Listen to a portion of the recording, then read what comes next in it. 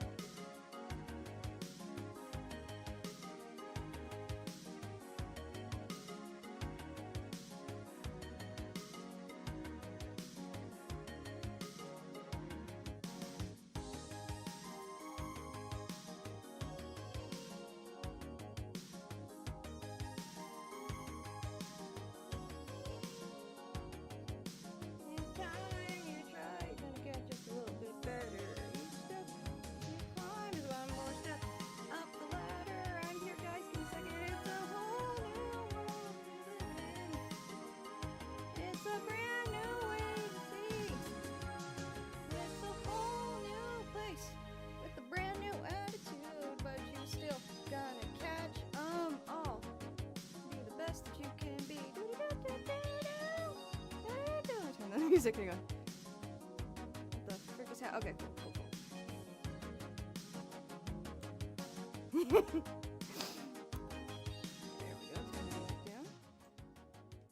Turn on the mocapping. Alright, cool. Hang on, I'm almost there. What the fuck is happening in this window? Hang on. What the hell? Oh, I'm doing good, Melon. I'm doing good. I just saw that. I love those dog emotes. They're beautiful. What in the frick? Hang on. What is going on with this window? Why is it frickin' in the void? Alright, well, let me just connect my mocap real quick and we'll figure that out in a second. There we go. Connect. And there we go. We're in business. Hi, Pop Rock. How you doing? How's everyone doing? Steroid, how you doing? I am gonna be, sipping some yappuccinos today.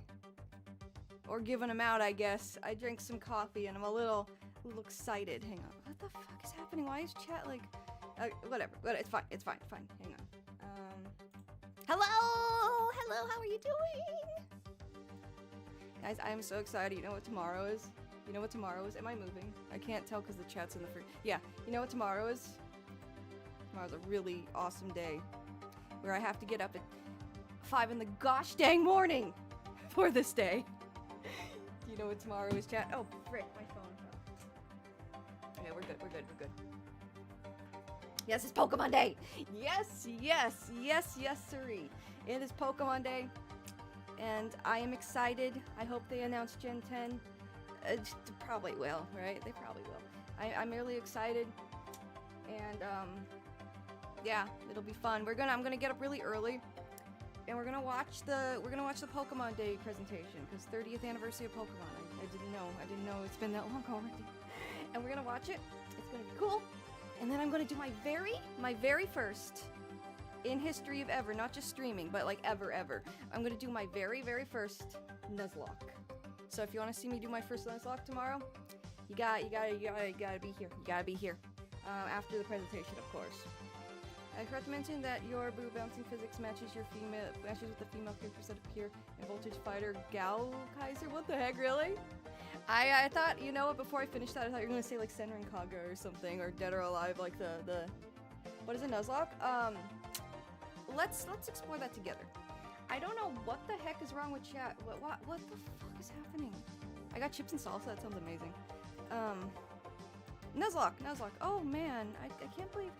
Damn, maybe I'm just old and Nuzlocks aren't hip anymore. But here, a Nuzlocke. What the hell? Hang on. I gotta move down. There we go. I make myself a little bigger. I think I made it smaller because I was gaming with Jorge last stream. I've heard of it. So what it is, we're gonna look at it together once I figure out the void here. I just gotta open up Firefox. It's not that big a deal. No thanks, Firefox. No AI for me. The internet's fine. That was another thing I had to deal with before we went live. But Nuzlocke.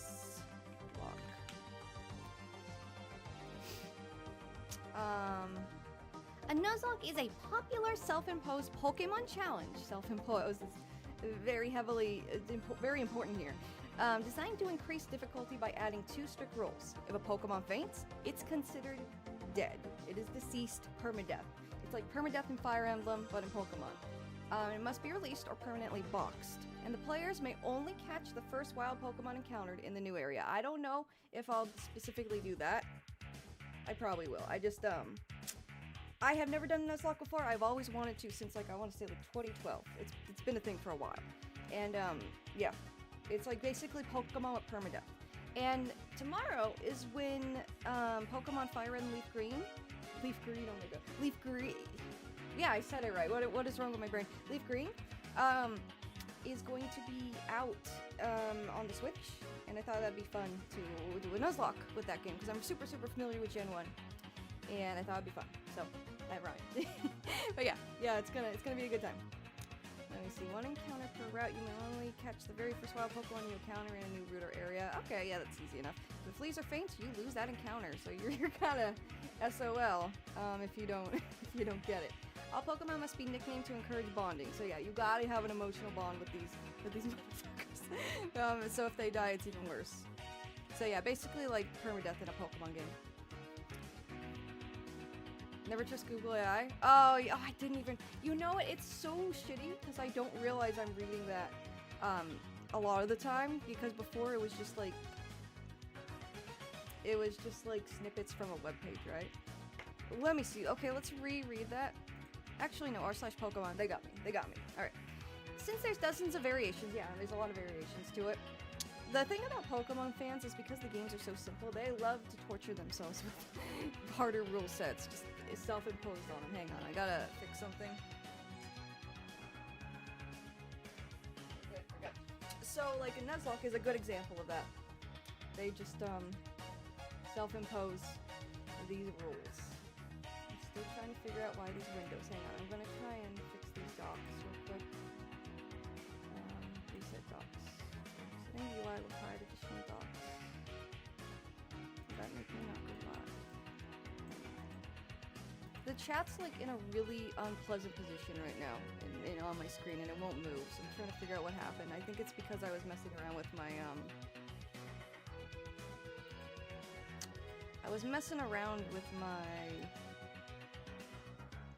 screens and that probably messed it up because like half of it's on the other screen.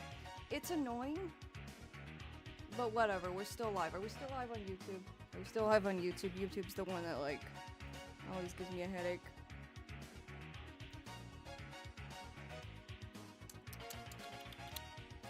Together forever, no matter how long, now until the end of time. We'll be together and you can be sure that forever and a day. That's how long we'll stay together and forevermore. You know what's such bullshit? I'm going on such a weird tangent right now, I'm sorry. What's such bullshit about the Poke... They made the English dub people in the early Pokemon anime for kids. They made a bunch of soundtracks for like the anime they had like the rights over. So they made a Pokemon soundtrack and they made like original songs for it. Hello Yuki Tanaka, how you doing, friend? Nuzlocke's scaring me too, but we're gonna do it. I'm gonna be brave. I'm gonna do it. I'm gonna step out of my comfort zone. The thing that is really frustrating, and we are live on YouTube, okay. The thing that's really frustrating about these, about those like localized Pokemon soundtracks, they don't exist in Japan, and they kind of made up their own lore. And as a kid, I'm over 3,000. Oh, I forgot. Did I mention what you were saying, Doggo? Shiny hunting the Johto starters. That's cool. I have never shiny hunted. That takes a lot of willpower. Mad props to you, friend. Mad props to you. That's awesome. I'm glad you're doing great, Yuki. But yeah. Let me finish one thought first. So a Nuzlocke. Nickname all Pokemon. If Pokemon faint, you must permanently box them or release them, so it's permadeath. Catch the first Pokemon you encounter on a route. If you fail to catch it, you can't catch anything on that route. So, like, say you want something that's kind of a rare encounter, well, you better hope it's your first encounter, right? Optional Nuzlocke starts only after you get Pokeballs. So, I don't know. Only after you get Pokeballs. Oh, so like, you can't use your starter, I guess, is what that's saying. Optional Dupes Clause. If you encounter a Pokemon on a route as your first encounter, but you already have that Pokemon in your party or PC, you can get a second encounter, but not if you get a dupe again. That second encounter must be caught or knocked out. If you black out or white out, game over. So that's it. That's it. It's just basically really hard Pokemon. I might do the dupe rule, because Gen 1 doesn't have a whole lot of Pokemon in their pool, right? We'll see. We'll see. We'll figure it out tomorrow. But we're gonna watch the Pokemon Day Direct. If for all who don't know, there's a Pokemon Day. Are they called Directs? I don't even know. Pokemon Day presentation tomorrow. And then I'll finish my other thought I just randomly had. So yeah, we're gonna ignore that. We'll just go from Pokemon Press. I didn't know they had their own press outlet, but that's nifty. So yeah. Ahead of this year's Pokemon Day on February 22nd, 2026, which is tomorrow where I am, the Pokemon Company Group today announced a new Pokemon Presents will air at 6 a.m. PST, so that's Pacific time, 2 p.m. GMT, and 3 p.m. CET on that day. So yeah, I gotta get up I'm the one who has to get up at 6 a.m. I'm the one else. I have to get up at 6 in the gosh dang morning. Well, I'm gonna have to get up earlier to get the stream ready. But I will be ready, and we're gonna watch it together, and it'll be cool. Especially if you're a Pokemon fan. It'll be cool. And if you're not in my time zone, then you don't have to get up as early if you want to watch it.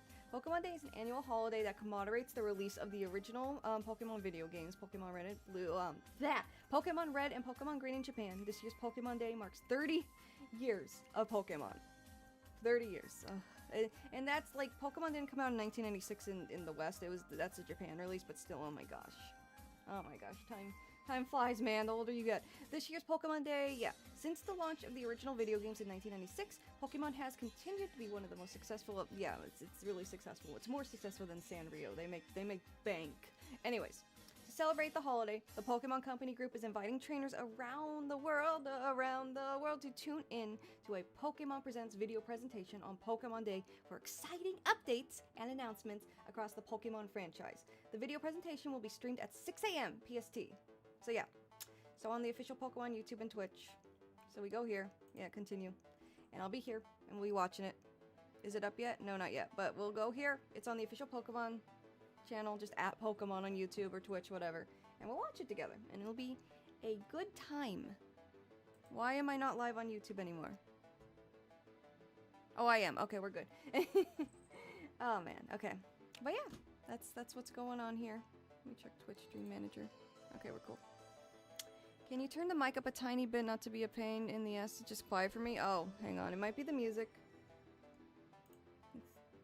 Let's mute that. Lady Gaga, what? Let me see. I'm just gonna mess around with some things in OBS. I haven't even listened to the original Japanese intro to Pokemon yet. The original Japanese one's interesting. It's very different. I turned 24 a few days ago. Oh, happy birthday, Skylar! Happy birthday, friend. That's awesome. Let's see. Alright, I'm gonna turn the music down a bit. Can you not hear me over the music?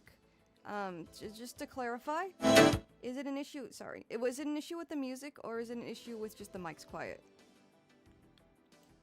I'll turn down the music a little bit. Sorry that it peaked a little bit there. I accidentally notched it up a bit. How's that? Can you hear the music still, in addition to my voice? Let's see. Let's see.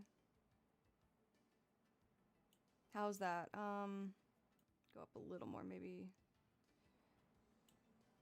Okay. How's that? How's that? Mic quiet? Okay. That is odd. That is odd. Let me go.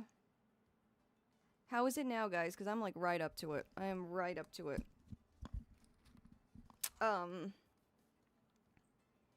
Let's see.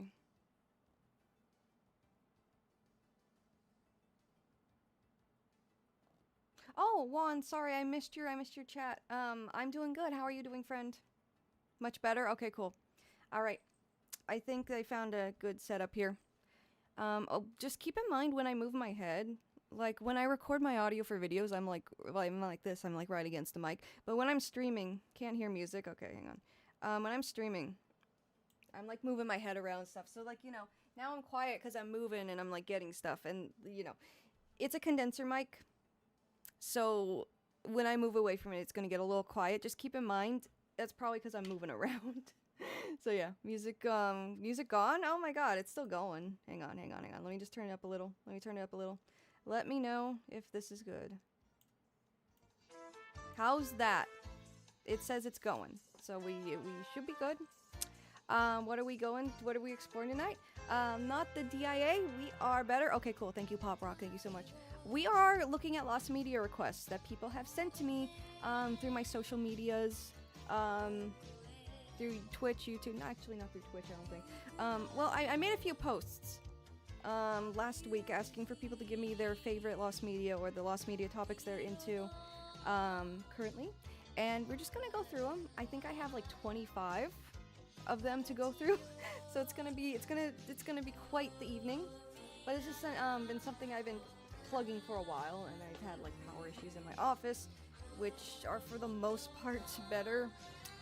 I won't get into that. It just brings me It brings me, it makes me angry when I think about it. I won't get into that.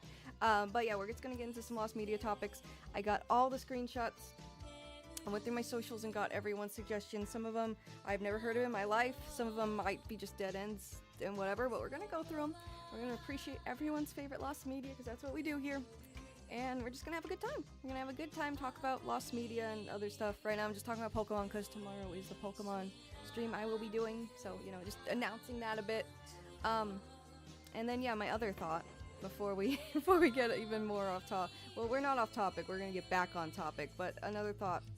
So, yeah, the Pokemon, okay, so, for kids, I don't know, I'm sure if you're, like, I'm sure the people in my audience are old enough to remember 4Kids, right? 4Kids Entertainment, they dubbed anime. They dubbed Pokemon and Yu-Gi-Oh! Most famously, back in the day, like, Pokemon they dubbed up until, like, I want to say... That's just a general article. God, they did a while. They did it for a while. They dubbed it until, like, I want to say the end of, like, the Gen 3 anime. So, like, up until, like, I want to say, like, 2005. I'm just ballparking here, but you get the point. Mew Mew Power, yes, the Mew Mew Power dub, I remember that. They also dubbed, gosh, Sonic X. They dubbed a lot of stuff. And they're known for super westernizing stuff. So to give an example, 4Kids censorship is great. This is just a preface my little gripe I have. So just stuff like this. A lot of it just doesn't make any sense. With Sonic X, they would just censor Japanese text and make it like gibberish. Or I forgot what they did. They would censor things that didn't need to be censored, essentially. But One Piece, the One Piece dub is infamous. The One Piece of rap is infamous. They did that too. Let's see. Yu-Gi-Oh! Is crazy. The finger guns are a really famous example. Oh, I don't know if you can hear that. Hang on. I muted browser audio for a bit. Also, chat's not visible today, and I am not sure why. I apologize for that. Shadow Realm, yes. Absolutely, Pop Rock. Absolutely. There we go.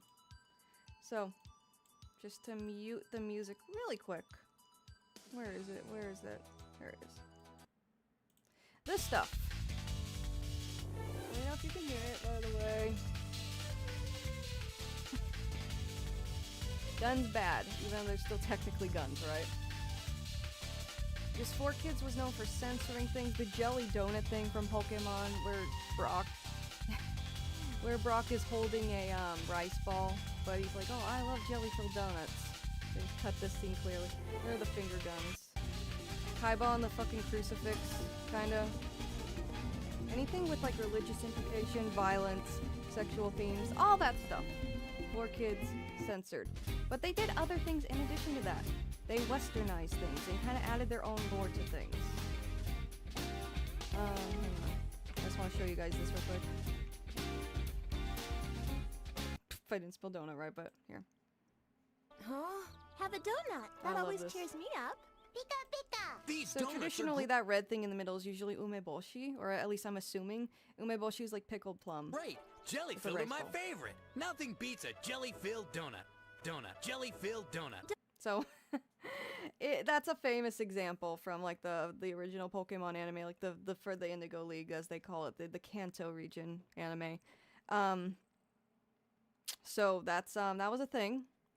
But the thing that I think is like crazy of them to do in addition to that just, I don't know, it just grinds my gears, man. It just grinds my gears. I don't know why.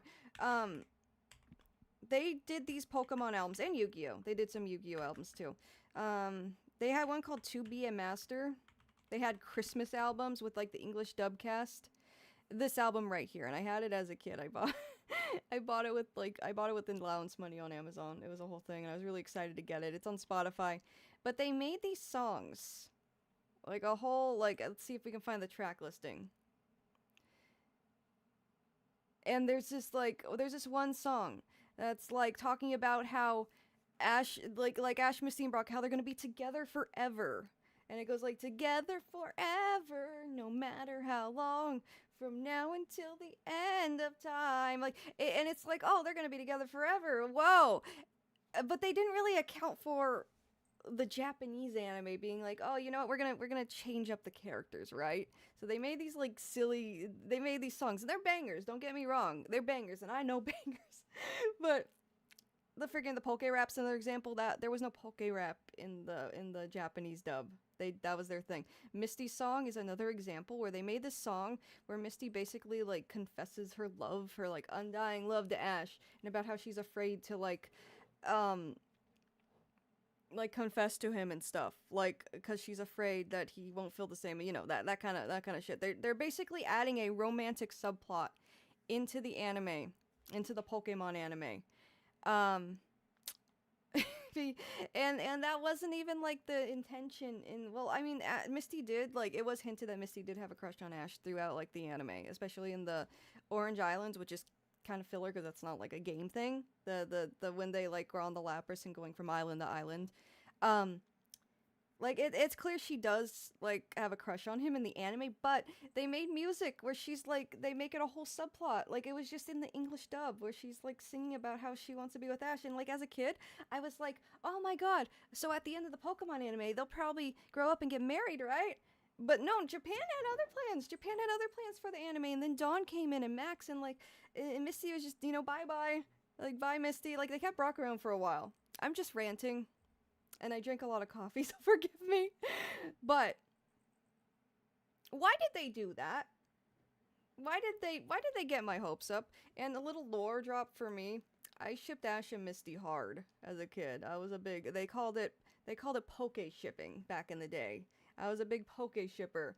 So like little kid me got all my hopes up, saying like, oh my god, Ash and Misty, they're gonna be together forever, like the song, oh, it's gonna be great. And then later I learned like the album was just made by 4Kids. It has nothing to do with like the Japanese anime, and the anime's made in Japan, and 4Kids is just on their own bullshit. I don't know if I'm being unrealistically like upset about this, but if anyone else like gets what I mean, please let me know. Please let me know. So I'm not alone here just, you know, yapping, giving y'all some yappuccinos up in here about my disdain for the 4Kids Pokemon music. The music slaps, again. It's just like, why did they make their own little headcanons there, right? Look, they paid for the translators, and they gotta use the translators even there's nothing else to translate. You're right.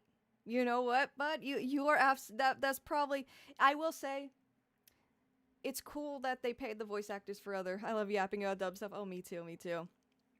I made some videos on anime dubs too, and it's a topic that's like not everyone's like crazy about, but I just love yapping about this stuff. Hi Paprika, how you doing, friend? You caught me in the middle of my little Pokemon 4Kids dub soundtrack rant that no one asked for.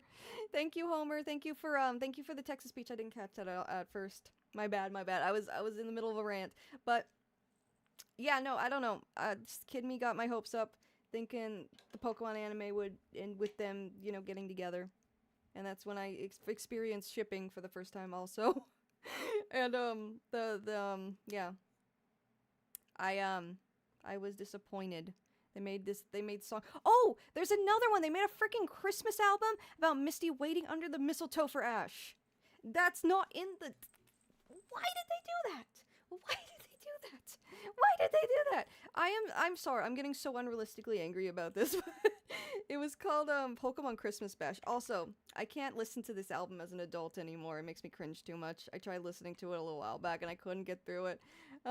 This one's a slapper though. There's some bangers in this. The music's great. They got the voice actors on board. I don't actually to that voice actor thing, DIA said. Or Dia, I'm sorry, I don't know how to pronounce your name, how you prefer, but the voice actors weren't singing in a lot of this. They hired people singing. So, like, the Pokemon, Jason Page is known for singing the Pokemon opening, he's still around, but they hired people. They're not the voice actors. The voice actors didn't sing. For a lot of these. I mean, Jesse and James, I believe, sang in the Team Rocket one, which is another banger.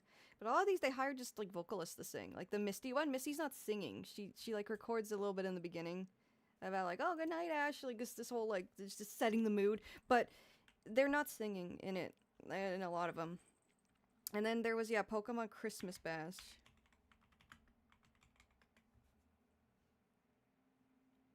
And I can't listen to this one. I can't do it. Oh, let me turn the music back on. Speaking of music. Not Pokemon Christmas Bash, though. I apologize. But some of it just makes me cringe. There's one, actually, there's one slapper. There's one slapper. There's one where Brock sings about, where is it? That might be a different album. But there's one song where Brock's, no, that's a different album, never mind. Yeah, no, I can't. And yeah, they have a song. They have a song, about, like, just shipping Misty and, Ash. And this is the voice actor singing this one, and by the way, like, rest in peace, Racer Lillis. Like, it's cool they hired the voice actors for this one. But I'm like, I'm sorry, did you make this whole, like, headcanon? I'm sorry, like, why are we doing this? This is like the next Pokemon season or next region, whatever the frick. Misty was gone. Misty was gone, guys. Misty was gone. Why did they do this? Why did they do this? Oh, man. I mean, it's cool they hired the voice actors to do this fun stuff. That's great. I just don't get the, I don't get the weird, like, subplots they made that weren't even in the Japanese anime. That wasn't their plan. Hang on, is there an article for, like, the lyrics in this, man? I was getting so hype. I was so hyped, like, hell yeah, romantic subplot. Like, I'm in the way, but hang on. These lyrics, dude. These lyrics, dude. My childhood me was like, oh my god, it went so hard. It went so hard. This is peak. This is peak. It's so peak. And then when I got older, I was like, oh, this must be what love feels like, right? The fucking Misty song in the 4Kids Pokemon soundtrack. They were paid to translate songs. There were no songs to translate. You gotta do what you gotta do. Oh, I mean, I guess, yeah. But yeah, no, and that's just my thing. That's just what I was thinking about. Just one of those little 2 a.m. thoughts, I guess. Like, why did they do that? Why couldn't they just write about how, just make more Poke Raps? The Poke Rap slapped. The Poke Rap, whatever. The Pokemon Dance Mix, that was a slapper. I'll still listen to that shit. That shit, I love that. I just, like, why are we doing this? Why are you getting my hopes up? Why are you getting my hopes up for some kind of... Yeah, here it is. Due to the opening dialogue between Ash and Misty and the nature of the song's lyrics, the song is often considered to be prime evidence in support of poke shipping. I'm sorry, I'm going off. I'm tweaking here, but despite not being linked to the Japanese canon. I'm sorry, I'm going off on some... I'm going down a dark path right now. I'm going down a dark path that has nothing to do with lost media. Unless there's lost scenes. I can't believe there's a whole article on this. God, it's taking me back. I'm going back to, like, my 13-year-old prepubescent roots here. I wish they had dubbed some of the Japanese songs. Yeah? I'm not sure how they could dub the, the first opening. Like, not just because how it works phonetically. They would have to move a lot of stuff around to like, it probably wouldn't... It's hard to explain, but it's hard to make it fit. Like, a lot of the Disney songs that are originally English that they translate to Japanese, they're not saying the exact same thing that they're saying in the original English songs. They kind of mix the words up a bit. It still has the same vibe and the same intentions, but what they're saying is usually very different, and that's because it's just hard to make it work exactly, like point per point, like syllable for syllable, if that makes sense. Speaking of uncut, I still gotta wonder which was the only Pokemon dub that was faithful and uncut to its original version. Yeah, I'm not sure. That's a whole other thing. Do you ever listen to Pokemon sleep music as your personal source of sleep? Yes, Detective Melon, yes. I do. I listen to Zelda, like, sleep music, too. I went through a big lo-fi kick during college, too, a few years back. But yeah, this is just my... I'm just tweaking, man. I'm just tweaking. Why'd they do this? I think in the manga they do, like, get together. I don't know. Oh, and this! Oh my god. So back in the day, back in like 2008, 2009, they were using this as a prime evidence that Misty would return in the anime, and that she would get back with Ash, or like, be involved romantically with Ash at some point, because she was on the same card as the mother, so that people were like, oh my god, so they're gonna be family eventually. Oh, that's so cute. They're hinting that they're gonna be family eventually, and they're going to because the mom and Misty, and so Ash sees them as equal importance, right? No, it was just an ending. It was just a little graphic in like one of the end credits of the anime for one part of the season. I'm going off topic, but yeah, no, it was a whole thing. This movie, The Orange Islands, is just kind of filler, but it has a lot of that kind of stuff with Misty getting jealous and like just setting up some kind of ship that the ship did not sail. The ship fucking sank, dude. It's like the SS. It's like the ship in the anime that like sinks when they get on it. Like it's like that. Misty shipper found dead from alcohol overdosing. Yeah, it's just cope. That's a good way to word it. I'm just coping with you all. I'm coping about something I got upset about like 20 years ago. But yeah, no, don't mind my rambling. Don't mind my rambling. That was just something I was thinking about. I don't know why, like when I was thinking about Pokemon Day tomorrow, like this resurfaced, came out of the freaking woodwork, dog. But yeah, all that aside. Yeah, Pokemon Day will be fun tomorrow. I'm excited. I'm excited, man. I'm excited. Let's get to some Lost Media, though. Thank you for listening to my TED Talk here. I think viewers actually went up while I was going off about that. That's crazy work. Anyways. Yeah, thank you for joining me today, y'all. We're gonna talk about some Lost Media and stream for a few hours and just research Lost Media together. Just a good old-fashioned Lost Media stream. By old-fashioned, I mean something I started back in October of last year, so it'll be fun. It'll be fun. Thank you, Skylar. Thank you again. You know you're a fan of something when you hate something that was forgotten 2 decades ago? Oh yeah, I'm a big Pokemon fan, and it'll resurface. It'll rear its ugly head every now and then. Yu-Gi-Oh! Was also the start of a lot of when I understood shipping culture a lot too as a kid. We're not gonna get into that though.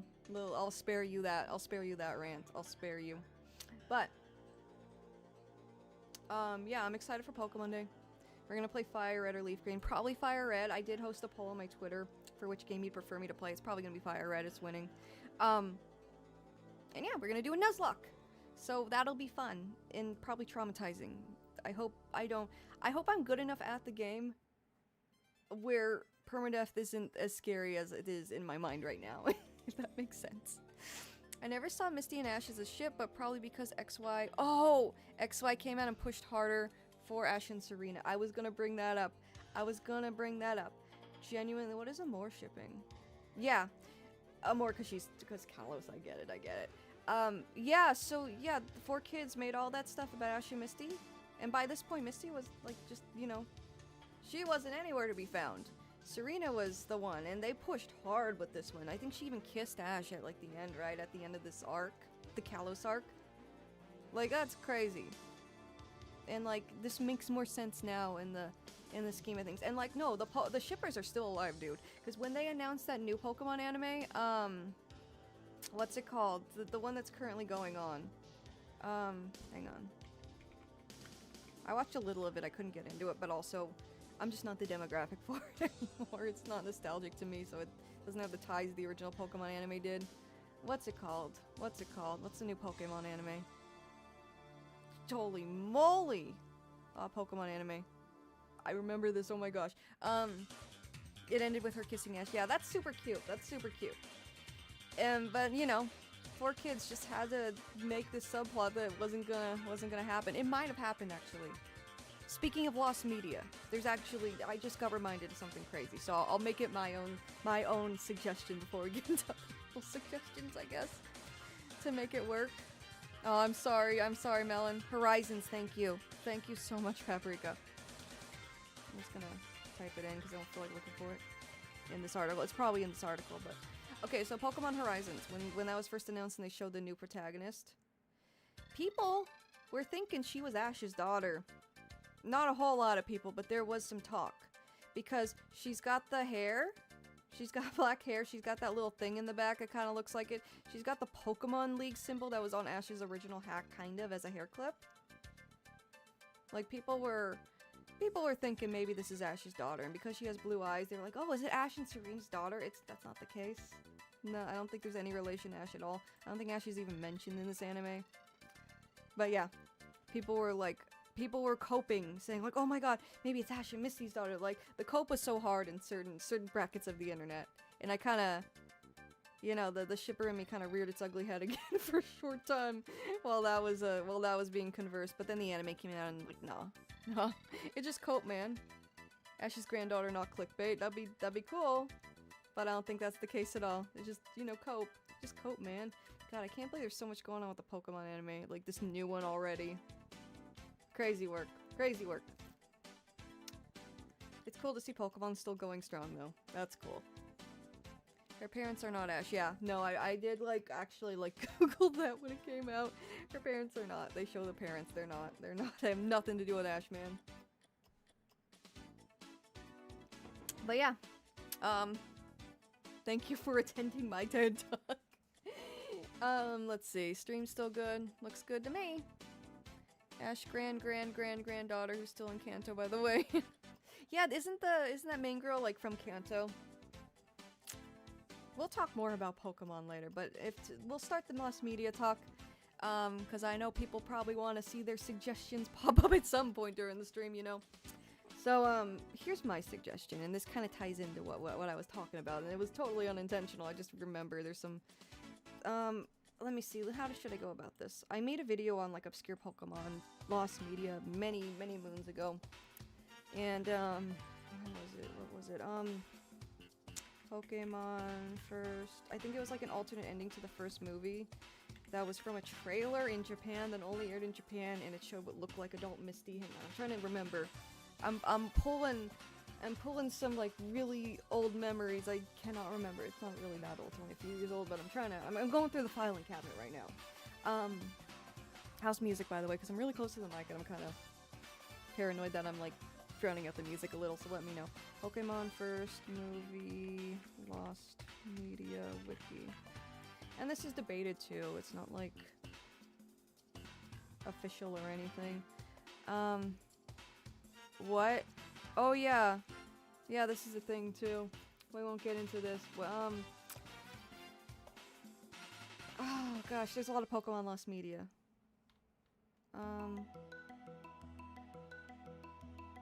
Nope, that's not it. That doesn't even sound real.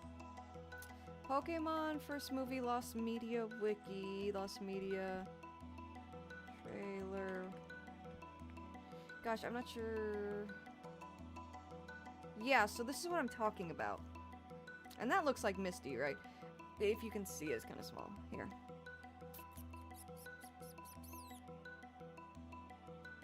We'll see how good this video describes it, and it might explain my point a little better.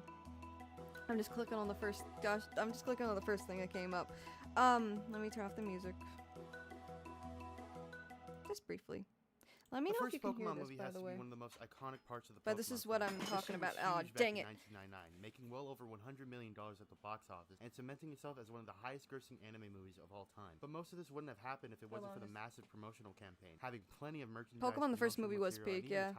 My favorite. Lot of lore there I can go on about. Well, besides all the merchandise and, you know, potential lawsuits, another part of the marketing campaign, of course, are the trailers. Everyone knows what a trailer is. It's a short 2-minute ad of a movie that is meant to entice a person to actually watch them. Yeah, it's that one scene from the trailer, the Japanese trailer. Throughout its 24-film history. However, what makes these films so interesting is that most of them include footage that isn't actually included in the final movie. This is very evident in today's topic, the first trailer for the first Pokemon movie. This trailer interests me a lot when I first found out it existed in the Pat Map video, which, by the way, you should watch. It's pretty good. That might have been where I found out about it. I'm gonna turn. Can you hear this okay, guys? Let me know if you can.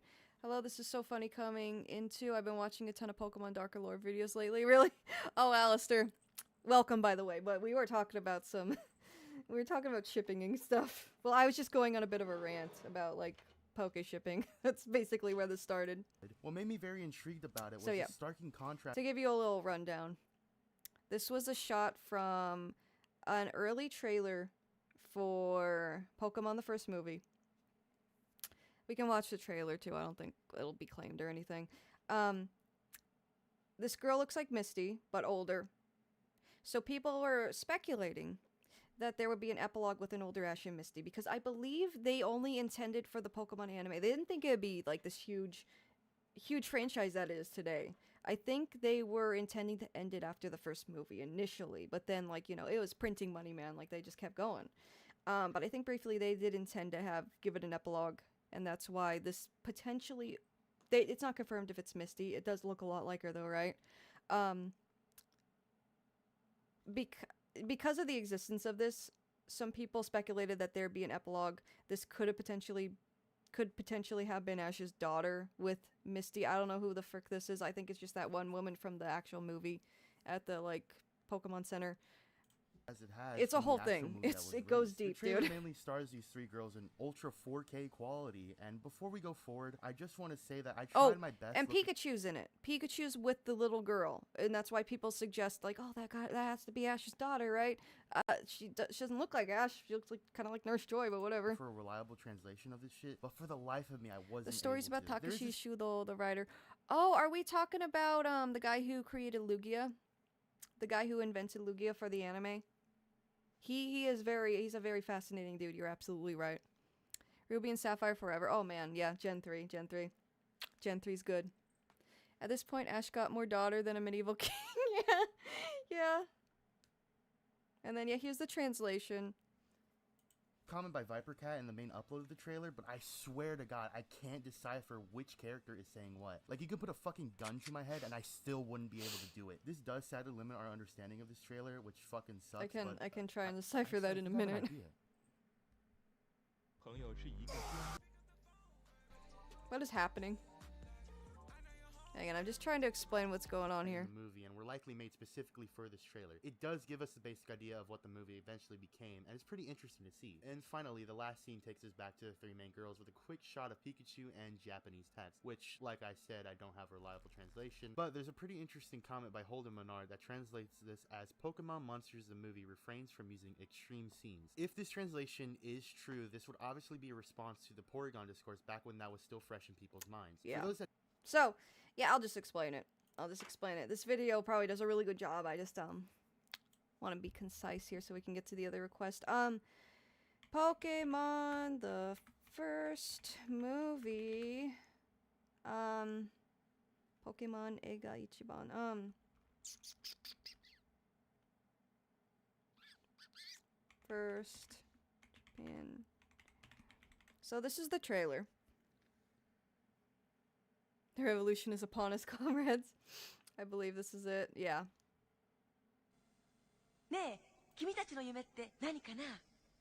So they're asking about their dreams. I don't think any of these people are talking. I think it's just off-camera narration about a woman asking children what their dreams are. Because that doesn't sound... I don't think anyone's talking here.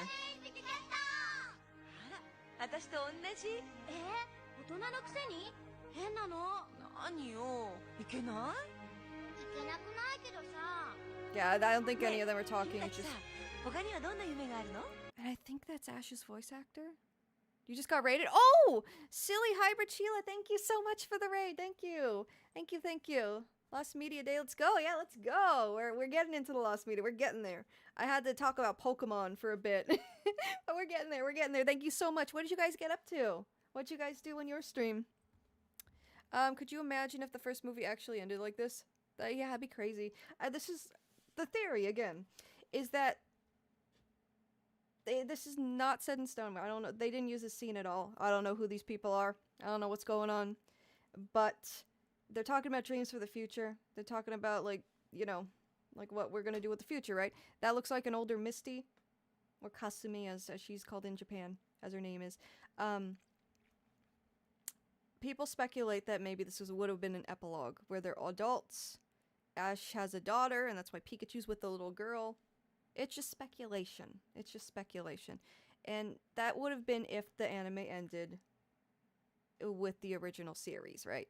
With the first movie ending with the Kanto League, the Kanto Pokemon League, like the Gen 1 Pokemon anime, before Johto, before all that. But I don't know, it's weird. That's just speculation. And, like, the games were intended to at least go to Gen 2, if I recall, because they intended a lot of the Gen 2 Pokemon were originally going to be Gen 1, and they split it in half, and they were just going to end it after Gen 2 as far as the games are concerned, as far as I remember. But yeah. It's a whole thing. I kind of understand what they're saying, but not much. The original ending of Pokemon has so many endings. Instead, Ash was doomed to life as a literal forever 10-year-old sad soul. Yeah, no. By the way, I didn't touch on this at all, but yeah, they did kind of give Ash a send-off. They brought back Misty for the send-off. It was cute. I think it was called Aim to be a Pokemon Master, based on like the name of the original anime opening in Japan. That was cute. That was cute. It wasn't really an official ending. He still didn't age. He didn't like he did become like a champion. He did become a champion, but he didn't really like get a solid ending. At least like he was still a 10-year-old when all that ended and wrapped up. Nothing really transpired. Instead, he gets younger. Yeah, I cannot like all the shit he's done at the age of 10. It's crazy. It's crazy. I remember a time when I was younger than Ash. That didn't last very long, of course, but there was a time when Ash was older than me.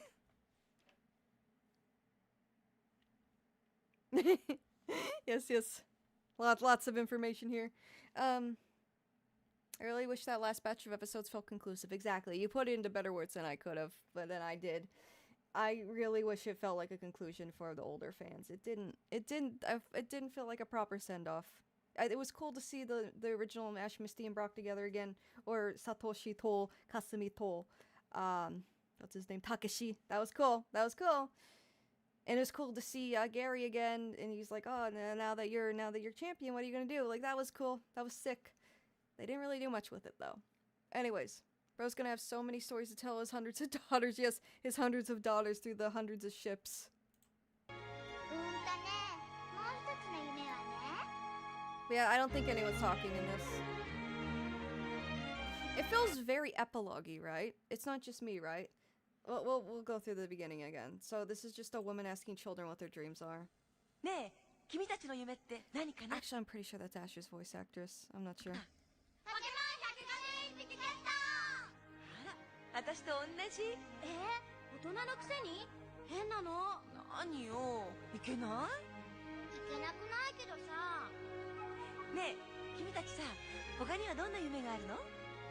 It feels like it's a conclusion. Yeah, it feels like Pokemon After Story. For real. And yeah, a lot of this was in the movie, right? Like, I guess it was. This song's I'm gonna get claimed. And like, who's that? They spend so much time on these. Like, that looks like Misty. That's gotta be Misty. Like, they don't confirm it, but it looks so much like her, dude.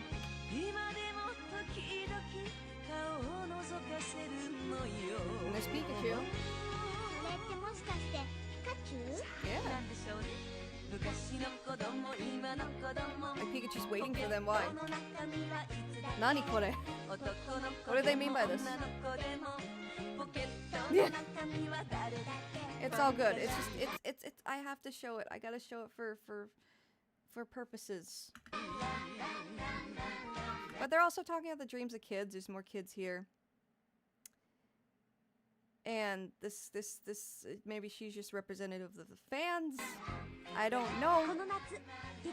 It's so odd.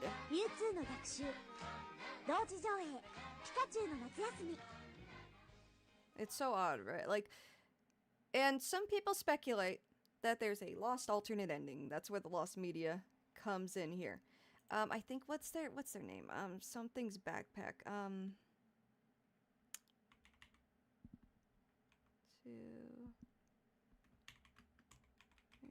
Back trailer.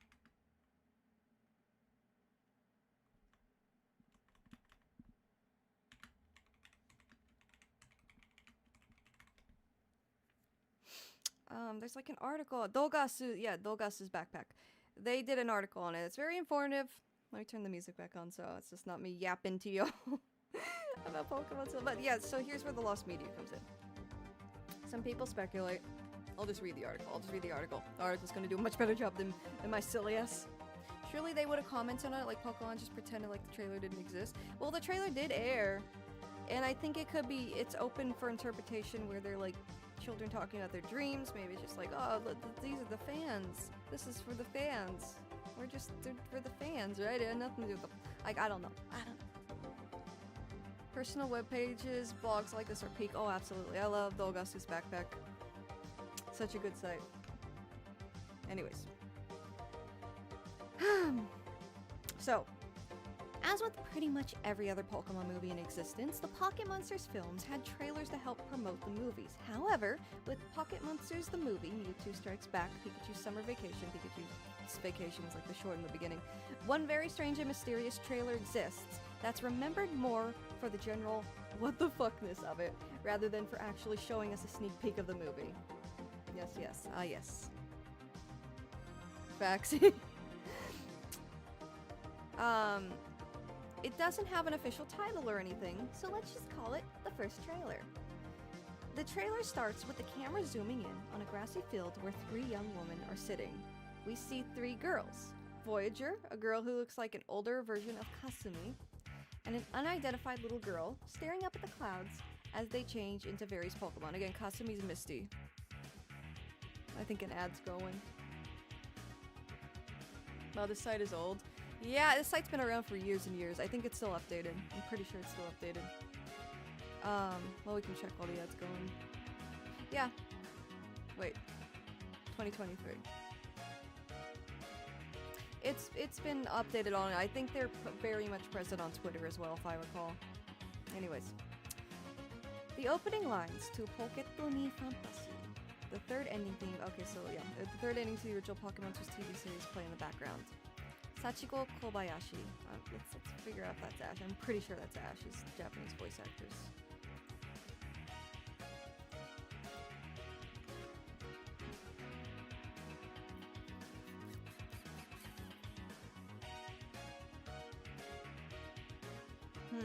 Nani?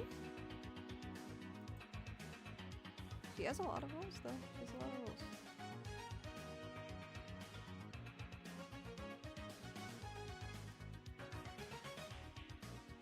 Pokemon TV anime.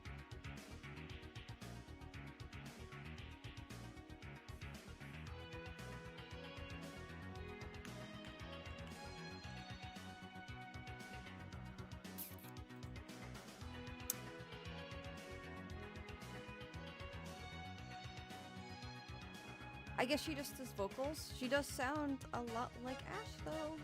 Ash is Japanese voice actor. I don't know. It's irrelevant. It's irrelevant. I'm just killing time while the ads play. I miss websites like this. Same. I miss old internet.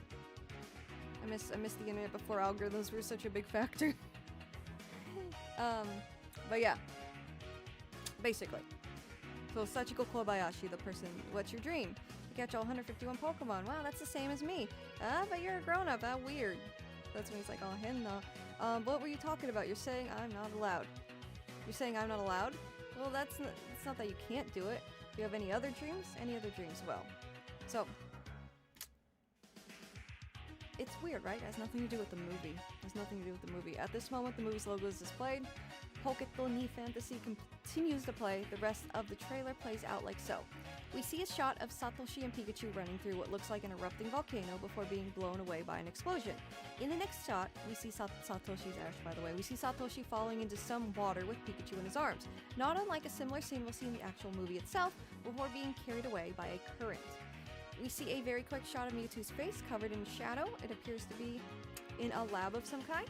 Curiously, the shot appears on the official Pokemon website, even though it's not from the actual movie itself. Okay, so like these are shots from relevant to the plot of the movie, but I guess they didn't end up in the final movie itself, but they do absolutely look like they could have. Next, we see Takashi Kasumi and Kasumi's Kodak. So, Brock, Misty, and Misty's Psyduck running through what appears to be the same mountainous area we saw Satoshi running through earlier. Rocks fall all around them. Pikachu is seen riding on top of Pidgey. I think Pidgeot, actually. Pidgeot. Pikachu smirks as it approaches with the camera. Oh, Pidgeotto, I believe, actually. I don't think he had Pidgeot yet. Sparks coming out of its cheeks. Murasaki, Kojiro, and Meowth. So, Jesse, James, and Meowth pull aside a red curtain as the camera pulls back to reveal the 3 of them standing on a large battleship. Shot of Voyager and little... I don't know, her name's Voyager. Voyager's the girl that looks like Misty. A close-up of the little girl, a shot of the older orange-haired girl and the little girl smiling, Pikachu standing under a tree, looking out into a grassy meadow. Pikachu turns around and looks at the camera and smiles. We see the three women, the misty-looking woman on the left. Oh, Voyager is the blue-haired woman. Okay, so I guess she was in the actual anime because she has a name. I don't know. So, okay. Orange-haired girl on the right and the little girl between the two. Taking a nice walk together. We see a hand. The little girls reach out to Pikachu's paw. In the next shot, Pikachu has jumped into the girl's arms and is licking her face. Miss when the internet... Sachiko Kobayashi is a famous Japanese singer. Okay, thank you. She sounded a lot like Ash's Japanese voice actor, so I was trying to connect some thoughts there that weren't really there.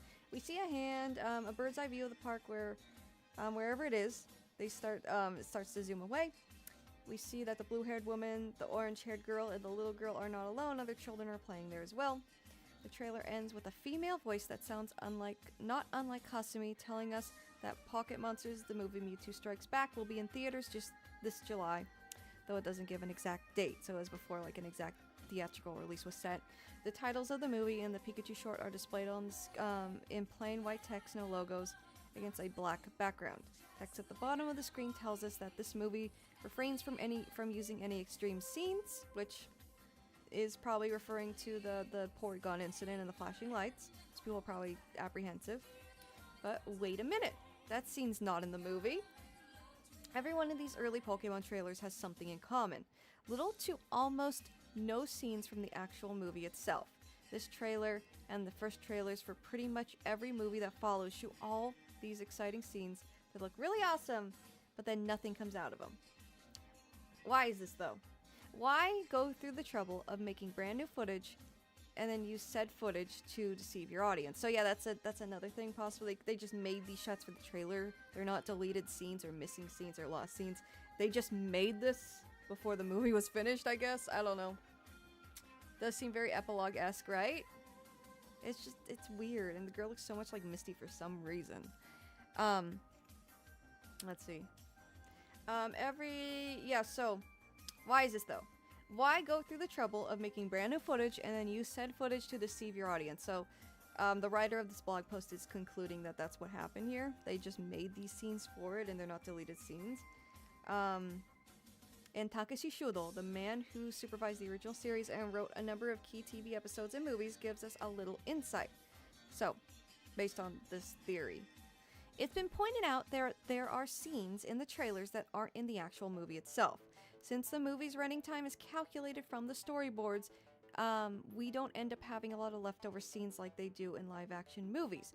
As you can imagine, the more scenes we end up not using, the more time and money we have to waste. The aforementioned storyboard is made from the final draft of the script. So any scenes you see in the trailer that don't end up in the actual movie should be thought of as promotional scenes made from before the script was finished. That's interesting, right? Like, still, this has nothing to do with the movie. So what in the world is this trailer anyway? Wait, so what he's basically saying is that these early trailers shouldn't be thought of as commercials unrelated to shouldn't be thought of as commercials unrelated to the process of making the film itself. They want to show something to audiences early to get them excited about the movie, but since not enough of the animation from the actual movie is finished at that point, they end up having to create new footage instead. This is a trend that more or less continues even to this day. That's so odd, right? This is fine. They added it as a placeholder. I believe that's what he's saying, yeah. So what in the world is this trailer anyway? Which still, this has nothing to do with nothing. It's so odd because they're saying, okay, like this wasn't in the movie, but they're making something similar to what you would be seeing in the movie to get people excited, right? This doesn't get people excited. This still is very out of place and odd. So what in the world is this trailer anyways? Unfortunately, we know next to nothing about it. We know that it exists, and we know it's an advertisement for the first movie. That's about it. Apparently, this trailer aired in theaters. Oh, so it's a theatrical trailer. It didn't air on television, it was specifically in theaters. And was on the first printings of the VHS tapes back in the day. But I haven't been able to confirm that for myself yet. It's not on my VHS of the first movie, for example. Even if that's true, so yeah, where did the YouTube upload come from? Even if that's true, there's still not a whole lot that we know for sure. What I'm going to do is throw out a couple of theories and explain why I think these are the most likely scenarios. To do that, I'm going to start backwards and look at the final scene we see. So this text right here that's on screen. Which... Poke Monster... Okay, so that's just the title of the film. It's just a bunch of titles, basically. So I want you to make something about Pokemon, but like not to be used in a Pokemon project, something. Also, your budget is 2 cans of Sprite and a ham sandwich. Yeah. So, anyways. So what in the world is this trailer anyway? You're like, what's going on? Unfortunately... Oh, I just read that. So we're looking at this scene first. We can guess that this debuted in early 1998 thanks to the big splash page at the end of the trailer. We get the names of the movie and the Pikachu short at the top, followed by next in theaters in July for summer vacation. This tells us that it aired at some point in 1998. If it had premiered in late 1997, it probably would have said something like, in theaters next July, or July 1998 instead. But why say July instead of July 18th? Did they not have the premiere date finalized yet? Yeah, like what's going on? What are they doing? Hang on, I gotta plug my phone in. What does bro mean by this, right? One moment. Enjoy the Akiba tape song for a second while I answer a text message.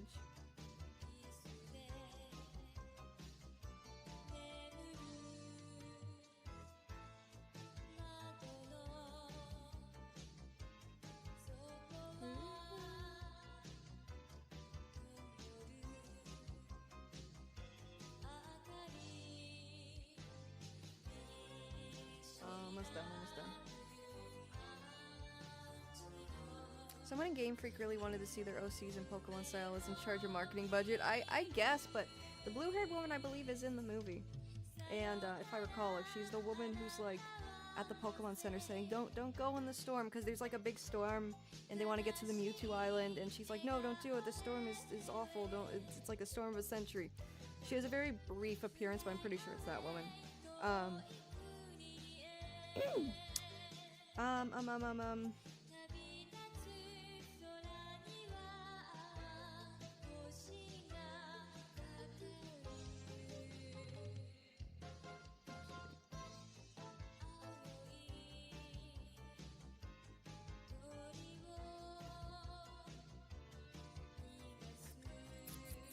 Give me one moment.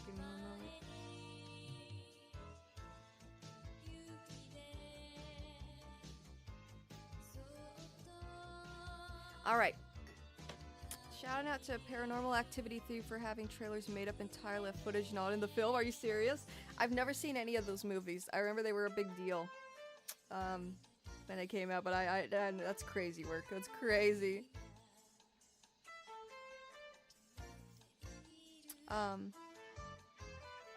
Let's see. Alright.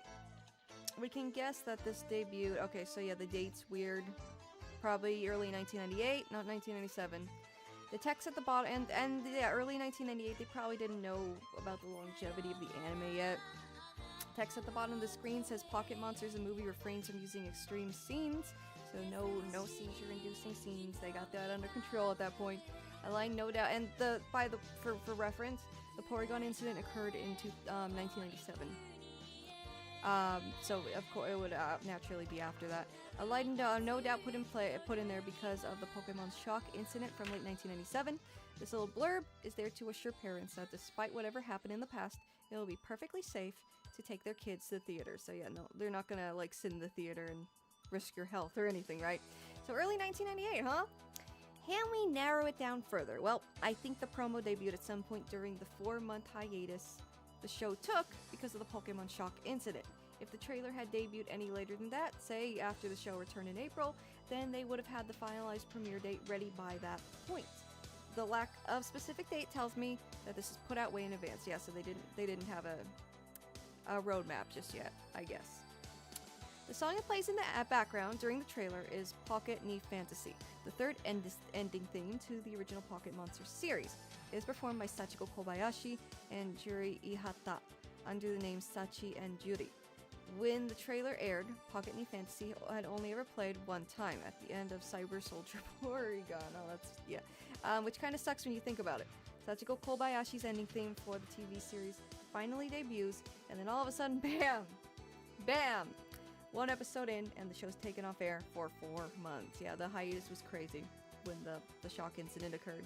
The mass hysteria was insane for that one. On, for like the fear, like rooted around the whole incident. On his blog, Takeshi Shudo reasons that if the Pokemon shock incident hadn't happened, then both Pocket Knee Fantasy and Rocketodan no Eien ni, the commercial for which aired during the Porygon episode, would have been much bigger hits than they ended up being.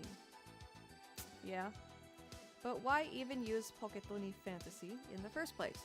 Wouldn't it have made more sense to use Kaze to Issho ni, the actual ending theme to the movie? My guess is that Kaze to Issho ni wasn't finished when the trailer debuted, so they had to end up using another one of Sachiko Kobayashi's songs. So why not use Pocket Knee Fantasy, a song performed by the same person? I mean, sure, it had only ever aired once by that point, but that could have actually helped give people the illusion that this song was made specifically for the movie. Everything else about the trailer is deceptive as hell, so why not? Right? It's incredible that Pokemon was able to bounce back as well as it did after the incident. No, absolutely. Absolutely. No worries, honey love. Hi, Digi. How you doing, friend? Yeah, it's so interesting. I at least think it's interesting. I hope some of you all also are fascinated by this. It's just, you know, there's possible lost media, not confirmation that there is any lost media, but yeah. And this is Voyager, I guess. I didn't know her name was Voyager, but now we know that. Anyways, let's look at the meat and the potatoes here. Next, let's look at the characters who appear in the trailer. Voyager, the little girl, and what appears to be an older looking Kasumi. Voyager is pretty easy to explain. She is voiced by Sachiko Kobayashi, and is a character who actually debuts in the movie, so it makes sense to use her. Sure. Now, what about the little girl? We don't really know. We don't really know. If I had to guess, I would say that she's an animated representation of Ihata Juri, the little girl who sings with Miss Kobayashi in both Pocket Knee Fantasy and Kaze to Issho ni. Judy was 10 years old in 1998, and this girl could have passed for 10, right? I guess, yeah. Some of the theories floating around out there is that this is Satoshi and Kasumi's daughters. Yeah, like I was saying. What got us into this whole mess, or what made me get us all into this whole mess, is that this was a big poke shipping thing. Like, proof. But that idea is too insane for me. Too insane for me to spend time explaining why that's most certainly not the case. My heart. Name for the best Star Trek show. Isn't Sachiko Kobayashi that really famous Enka singer? Yeah. The article is I was trying to figure out who she was, and the article was comparing her to Hibari Misora, who is another super famous Enka singer who passed away in the late 80s. Let's see. Where were we? Alright. Yeah, so that, sure, I guess. Some of the theories floating around is that this is, yeah, so they don't even entertain the shippers here. The inclusion of this orange-haired girl is puzzling. Everyone assumes she's meant to be an older version of Kasumi or Misty, because, well, look at her. Like, the same freaking hair and everything. Like, when there's shots when Misty, like, doesn't have her hair in a ponytail, and it looks just like this. And for a while, it seems as though we may have gotten an answer during a Q&A session at Anime Expo 2019, years later. After the world premiere of Mewtwo Stripes Back Evolution. Following exchange apparently that took place between a fan and director Kunihiko Yuyama. What's with that old movie 1 trailer featuring what seems to be an adult Misty? Why was it scrapped? Mr. Yuyama says that the girl in the trailer isn't Kasumi. like her. It looks just like her. But concedes that the hair is similar, and so he can see how people could make that mistake. Mika Matsumoto added that there's so many girls in Pokemon that it's easy to mix them up sometimes. Brother, sister, friend. My brothers and sisters in Arceus. Friends in Arceus. My...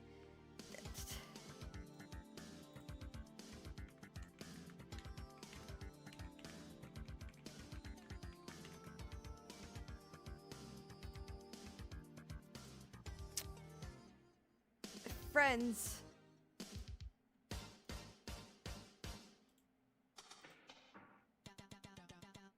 No, I don't want to go to Facebook. I don't want to prove my point that much, but that looks like Misty with her hair down, dog. Facebook, yeah. No thanks. Killing shippers' dreams is everyone's hobby in Pokemon. Yeah, pretty much.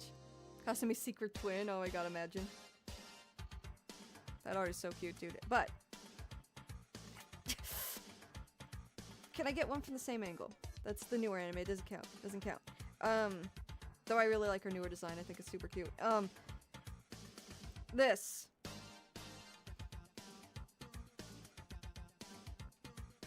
See the way that the spikes go? See how the bangs are? See the hair length? Well, guess what? Bam! Bam! I'm sorry, this is so redundant. It's so redundant and silly, but like, it looks like Misty, right? Chat, that looks like Misty, right? There's that girl in Pokemon Coliseum that kind of looks like Misty. Oh, you mean the girl that follows you? The telepathy girl? Yeah. Togepi, yes.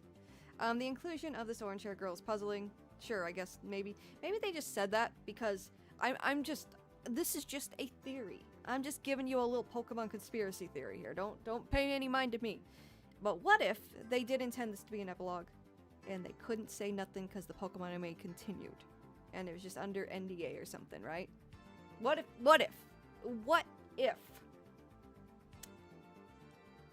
it looks just like her, right? It looks just like her. Looks just like her. I'm just coping, man. I just wish they had like a proper ending to the Pokemon anime where we could have seen these characters grow up with us. That would have been so comforting to my soul because I loved this show with all my heart as a child. I'm still a big Pokemon fan. It just would have been cool to see these characters grow up with me. It's cool when characters grow up with you. I'm gonna go on a crazy tangent here.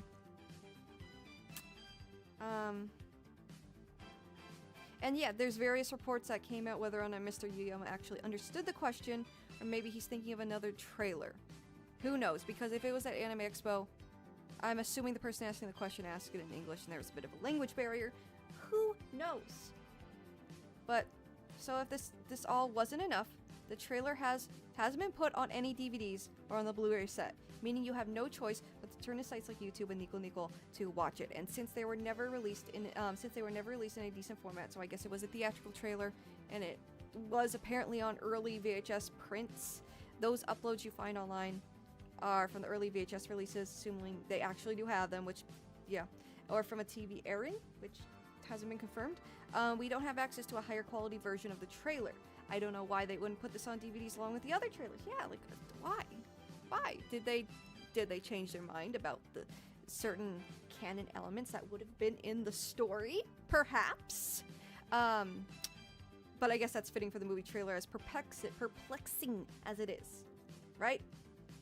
It's just a weird little mystery, right? It's just a little game theory I have.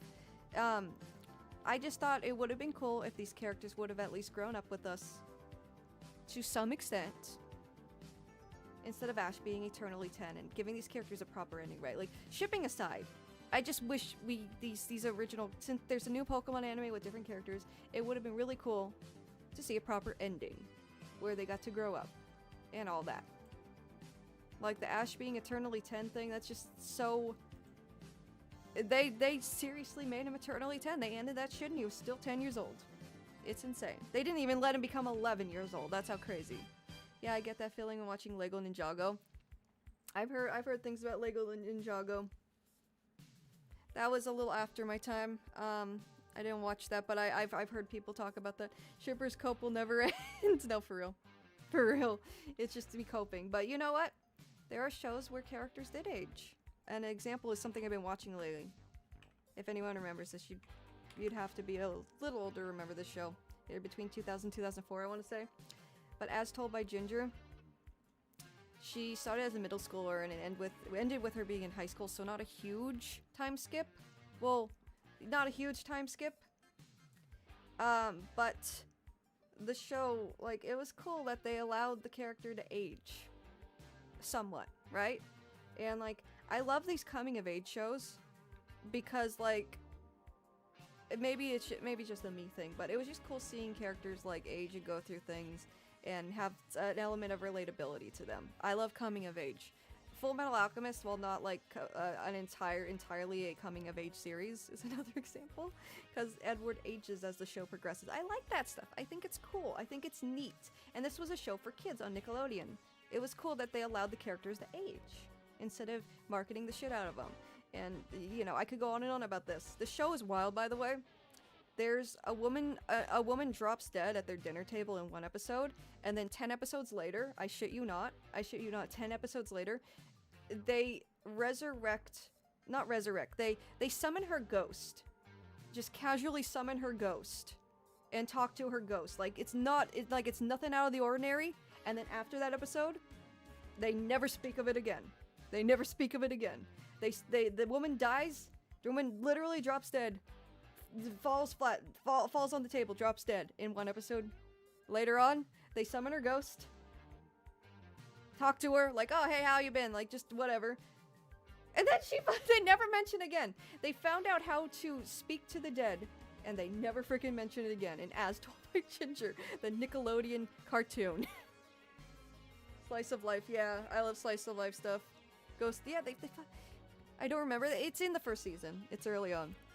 It's some of the early episodes. The one where they summon her, granted, it's a Halloween special, but it still has a lot of canon events that occur that are mentioned later on too. So, I don't know. Can you burn a Luigi boy? That's great. I don't think a lot of my assets are working. So if you're trying to do text to speech stuff, just keep in mind, I don't know what's going on. It's probably the plugin. The plugin's not working well right now. However. Oh, the auto mod didn't... Okay, I got your message, did you? I get the joke, it's funny. It didn't show up in chat because the mod thought it was something else. Anyways. Yeah. They just straight up summoned a ghost. Also, but get back on point. These characters age. And there's a lot of cool tropes in the series. Like, the bully's not entirely... The bully's not even an accurate word for her. The popular girl, like, that's usually the mean girl. She's actually, like, a valid character with redemption and, like, depth to where she's not actually just, like, a vapid, like, bully character or, like, a popular girl. Like, she's actually, like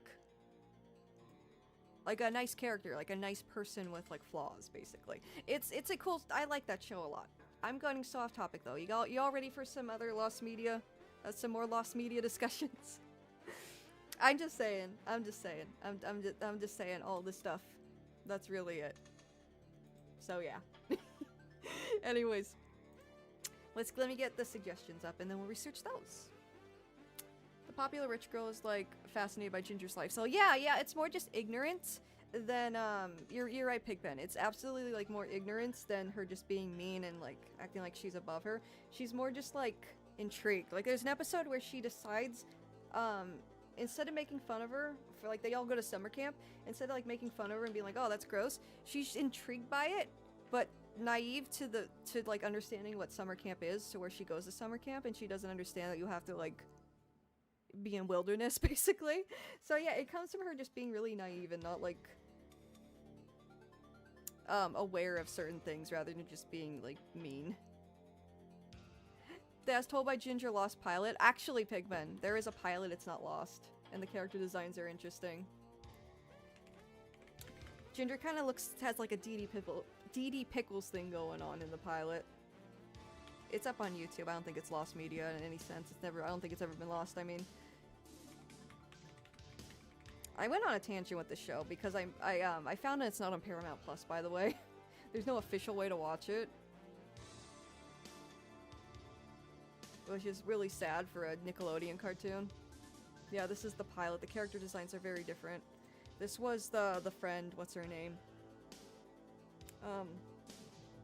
Miranda. This is Miranda, the girl that's always with, the popular, this is the popular girl, Ginger, just, you know, she was on some, like, Rugrats looking shit at this point, I guess. How about you talk about the Mexia supermarket footage? I talked about that in my first stream, and also, I kind of have a rule where I don't talk about anything that involves real tragedy, and I wasn't aware at the time that it involves a true crime case. So, I don't know. I have talked about it before, though. Can't see. Oh, whoops. Sorry, I do that a lot. My bad. This is the pilot. So, this character, this character, Miranda, she originally looked like this. Popular girl originally looked like this. And then, Ginger looked kind of like Dee Dee Pickles from Rugrats. But yeah. It's a whole thing. The character designs, like, it's the classic Chupo art style. Like, they all just kind of look off, and that's intentional. The art style is meant to look kind of silly. But they at least made the characters a little more cute. yeah, they definitely, like, changed things up. I cannot stand this character's design. I don't know what it is. It's just the hair, the like, I don't know what it is. It just does not look appealing to me. It just doesn't look like a good character design, basically. Klasky Chupo's art style is super subjective. Either you love it or hate it. Yeah, I think it's nostalgia too. Like those rose-colored glasses for me. Like it's just endearing to me because I watched a lot of Nickelodeon as a kid. Like the Wild Thornberrys. Like those characters. Oh my god. And I watched a lot of Wild Thornberrys where, like, I didn't really, like, I'm just, like, desensitized by fucking Nigel Thornberry's face, dude. Like, it was a meme for a while, too. Like, Brother had the most unique face known to man. Yeah, like, some people can say it's just, like, you know, kind of gross weird, but Nickelodeon was also on kind of, like, a weird gross out kick back then, because I was just what kids media was on in the late 90s and early 2000s. Oh yeah, like, I forgot her name, I think it's Deborah or Debbie. She looks somewhat okay. But, you know, the characters are meant to look awkward and funny on purpose. That was just the thing back then with that art, and Klasky Chupo in general. I wonder what they're up to nowadays. I remember seeing the movie in theaters, too. Like, I was just so desensitized. I didn't really realize how fucking weird Nigel Thornberry looked at the time. Like, that character design's crazy, dude. This fucking image, too. This image. It's fucking the dead stare. I love it. It's so good. It's so good. I think it depends on which channel. Nickelodeon the gross, but WB not as much. You're right, absolutely. And WB, if you're talking about, like, kids WB, they did more, like, anime localization stuff. Cartoon Network did some anime stuff, too. It was more, like, action-oriented, I guess. Well,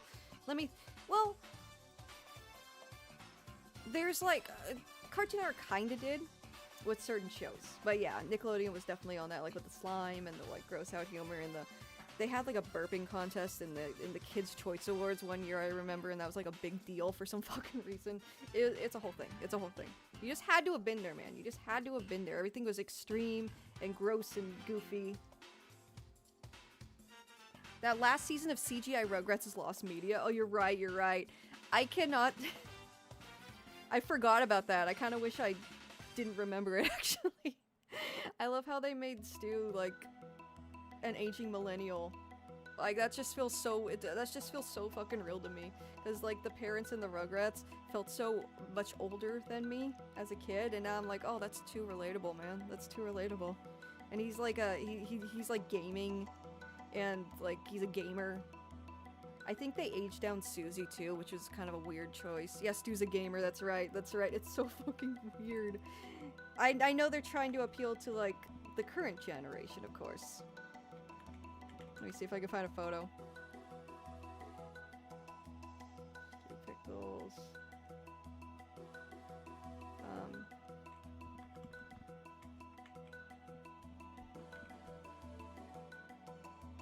Yeah, and like the new CG.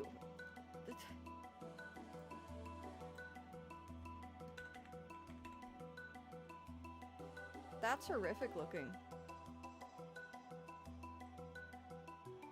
I can't, yeah, but yeah, he's a gamer. He's a gamer in the new one. Bro's a gamer. He's just like a millennial dude. And speaking of shows you can't legally watch, that CGI Rugrats cartoon completely removed from streaming despite it being made for streaming. That's insane, Pigpen. That's insane. Why would they do... Why would they do that? Why would they do that? God, and it's just so sad for all the animators who worked on this. Did it flop that hard? And then meanwhile we get shit like Velma, that Velma show that people hate watch, and that's still going for some reason. I mean, no shade if like anyone actually like likes the show, but I heard it's not very good. And it's very problematic that like it's still going. Hang on. Yeah, this one. I don't know, I've heard nothing good about the show, really. And it just kind of bastardizes a show that, a really beloved cartoon. Oh, thank you for the follow. Ejo Bato, I believe. Thank you so much, friend. Thank you. Velma got canceled? Okay, cool. That's neat. But it did go on for a long, long time, and I'm sure it's still on streaming, right? You can still just find Velma easily, right? My point is that, you know, it's just a bit unfair. I'm not saying the Rugrats reboot. I'm just saying things made for streaming should probably just stay up on streaming. That's really it. That's really it. This just looks so odd. It just... I don't know if it translates well. It doesn't translate well to CG.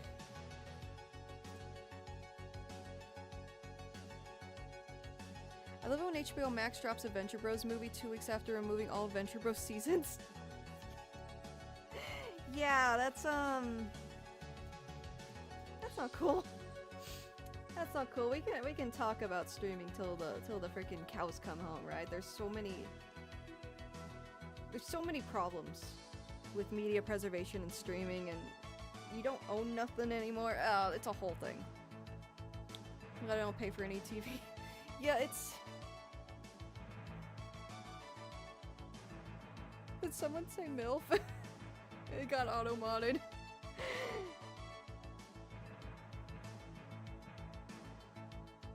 Held for misogyny. Yeah, no, someone said MILF. The first 2 seasons of CGI Rugrats are on DVD, so there's that. Okay, that's fine, at least. I mean, just... People worked hard on that. Should be preserved. And, you know... It's, you know... It's whatever. It's whatever. Anyways, let's talk about some lost media. I'm gonna go get my requests. I took screenshots of all the requests I got. There's a lot. We'll go ahead and get started. Spend some time on that. Then tomorrow will be Pokemon Day.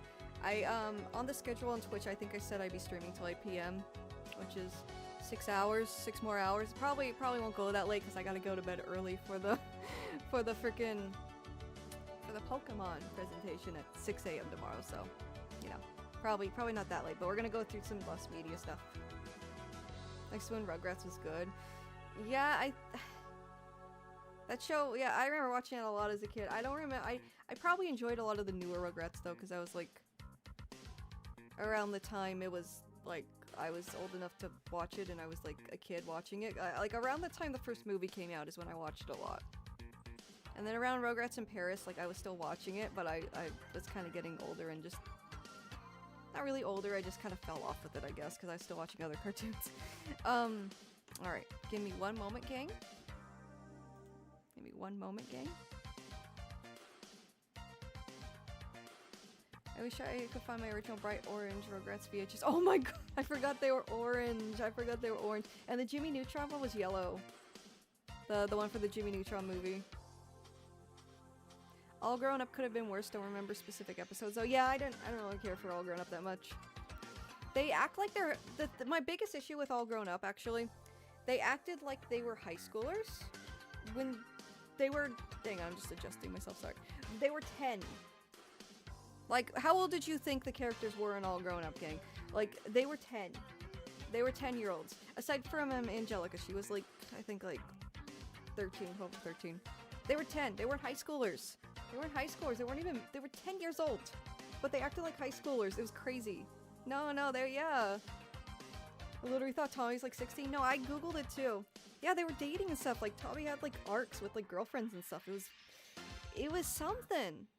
Well, I know their ages range because like Chucky is 2 when Tommy was 1.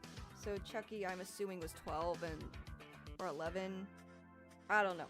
Yeah, no, they weren't. They were much younger than they made them out to be. I think they were just trying to make it seem like they were high schoolers. But yeah, it's supposed to be like a 10-year time skip or something, if I recall. And I googled it. I was like, wait, because I at least thought they were middle schoolers. But no, they're younger than like the people in As Told by Ginger. It's crazy. Let me see. All right, let me pull up. I'm trying to figure out how to pull up the requests in a way where you guys can see it too, because I have a whole folder of like the stuff. I got the goods. Where are the goods? Where are the goods in question? I'm trying to. The babies were all in Jelka's head, actually. Oh god. Oh god. I fell for that. I fell for that copy pasta back in the day, dude. I fell for it. I found it. Open with photos, I guess. Yeah.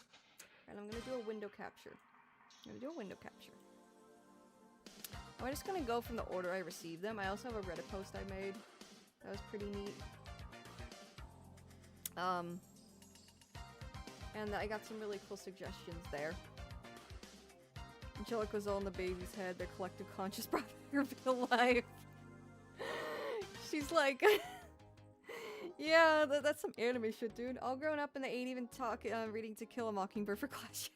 Dude, I have some lore with To Kill a Mockingbird. I had to read that 3 times because I moved around so much in school. I went to different schools so many times that I had to read To Kill a Mockingbird 3 separate times at 3 separate different schools. And despite all that, I still like don't really remember a lot of the book, aside from the important aspects, of course. The important messages. You don't know someone until you walk a mile in their shoes, all that good stuff. How fucked up certain aspects of the book are. Says you talk about the Lost Thomas Institute of Innovation. It's spoilers. It's a very bizarre Thomas the Tank Engine lost media. Interesting. We can check it out. I'm mainly just gonna go through the suggestions I got through Lost Media though, to go in the order and like they were received. The oldest ones first. And I made a post last week. Well, I made a post to each social media outlet last week and I got them through there. But I can definitely put that on the list for next week if we don't get around to it. But I got like 25 of them I gotta go through, so no promises, but I'll write it down. I'll write it down for next week at least. Let me see.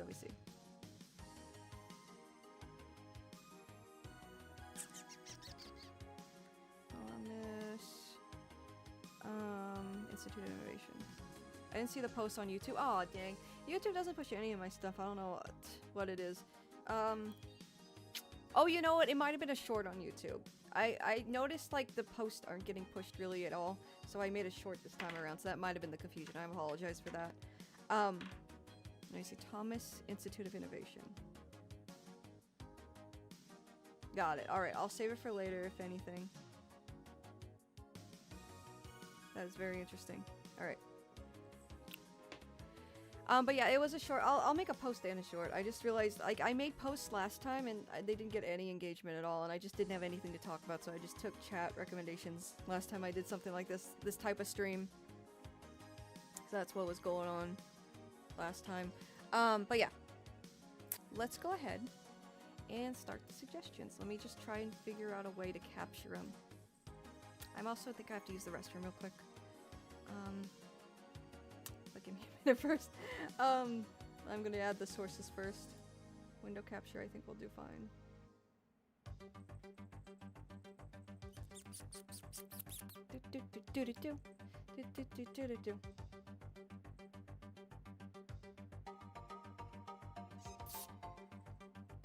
Oh! Comfy Futon has followed. Thank you so much, Comfy Futon. Or Futon, however you prefer that to be pronounced. Whoa, the jump catch game. Nani kore? I did see the post, but never knew you would list them all for the stream. I was thinking about how I should go about it, and I just decided to screenshot all of them, and we can, if they're like dead ends and there's nothing really to talk about, we'll just go to the next one. I thought that'd be the best thing to do. Anyways, create new. Hang on.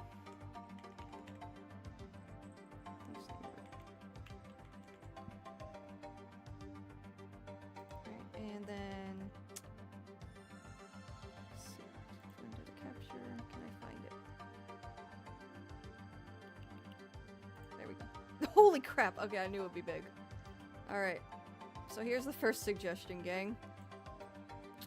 We're just gonna do this. It's kinda janky. Forgive me, but jeez. Okay, hang on, let me make that a lot smaller. I'm gonna put the VTuber in front of it. Hang on. You can't see my beautiful face. I'm just gonna move this. Let's see.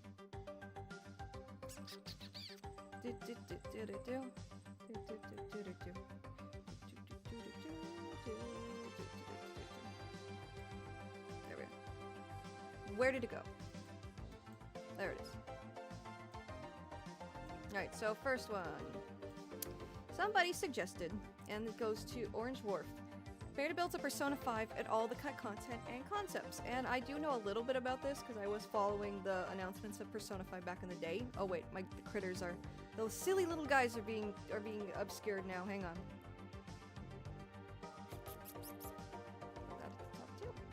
There we go. Fish? Fish is a thing you can do? What? Nani? Where are they? I'm seeing them. Creatures. Move the creatures. There we go. Alright, I have to use the restroom. Like, nobody's business, but I just made it y'all's business to get the troop built. But I have to use the restroom. And I will be right back. And then we will get through all the recommendations, or as much as I can at least. So I'll be right back. Let me just go to the screen. Here we go.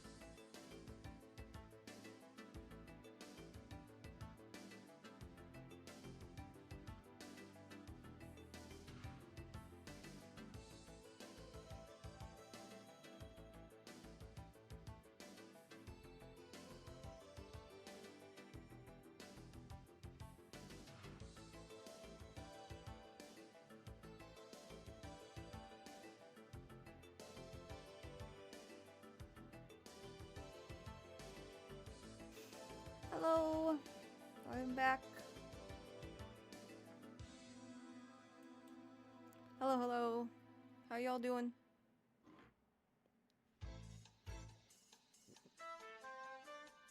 Hello, Pop Rock.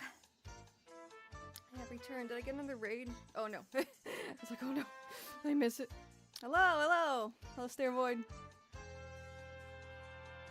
Alright. Let's see, let's see.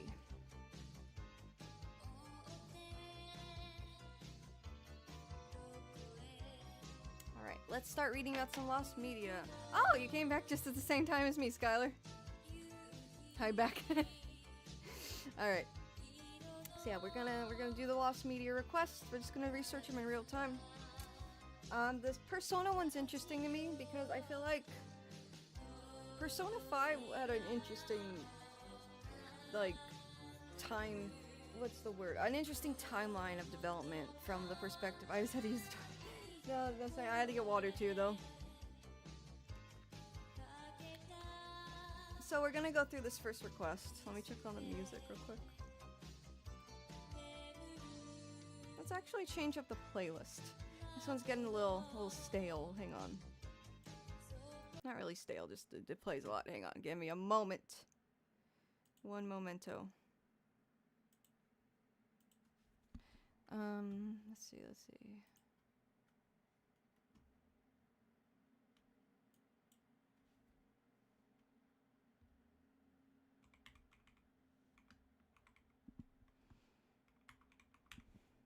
Let's do Pokemon music.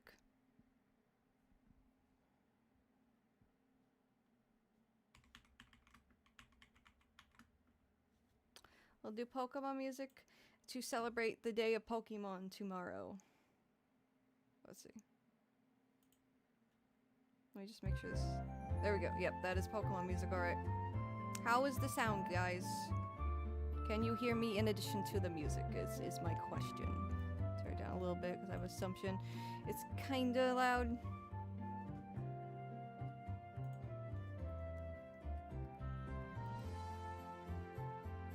It's good? Okay, cool. We're good then. We're good. Alright. So yeah, first lost media topic. And I have this whole folder. Let me see, how do I go through them? Oh, I can make it bigger. Nice. Okay. So yeah, there's no way to scroll through them. What the heck? Oh, whatever. Let me move. So yeah, first, that PFP is crazy. First one is... Sorry, I'm doing like 20 things at once. Give me a moment. Alright. Beta builds of Persona 5 and all the cut content and concepts. That is from Orange Wharf. Thank you for the request. And yeah, this one's an interesting one, timeline-wise, because Persona 5 had a lot going on. Persona 5 is the one that kind of made the Persona games mainstream. If you get, like, Persona 4 and Persona 4 Golden were great games. And I feel like Persona 5 was really the one that made it, like, mainstream, right? At least in my opinion. With all that said, though. There we go. Googling time. Hang on, the music's still kind of loud for me. I don't know if there's much lost media for Persona 5, more scrap concepts and ideas, but I remember a lot of those. Yeah, there's a lot of suggestions where I don't know how far they will go, but I'm just gonna look at them just for the sake of checking them out, exploring, learning new things. I remember back in 2017 when everyone was talking about Persona 5. Oh, absolutely, me too. That game was my life in 2017, bro. Let's see. Let's try it. First things first. Persona 5 lost media.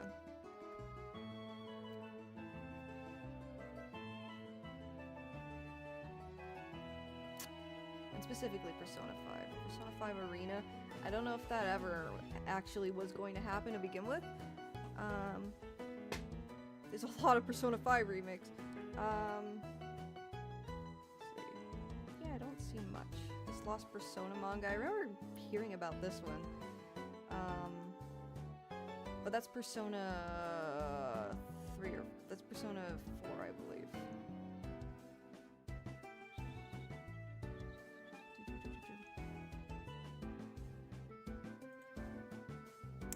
that comes to mind is Persona 3 spin-off mobile game that was a prequel where you played as Aegis.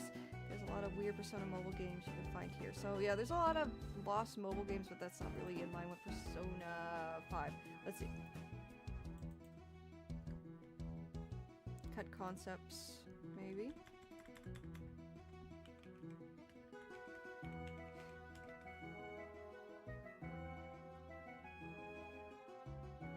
I can read this.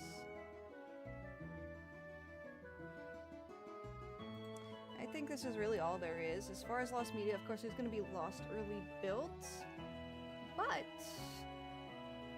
that's the case with any game. I don't know what, like, how do I put this? With Persona 5, the original teaser was very interesting. Oops.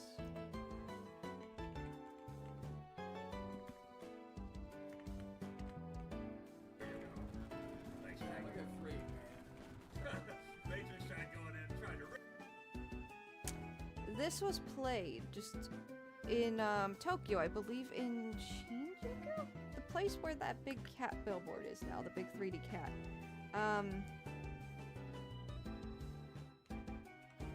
Studio Alta building?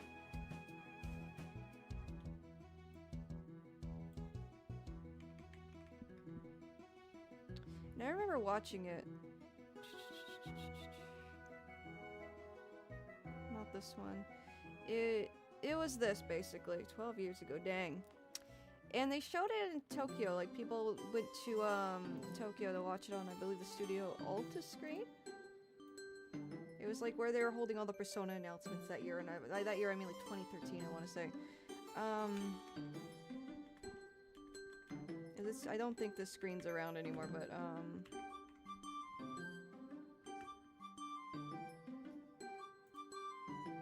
this thing, this screen right here. They showed a bunch of Persona announcements, and at the very end, I want to say at the very end, they showed the Persona 5 teaser, and it was crazy. It was cool. And this is the teaser they showed. Let me mute this real quick. Very red, right? So it was very clear. It was gonna be the red was gonna be the color palette, right? Where's OBS? Let me move OBS over here.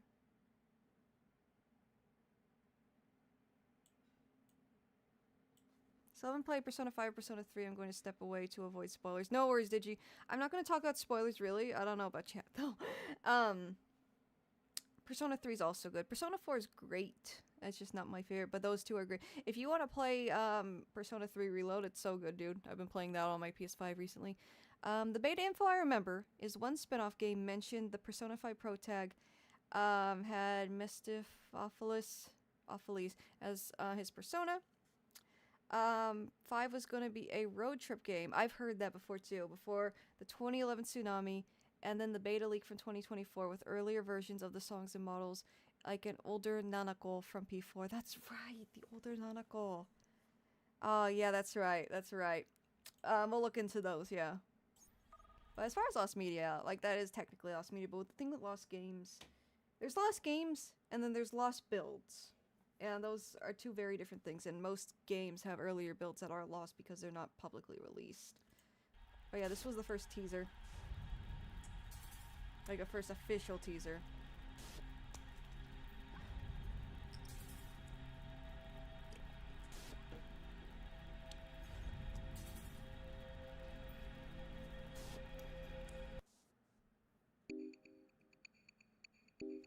What the frickin' Adult Swim ass text. And this was like, that was it. And then 5, like, it was hype, dude. It was so, me in 2013, I was so hype. I think it got delayed. Yeah, it got delayed to 20. It got delayed for quite some time. But yeah, no, it was crazy. Crazy work. Crazy work back then. I was so excited because that was right when I was getting into Persona 3, Persona 4. Yeah, good times all around. And I'm trying to figure out where to put. Okay. Where's chat? It's dope, right? Can't believe Adult Swim stole the Persona 5 teaser font. Yeah, it definitely it was cool though. It was super hype, and people were like speculating about when they do another Persona game at that point because it had been a significant amount of time, and then they kept delaying it. But that's fine. I don't mind when a game's delayed as long as when it comes out it's good. I'd rather have that than them rush games like with like Sonic 06, stuff like that. But yeah, it was exciting. So I feel like it makes total sense that there would have been a very long and unique development cycle for that game. But yeah, let's read through it. Let me play the music.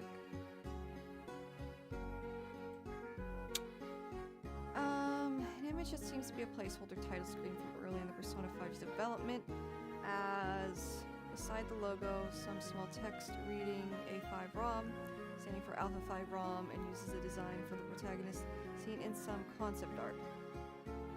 This is an early version of Joker, I guess. This looks like Royal. Yeah, that's the Royal title screen. Let me see. This might not be exactly what we want. Let me see. Record 1 had like all the info I was thinking.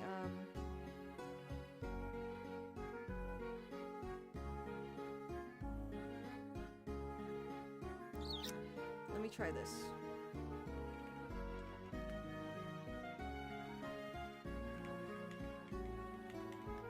So not like direct loss media, but let's try the cutting room floor maybe.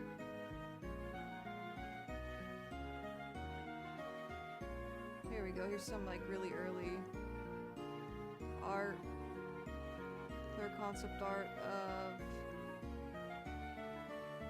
this female character and an early protagonist design. So like the idea was there very early on.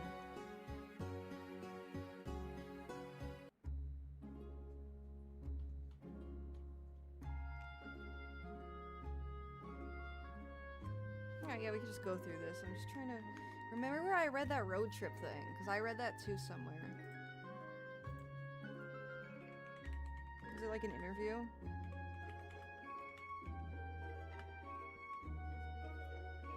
Yeah, I guess. Okay.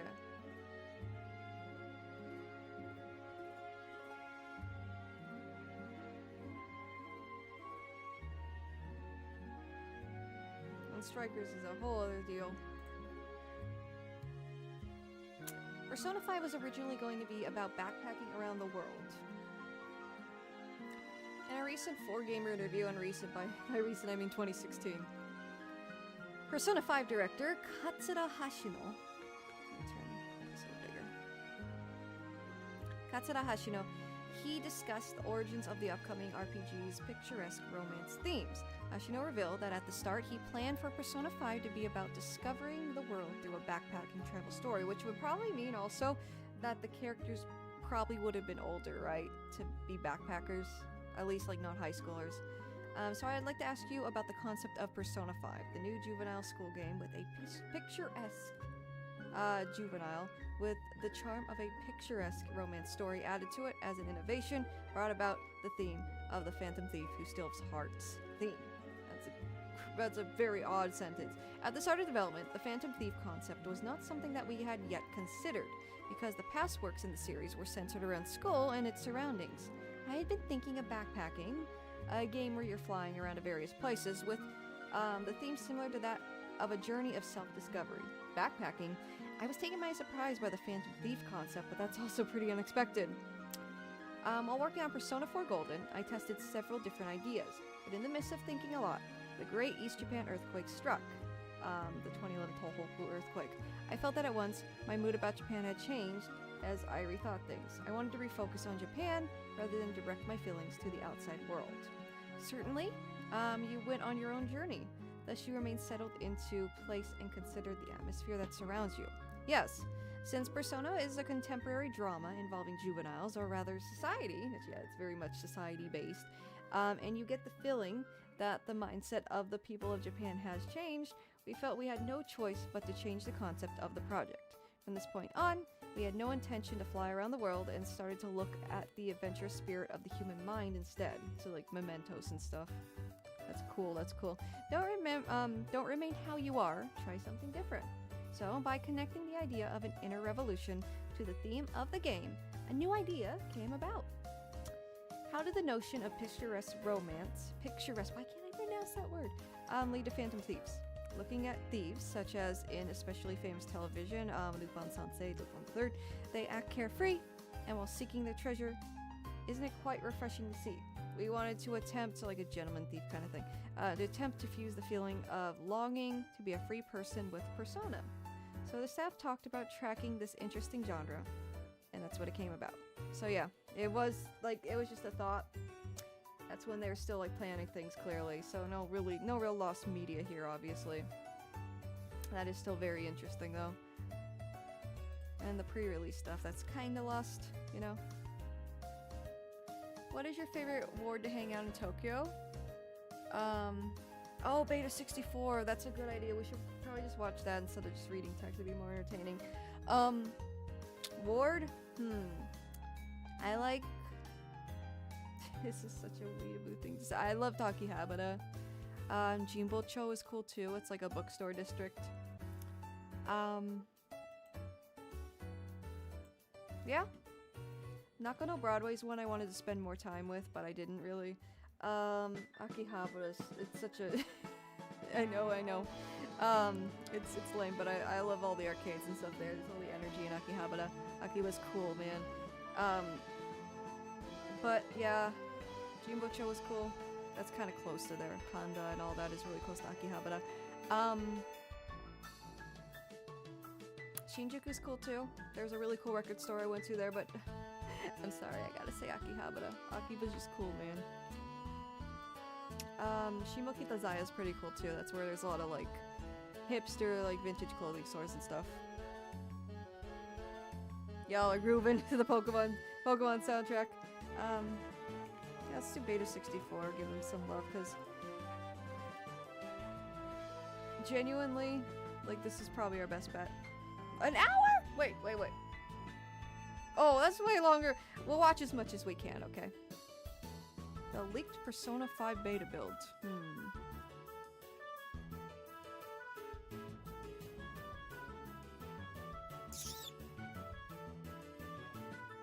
And yeah, the older Nanako, is that her? Hang on. Yeah, let's watch that one, because I feel like this one's gonna...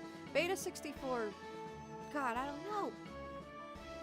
I don't want to focus solely on the leak, because I don't want to, like, promote. I don't think, like, leaking is... A lot of cool stuff here, but leaking isn't, like, an action I want to endorse either, right? That Totodile emote is so freaking cute, Steervoid. Oh my god, I love Totodile, dude. I'm a big Johto fan. I love the Johto starters.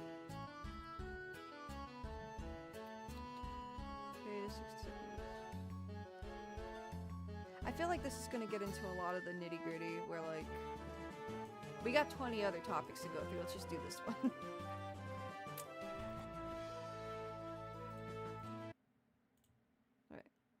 Holy shit, guys. Holy shit. Holy shit. Holy fucking shit. The Persona 5 that is quite beta from 2015 just fucking leaked with a shitload of cut content and unused stuff. This is gonna be a doozy. For all of you that don't know, the Persona 5 beta was sold in a private auction, and on the disc contained the December 4th, the 2015 December 4th So someone just build got it by chance in an auction. That's insane. Persona 5. Most of the Japanese voice acting has been implemented. On top of that, the title screen is completely different. Guys, I gotta know. Who do you think is best girl in Persona 5? I just want to know. I just want to know what y'all think. Well, where your alliances lie, basically. With also no music. With and then that, I'll share my opinion. There's also a completely different intro cutscene for the game, with Lavenza speaking to you. But the best part is, so it's not really this a leak beta in the like had tons Nintendo and give a tons leak and sense, tons I guess. of early music. They just happened like, upon just have a these. listen to some of this Wait, stuff. Build of the Persona 5. Most of the Japanese voice acting has been implemented. 2015 December 4th build The Persona 5 beta was sold in a private auction. In a and on private the auction, disc it's okay. contained the Yeah, that December was just 4th, obtained through an the auction. That's crazy 2015 work. December 4th build. Anyways. That there's also a completely different Kawakami, intro oh my gosh. cutscene for the Oh game my gosh, with the Lavenza teacher. speaking to you. But the best Nijima? part is, this beta Never played had Persona tons 5. No worries, and no tons worries. and tons of early music. Like, just have a listen to some of this stuff.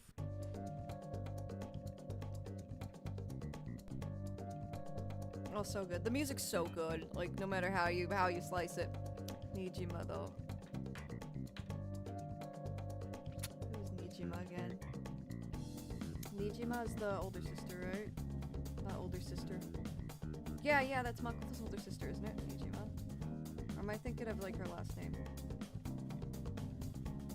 This is good. It sounds very similar to the final product, though.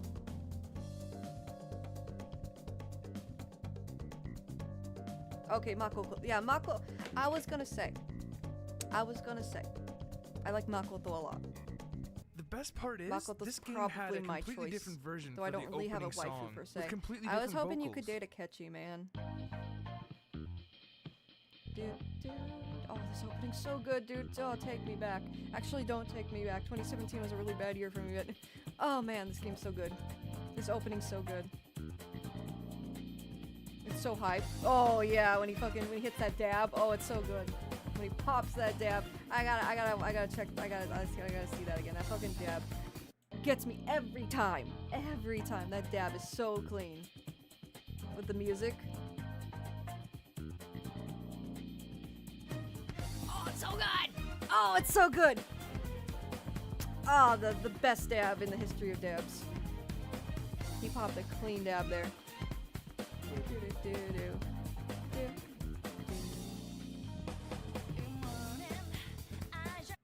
What?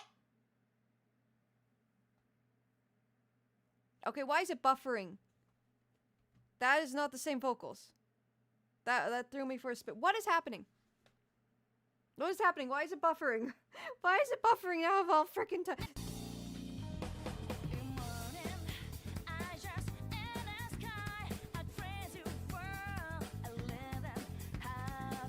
Oh, that's a completely different song, bro. Well, it's the same song, but the words are different. And the vocalist is different. Yeah, it's different.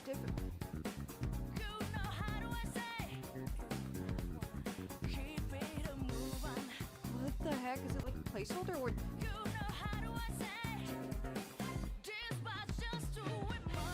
What? Oh, you're supposed to be waking up. Yeah, this is exactly the same, though. Oh, I forgot about Futa, but she's cool. Need internet. Yeah, perfect internet moment. Oh, so good. So good. I don't know why they're skating on the freeway, but it's so good, man.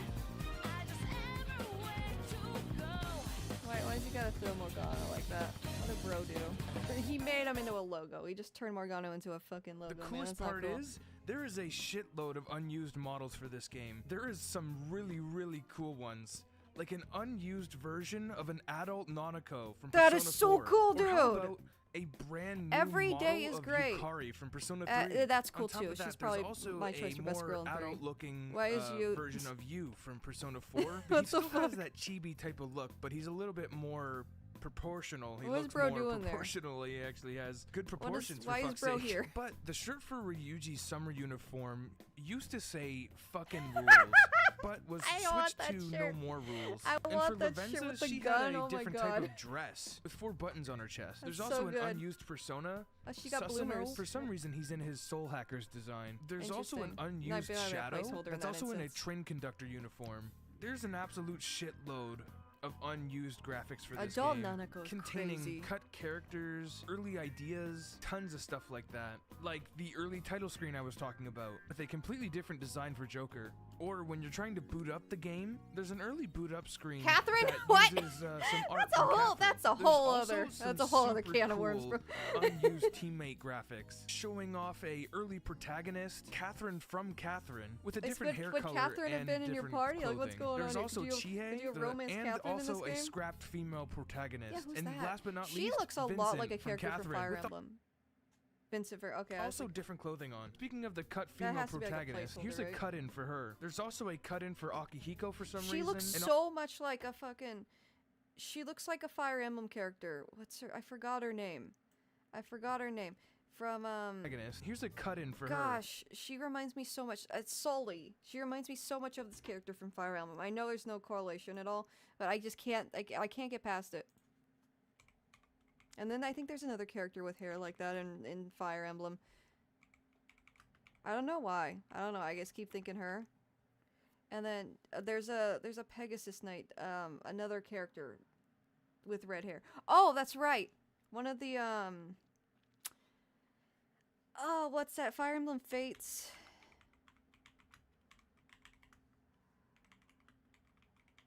She's in the family, the Hoshido family or whatever. Not her. Not her. What's her? This girl. What's her name? Tsubaki? I think her name's Tsubaki. If I recall. No, Tsubaki's the dude. What's her freaking name? What is her name? Clearly she's talking about Roy. Roy kind of has that hair too. Yeah, Detective Melon. Do you know about the Pokemon music in Catherine? No. What the heck? Why is there Pokemon music in Catherine? What the heck? What's her name? Hoshido family. What's her freaking name? What is this girl's name? Oh, I don't think any of the Fire Emblem people are in here today. Oh, gosh dang it. I know there's some people that would, you know, they'd be on it. What's her freaking Hinoka? I wouldn't have. It looks like her. It looks a lot like her, but the fuller lips of the other girl I showed you, the Pegasus, the Soli. It looks so much like her, dude. But like a more like edgy like Persona version, right? It looks so much like her, dude. Anyways.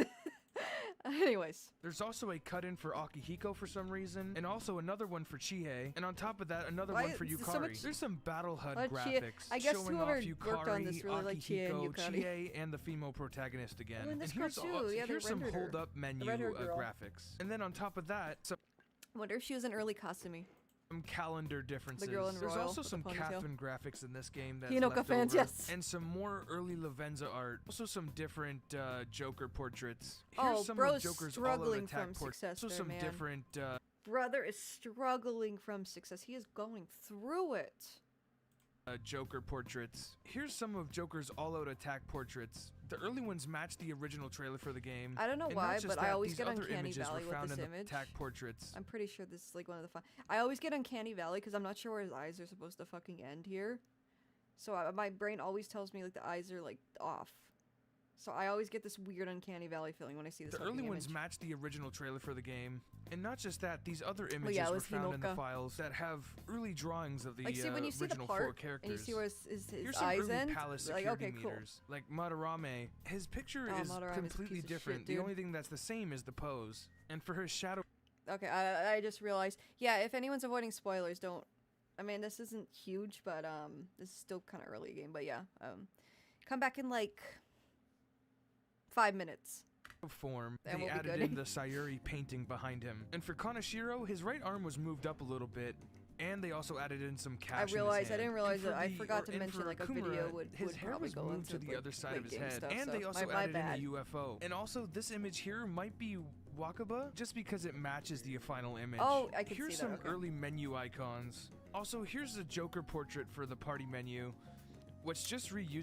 Oh yeah, God, I hate this image. It's so freaky to me. I don't know what's wrong with my brain, but my brain's like, oh, it's an anime character. It's not real to begin with, but I don't know, something about his eyes here. I'm like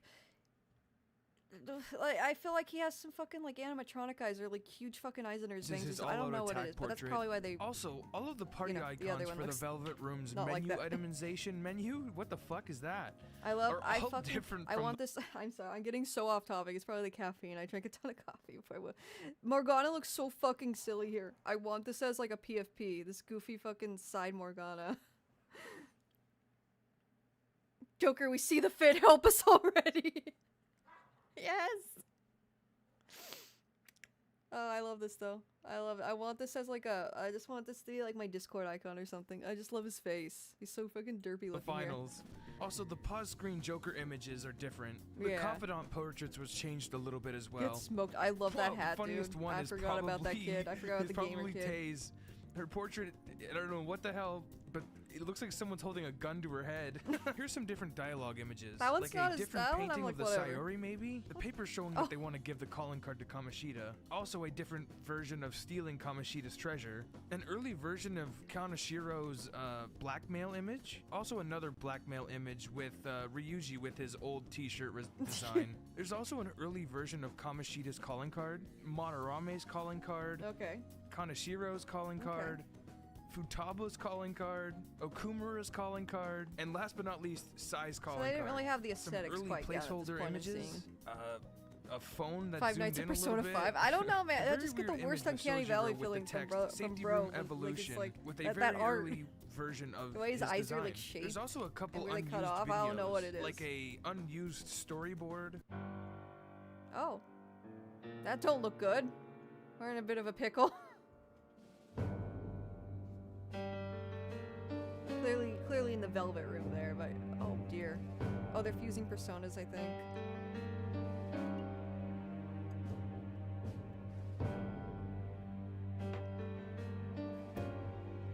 Oh god. Igor's already freaky looking. Oh my gosh. Crudely drawn Igor.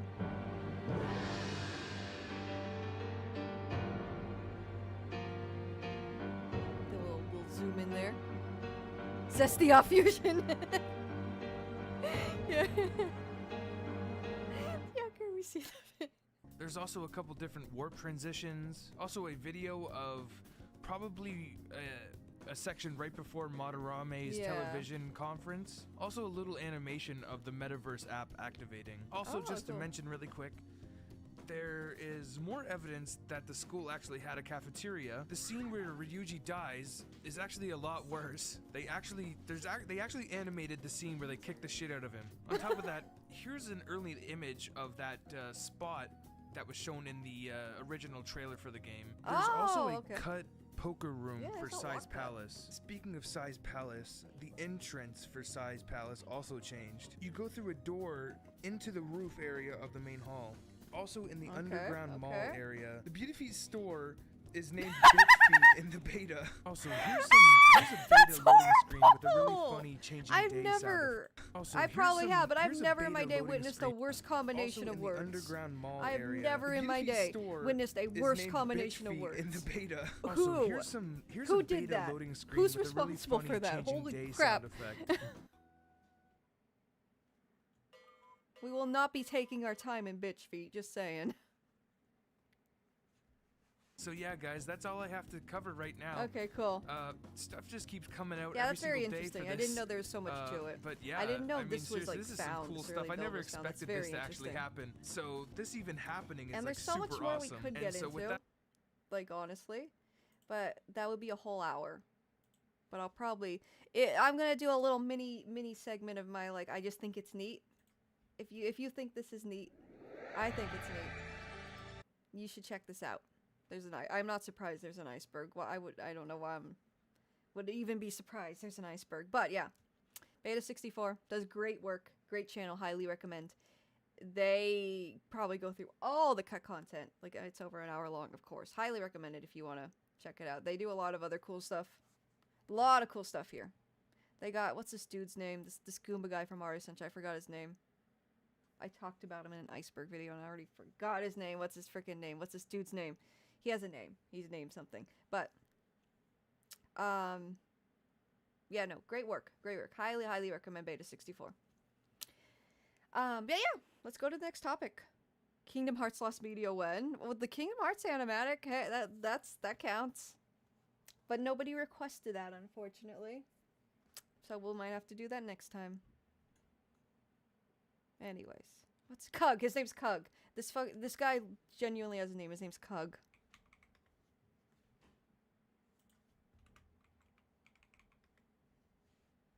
His name's Cug. Anyways,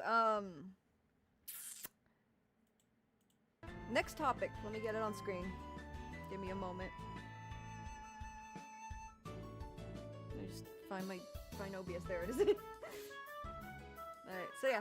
Thank you, Orange Dwarf, again for the suggestion. That was actually very enlightening. I didn't know a lot of that. Adult Nanako goes crazy. Adult Nanako goes crazy. I wish they did something with that. I would have loved to see, like, her grown up.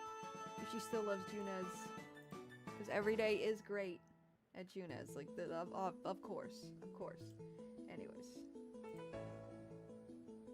Next one.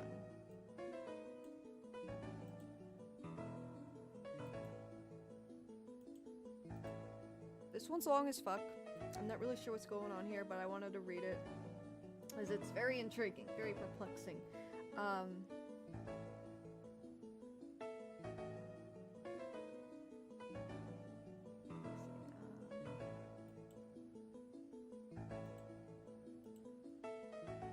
Alright, cool. We got it working. Let me do a window capture again. I had to redo it.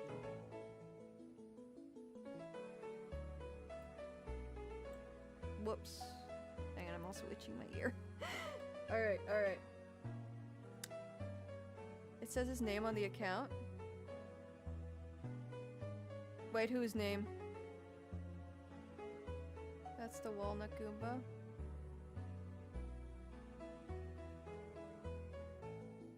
Oh, welcome Smith Zero also, if you're back from the ads. I'm sorry, I tried to set up a thing in chat to warn when ad breaks come, but I don't know what's going on. None of the like plugins are working today for some reason, even the text to speech. And chat even.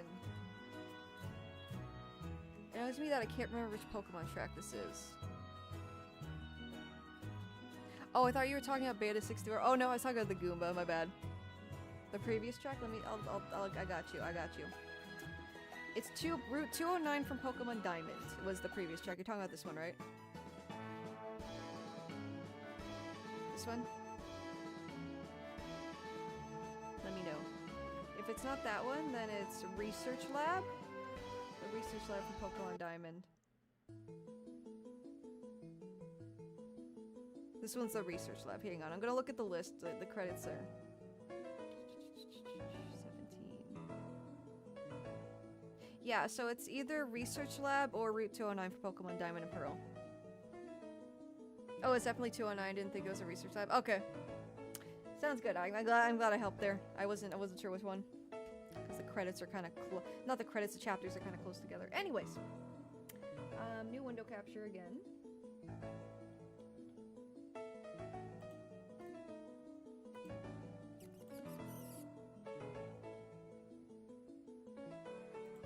There you go.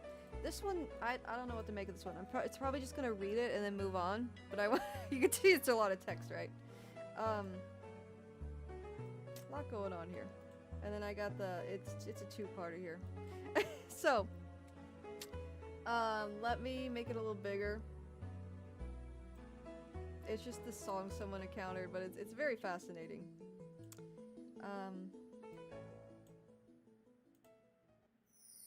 Make it a little bigger here.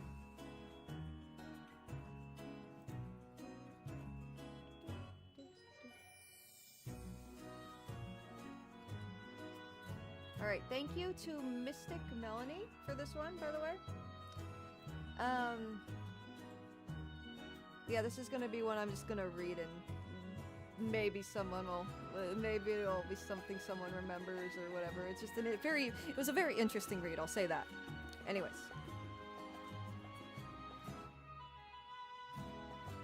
Route 209 theme is memorable because it sounds similar to Green Day's 21 Guns. It kinda does, oh my gosh.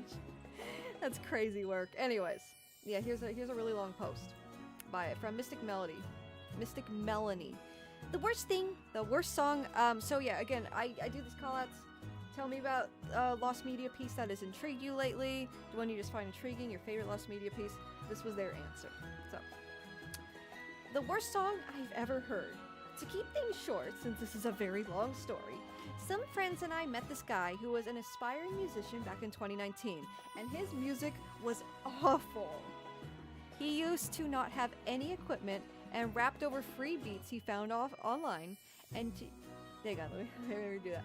He used to not have any equipment and rapped over free beats he found online and used to use his laptop microphone. Oh, Melly, not the laptop microphone. Oh, not the laptop microphone.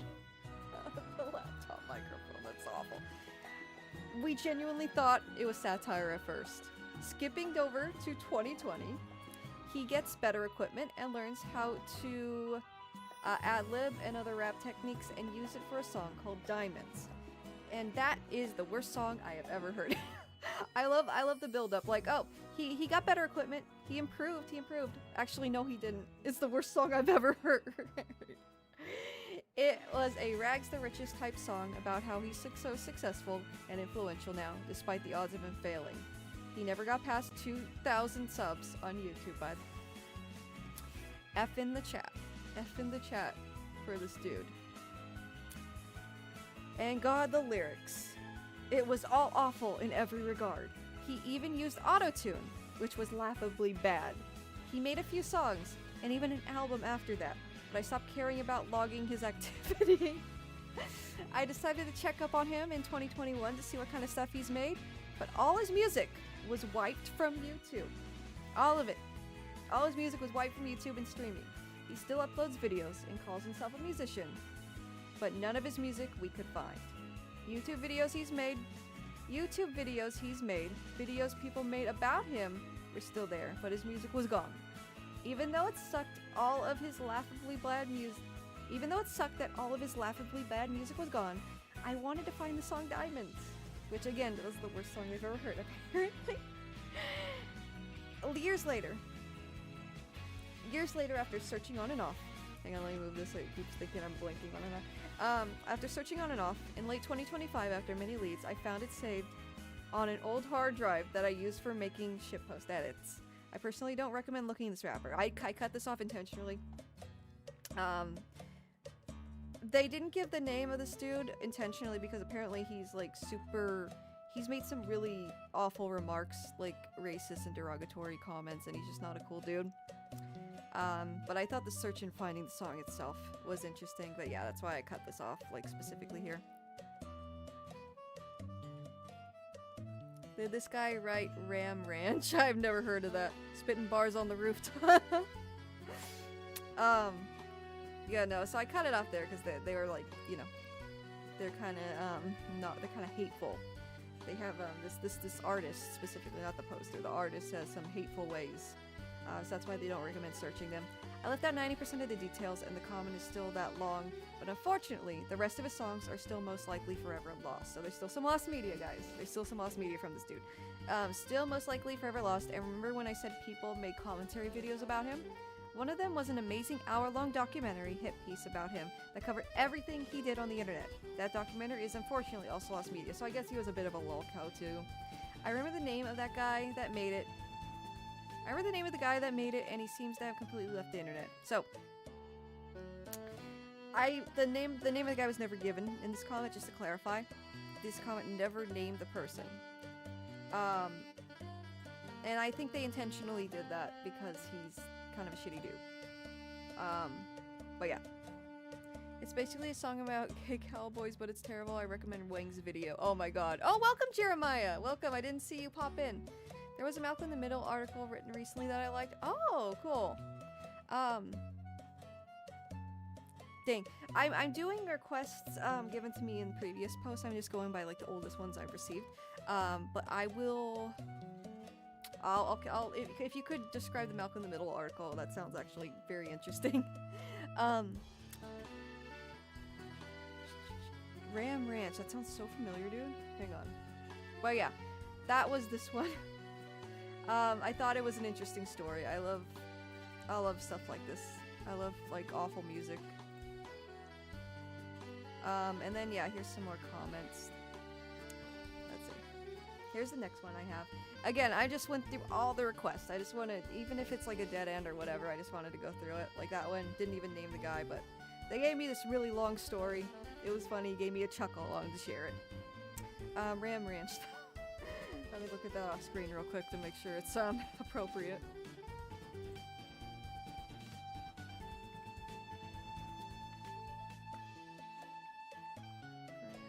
That sounds so familiar.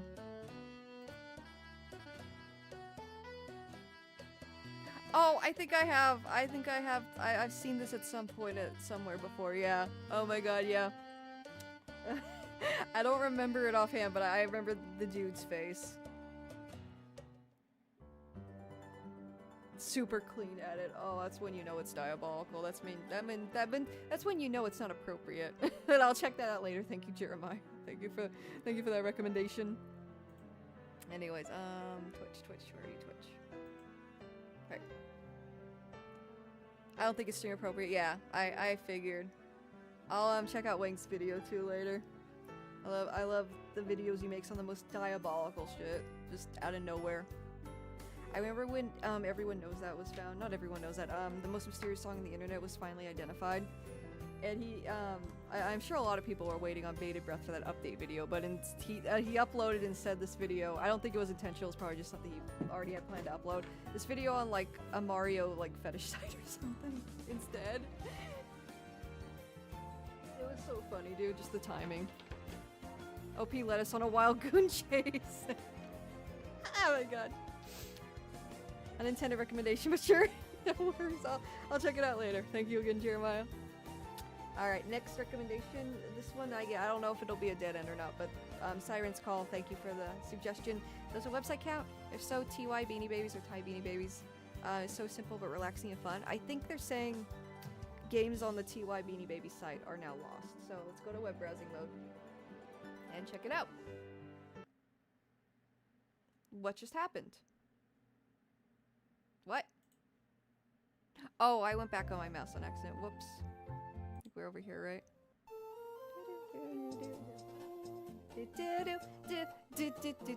What did I just freaking do? Oh my god.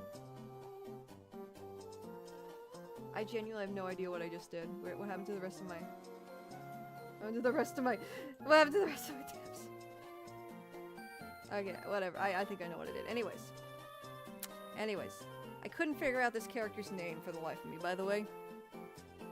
8-bit Lapras is wonderful. I think that Lapras is in the opening to Gold and Silver. Like the opening movie, if I recall. I couldn't remember this character's name, though.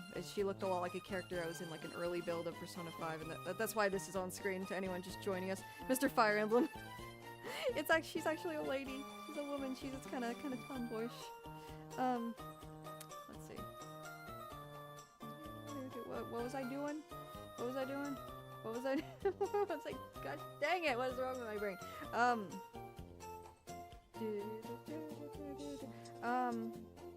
Oh yeah. So we're gonna go on archive.org. Well, let me see. Let's try this first.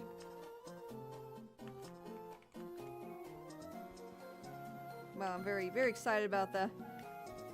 Just tell me, hang on.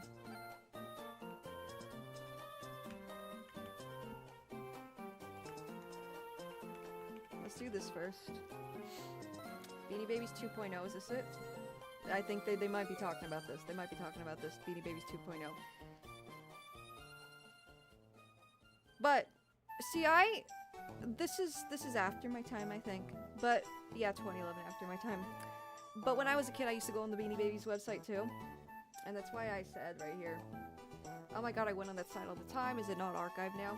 What I was thinking of, which it's probably not what they were thinking of, the poster, the suggester. Let's see, Wayback Machine. I went on the original Beanie Baby site. Well, not original, but in like the early 2000s. I went on the site a lot as a kid. I went through a Beanie Babies phase for like real big Beanie Babies phase. I only recently realized that most of the old games from Pokemon website are lost. Oh, really? Oh, jeez, that sucks. Hang on, I gotta turn back on my toggles. I gotta turn my toggles back on. I need to emote. I turned them off when we were playing Repo because it was messing with my outfits, but hang on a second. It's a very easy fix. Yep, hotkeys. What do you mean? That's crazy. That's crazy that those games are lost, dude. That's crazy. That's crazy work. Crazy work, anyways. Crazy work. It brings a tear to my eye, man. That's so, anyways. The TY Beanie Baby site I went on a lot as a kid. And it wasn't anything special. I just really like Beanie Babies and I like collecting them. I had like 200 of them at one point, which isn't like a flex or anything. Whoops, yeah, see, this is why I turned off the toggles.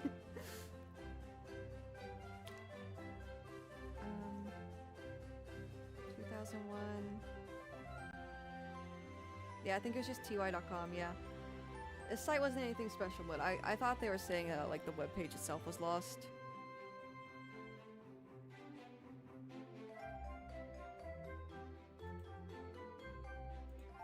Hang on, there we go.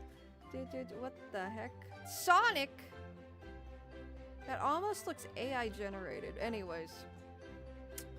We gotta go back in time. Yeah, go back in time to another world. What the tie tube? No. No. No. Noperoni. Nopers. Take you back in time to another world where you can. I wasn't on this site back then. I want to say maybe like around here. I wasn't coherent enough to be on the site back then. I was in like diapers and shit. Let's see. Maybe like late 2002, I want to say. This is when I was on the site a lot. Maybe 2003. We'll see. We'll see if it looks familiar. But to get back onto the point of my tangent here. Yes, Detective Melvin gets it. I just like the modern Beanie Babies look. Me too. I think they did actually go back to the older designs. Oh, jeez. I don't think that one's working. Let's find another archive. I mean, like that specific source. Let's try 2003, because I have a feeling 2003 is probably more accurate to when I was like up in here. Y'all gonna make me get my game on up in here, up in here. Y'all gonna make me throw a face down up in here. Specifically, I should see how many of the assets from the Pokemon Dream World are lost since that was able to connect to Generation 5. Oh, you mean that Dream? Yeah, I remember that. Where you could, with that lady with the Munas or whatever those Pokemon were called. I remember that. God, yeah, that's probably super lost now. But yeah, this is the site. This is the site. This is the site. This was the shit I was all over. And basically, I didn't like play games or anything. I just looked up Beanie Babies. Like, one of my favorites is Bones. Bones the dog. Bones and Rover. I've always wanted, and he would have been retired. There's all this lore, dude. There's all this lore. They had Beanie Boppers, Beanie Buddies. Where the Beanie Buddies at? Where are the Beanie Buddies at? They were like bigger versions of the Beanie Babies. And I've always wanted a Rover Beanie Buddy. And I never got a Rover Beanie Buddy. And a Bones Beanie Buddy. But here, I'll show you what I'm talking about in a second here. If it works. I hope it does. I hope it does. I hope it does. It doesn't look like it's working. Sad grooving. I'm grooving solemnly. I am throwing it back solemnly. Sad day. Anyways. Yeah, I just like to look up Beanie Babies, basically. I just like to look up Beanie Babies. That's like all. Bones was a dog, by the way, if I didn't mention that. Whatever. Beanie Buddies were like giant Beanie Babies. They would re-release popular Beanie Babies as like big plushies, and it was good shit. It was good shit. I think this cat's name was Amber. I forgot the Siamese cat's name, but yeah, it was good shit, man. They were big. They were like a foot tall rather than the little guys, and yeah, it was such a cute site, dude. I went on here all the time. I don't think there were games again, like I keep saying, but yeah, there was like Thai Talk where they talked about the new Beanie Babies, and back then, like, the Beanie Babies didn't really look like the bears as much, so at this point in time, they look more realistic like these guys down here. Those are the ones I collected a lot. But my favorite Beanie Babies. There's Bones. I'm getting so off topic, dude, but yeah. It's okay. It's relevant to the suggestion. He was a vintage one, too. Yeah, this guy. He's so freaking cute. I want him. I love him so much. I don't have him anymore. Yeah, I'm retired. So they had these periods where they would introduce him, and then they'd be retired.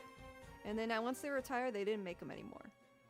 And I remember I got this guy from like a place that sold like they sold like it was kind of like a card shop almost. It It was a store that sold plushies and like they had this is gonna date me so much, but they had like a LAN party space in the back where people were playing Warcraft and shit, and like other games like that. Other games that I don't know if it was exactly it might have been StarCraft. You get my point. And it was just like a collectible place where they would sell like Beanie Babies that were like pre-owned and you could rebuy them, kind of like a TCG shop, like a tabletop shop, but it was more it was just, you know, of that era more so. I think most Beanie Babies are pretty inexpensive. Oh yeah, they lost all their value. There's certain ones that aren't. I remember back in the day, the most expensive one was a royal blue peanut. And wingless quackers was also a big one. This guy, the ones that were basically the print errors of the Beanie Baby world. This guy. The holy grail of Beanie Babies. So this elephant's supposed to be a light blue color. But apparently there was a very brief print error of sorts. A brief error where they used royal blue fabric instead of light blue fabric. And, yeah, $1,600. Which is a lot for a Beanie Baby, which a lot of them just do not hold their value anymore. They're not worth jack shit no more. And I guess they usually go for $2,000 if I'm understanding what this Redditor's saying.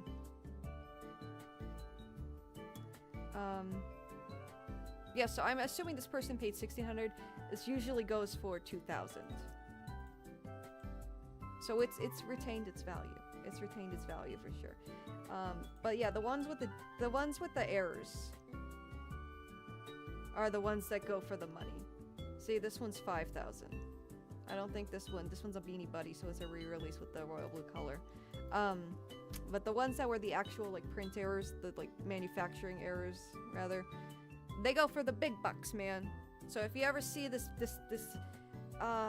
elephant Beanie Baby, like the small ones, not the big fluffy boy, but the small ones, and he's royal blue instead of a light blue, because he's supposed to look like this. He's supposed to be a light blue. If he's not this color and he's instead this color and he's small, that's a holy grail. You got a holy grail on your hands. Just a little pro tip, in case any of you encounter him. Too many knockoffs. Oh, that's true. That's true. There are ways to tell though if it's a knockoff. Like there's a very distinct feel, but this boy's expensive. There's also wingless quackers. I'm just going off memory from back in the day. But there was a duck named Quackers. Here, let's start here.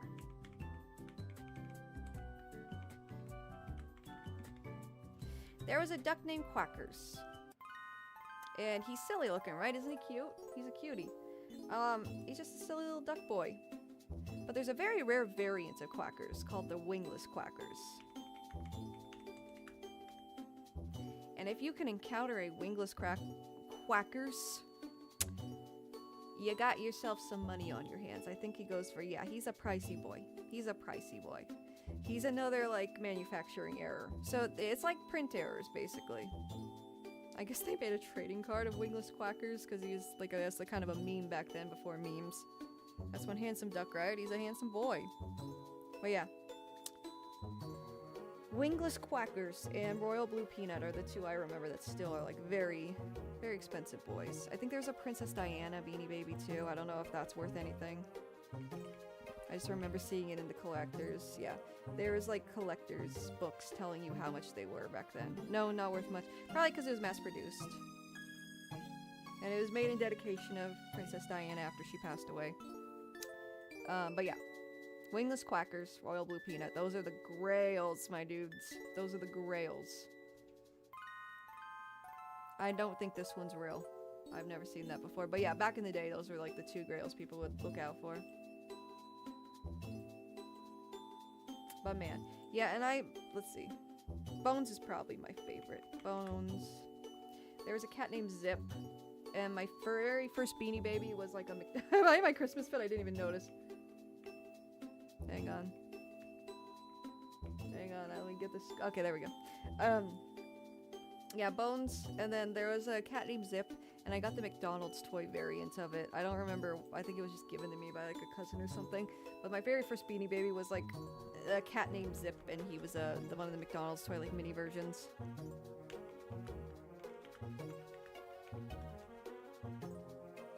Yeah, this guy, he's so cute. I love him. He's a little tuxedo cat almost, but he has socks. His name's Zip, not socks. Zip.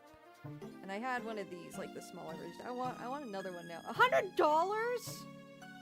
Oh, tag error. Okay, never mind. Never mind. I was like, oh man, that sucks. But yeah. Tangent over. Now, as far as lost media, this has nothing to do with nothing. I just want to see how much Bones is real quick though. If you'll give me a chance to check. $3, okay. Maybe I'll buy a Bones. I just don't have very much room for stuff in my office at this point. Hello! Hello, Dr. Drizz. How you doing, friend? But yeah. Beanie Babies. That was a thing of mine. I had a unicorn too. I'm getting so off topic. There was a Republican elephant and a Democrat donkey Beanie Baby back in the day too. I feel like that would not be, I don't know. I feel like that's, they meant it as like a fun, cute thing back then. I feel like that would not fly the same way these days. It wouldn't be a casual, cute thing if if you get my point. Anyways, yeah, this is the site I was thinking of to go back to my original point based on the other original point. This is the site I thought they meant, but no, this is a little later. So what is actual lost media? Let me close some tabs. Beanie Babies 2.0, I guess, is lost media. So let me read this and let me see what it looks like too.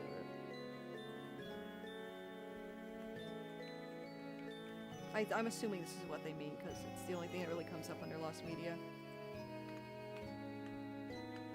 I'm assuming they mean the Beanie Babies 2.0 site, which I guess Webkins, that was also a thing around then, so that makes sense. This site. Oh, it's Rover. I'm assuming this is the lost media in question. So, to go back to the suggestion. Oh, thank you for the bits, Norbrooksy. Thank you so much, friend. I appreciate that. Appreciate you so much. But yeah. This is the lost media in question. So, let's read it. Back when things were a bit more chill, I guess. Yeah, that's a good way of putting it, Smith Zero. I feel like people would complain about it on the internet if it came out today, is what I was really going for there with those, the elephant and donkey Beanie Babies. Anyways, I remember playing this game probably in like 2011, and I can only find a few screenshots of it online. Beanie Babies 2.0 was a similar to Webkinz site in that you can get a code on a stuffed animal. Can you guys see it? Here, let me make it a little bigger. That didn't work. Was similar to Webkinz, and if you guys don't know what Webkinz is, they were these stuffed animals. This is also kind of after my time. Bakugan and Webkinz were things I didn't really grow up with. I was a teenager by then, but Webkinz, they were these plushies, and they had codes where you could like play with the plushies online. You could like move the plushies to the internet and like take care of them there. But yeah, in that you can get a code of a stuffed animal and enter it onto websites so you could play as your stuffed animal. Okay, so that's what it was. It wasn't like a pet, you were the stuffed animal. You could decorate your house, and they were fun mini games, and they were crazy popular. I remember like kids, it was like a huge craze, like in the early 2000s, 2010s, early 2010s. I've seen videos of the smoothie bar, food court, and some other mini games, but I cannot find the mini game I remember most. It was a very simple hot dog stand game where you would just click the items customers wanted and put it on a tray for them. Customers would have a timer over their head just like any other game like that. I remember the items were hot dogs, soda in a green can, nachos, and maybe hot cocoa. The perspective was from behind the counter, so it was as if you were the worker and could see all the stock. The song was simple yet super catchy too. The game was obviously a pretty basic concept, but I can see it so well in my head. I've looked for hours and can't find any screenshots of this minigame or even people talking about it. I remember my family would play it as well, and we still reference it sometimes, so I know it's not just me. I know, you know it's real because other people remember it. I also vaguely remember going to a haunted house in the game, and one of like 3 songs to play. I remember Ooh, Ee, Ooh, Ah, Ah, I guess, Hoedown, Throwdown, and maybe one by Rihanna or something. What the heck, we got Rihanna? Who gave the Beanie Babies the aux, and who's playing Rihanna? Who's playing Rihanna in the Beanie Babies minigame? Anyways, so random So random, but I just can't really remember anything else besides the music getting stuck in my head in the haunted house. I tried using the Wayback Machine as well. Okay, I was gonna suggest that, or to look myself and see, but I couldn't find what I was looking for. Anyone else brought it up or has ever played it? If anyone else remembers these specific parts of the game, that would be awesome. Yeah, man, that's kind of an issue with Neopets too, where they're probably Flash games, right? There's a lot of lost Flash games, guys. There's a lot of lost Flash games, and I just, I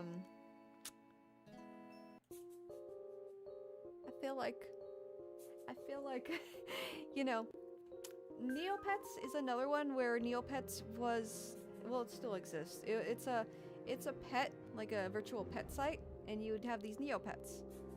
And the Neopets you would take care of and play games with, and it was a Flash site. A lot of Flash games. Many Flash games. And the issue, I think they're fixing it now. I think they're trying to fix it, but the issue with Neopets is that a lot of those Flash games you just can't use anymore. A lot of the in-game locations, because there's like a world called Neopia, and there's different locations you can visit, different shops and stuff. It has its own economy. It's pretty advanced. But a lot of the stuff most of the stuff ran on Flash.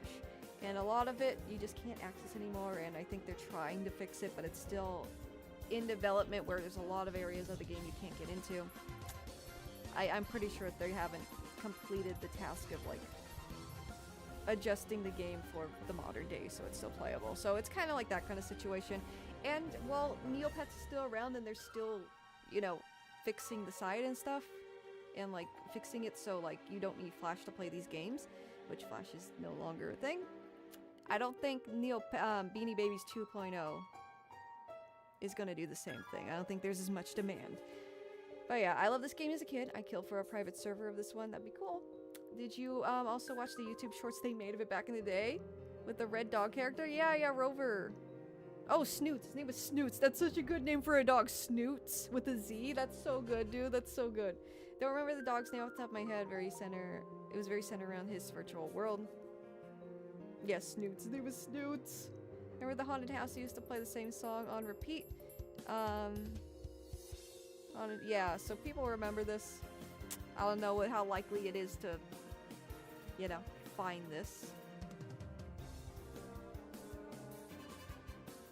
El Supersonic Q made a video on it. Okay. That's pretty sure we can check it out real quick. There's Snoots.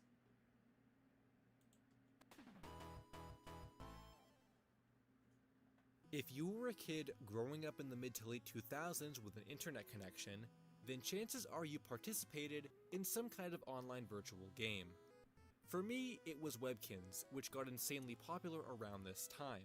Yay, But some of crossover, my yes. friends I've also actually played collabed with things like LSSQ. Club It was a Penguin few and years even ago, but RuneScape. we have collabed. However, for all of Oh, we these collabed well-known on and another iconic video games too from on back in the Blame It day, on George's channel, there exist actually. just as many that Like became we forgotten did relics of the voiceover with past, other and YouTubers, in I some mean. cases remain only as lost media. As someone who played a lot of Webkins back then, So I remember a much few of lost the clone media in games this it bracket, received, dude. like Shining Stars, which was a pretty blatant ripoff. On a George But there video, was one big here, I'll show competitor you guys real that quick tried to copy the explain what I'm Webkins talking about. formula.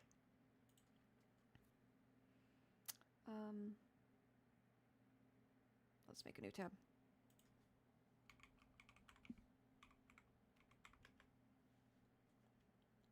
So the video I did with LSSQ a few years ago,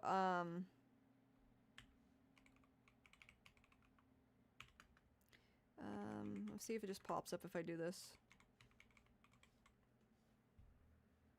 This is it.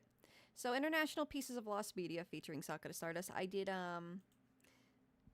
gosh, there was some Doraemon Lost Media. Yeah, Doraemon 73. Encarnacion B. Chavez is in here too. It's a cool video. Highly recommend it. And then, let's see.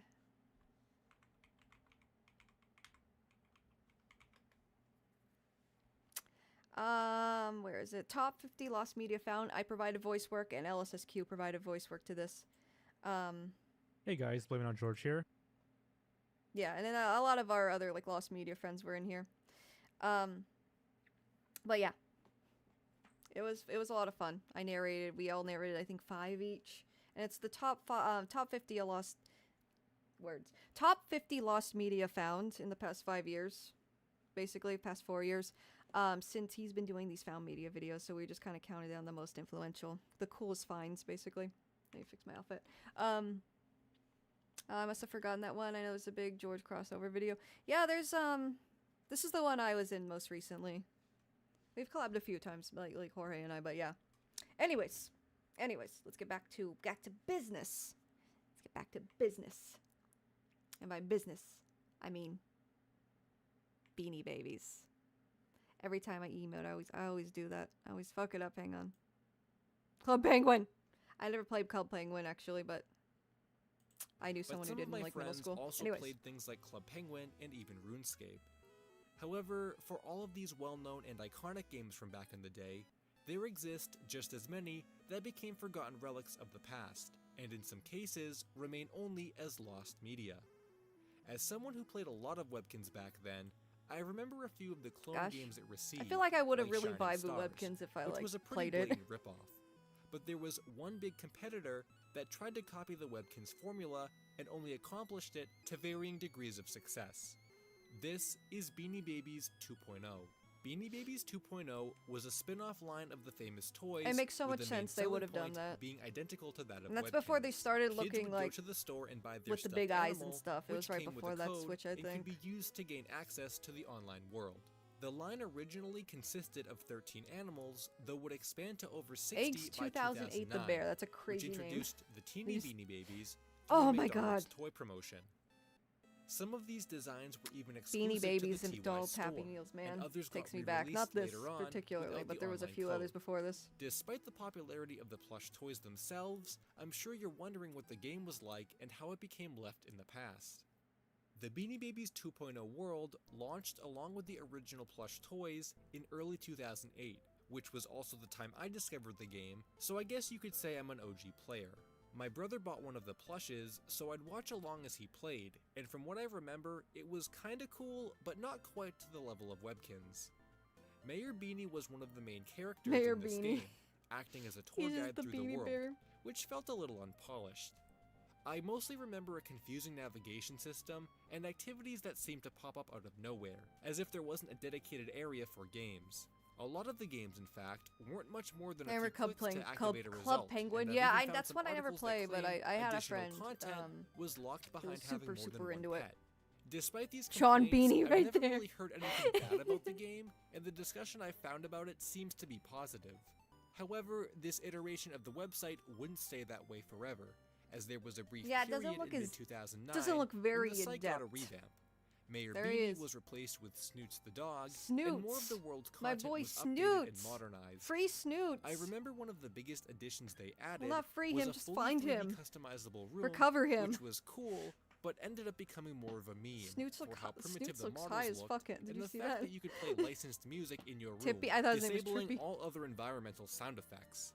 They patched out some of the glitches from the earlier iteration of the game, but most of its content stayed the same, and the game never really discovered what it wanted to be. This is something new. You might be I asking keep going back to yourself at this Neopets, point but in that's the like the one video, game I was like. if the game was so Neopets and average, Gaia why Online, isn't if anyone was Gaia Online. But Neopets had also, like, you could have your own house. It was called a Neo Home, and you could decorate the house and stuff. I think it's still a thing, but again, it was very reliant on Flash. worth remembering? Well, that in itself is one of the Much like reasons this. why I wanted to document what little is left. Because not only was the game shut down in 2013, but there's almost I played a no bit of Club archived Penguin. content online about it. Was I know it like the game wasn't as popular as Webkins, but I'm still kind of surprised. was there's it only a fun? handful I'm of trying to videos word my saved, question because since I know this is like still Beanie Babies after nostalgia's all. a huge factor Perhaps here. if the game came out at a time when screen recording was easier, Oh, thank you, Feral maybe more Puppy. kids would Thank have you wanted for to share the clips of their pets. But at the the follow. time, it Thank you doesn't so seem much. like that was even thought of. And I think that's But like, unfortunate. what was I haven't Club played Penguin a Webkins in banger? years, Is what I'm and I know asking. there Like, are areas if you of that could game go back and which play have been Club changed and Penguin, discontinued over the would you go years, do it like but as I an can still adult? remember so much about Like, would it. you be like, oh Whereas hell yeah, Beanie like Babies this 2.0 was the kinda shit? faded Like, from my memory. do you get what I'm saying? Despite these Because I would totally comparisons, go back and I play still think the Neopets, and I would game love is to an play interesting Neopets on look stream into the again. late 2000s internet But is culture, Club Penguin the and same fact thing? that it's Like, would shrouded you in still so go much back to it mystery and all like? these years I'm later sorry, I'm talking is over the video, deserving but you get enough my point, for it right? to be remembered. Pets. But at the time, it doesn't seem like that was even thought of. And I think that's unfortunate. I haven't played Webkins in years, and I know there are areas of that game which have been changed and discontinued over the years, but I can still remember so much about it, whereas Beanie Babies 2.0 kind of faded from my memory. Despite these comparisons, I still think the game is an interesting look into the late 2000s internet culture, and the fact that it's shrouded in so much mystery all these years later is deserving enough for it to be remembered. Yeah. Hey guys, I hope you enjoyed. Yeah, and it lasted for about 5 years. That's interesting. It's the kind of thing where you'd have more fun if you were playing with a group of friends. Okay, it was pretty okay, but a lot of it was locked behind memberships. Oh, I see. Yeah, Neopets? I had a lot of fun with Neopets, like, by myself. Hang on. We're gonna Wayback Machine it, because I think Neopets even did something completely heinous and, like, tried NFTs, too. Like, tried selling NFTs a few years ago. They're still around, and I know they're actually very much around nowadays. There's a ton of, like, merch again. There's a card game again. It's crazy. I think they're really trying to resurrect Neopets. Yeah, they had, like, this shit, if you've ever seen it. This is like the main town. Use the rainbow pole to change the color of your Neopet. Oh, it's so good, dude. It's so good. The giant omelet. It's free. Oh my god, I look, there's a lot going on right now, hang on. What is the site I just clicked on? Holy angel fire.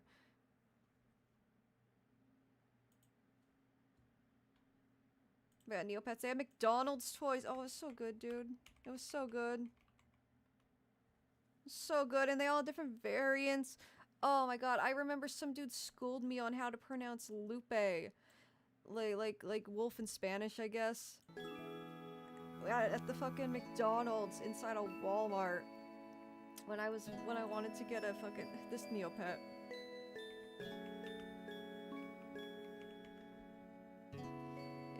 I guess it's Lupe, right? But Neopets Wiki says it's Loop, so I don't know, man. I don't know. Maybe the McDonald's employee lied to me. Would they do that with the pubescent McDonald's employee telling me I'm pronouncing Loop wrong? Tell me I'm pronouncing Loop wrong? But anyways, yeah, it was this Neopet, and I really wanted a McDonald's toy. I wanted this plushie specifically of Loop. He's like a little wolf guy.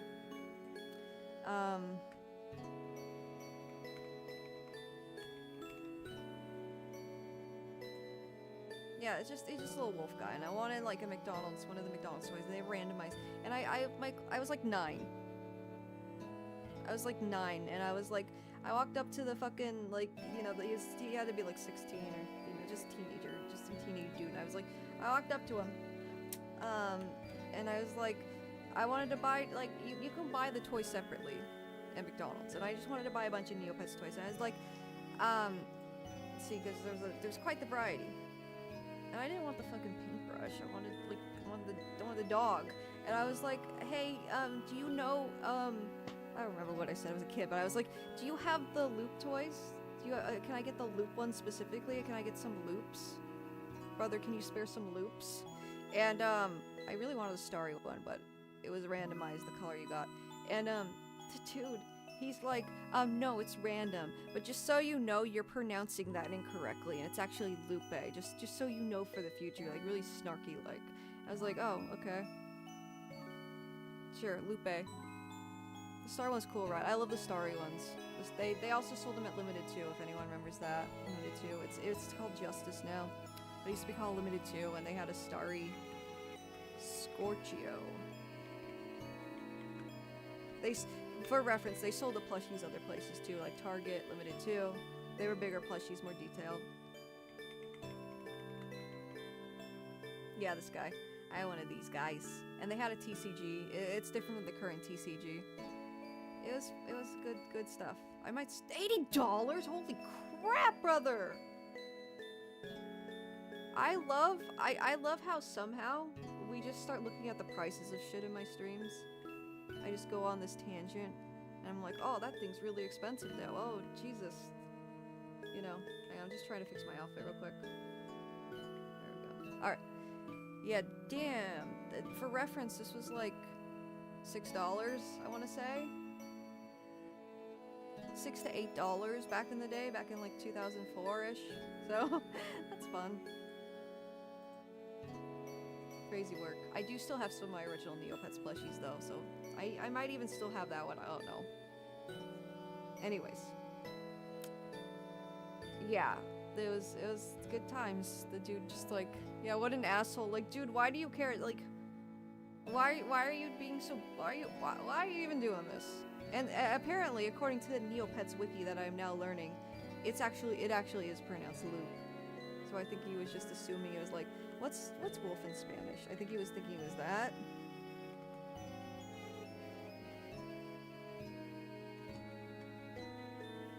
Lobo? No. Then, yeah, I don't know what the fuck he was thinking then. I don't know what the fuck he was thinking. But yeah, the dude's like, yeah, it's actually Lupe, and it wasn't, so, you know. Moving on. Anyways, yeah, that was the Lost Media recommendation, from Siren's Call. So thank you very much, Neopets, not Neopets, I've still got Neopets on the brain. Oh my god. Please. I'm gonna have to turn off toggles again. I just want to emote, man. I just want to emote. Yeah, thank you very much, Siren's Call. I'm pretty sure you meant Neopet.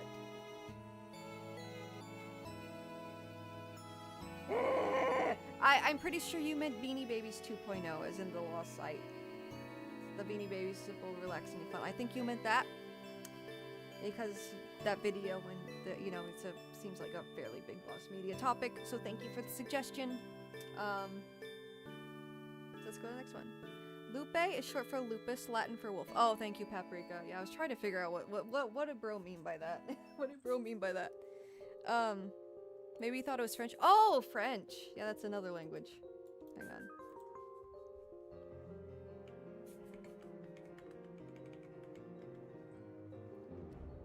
Loop. Brother, will you yeah, I don't know what the good dot, but he was just so offended by fucking 9-year-old me asking if he could spare some loops, dude. He was so like, you could hear the rage in his voice. Like, brother, calm down. It's just a stuffed animal. Anyways, where is the photos? There we are. Alright, next suggestion. Let's go. Oh, we already did that one. I'm going backwards. The original American pilot for Sailor Moon when Saban tried to make it a live-action show. This one's from Lunar.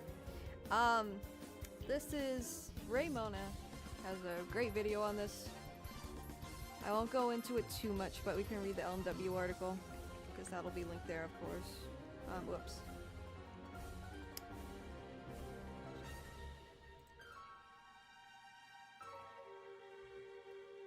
Brother, could you spare some loose media? And it's a chunky cat. Oh my god! Paprika, that's such a good idea! Oh, bro! Bro! Oh my god, okay, hang on.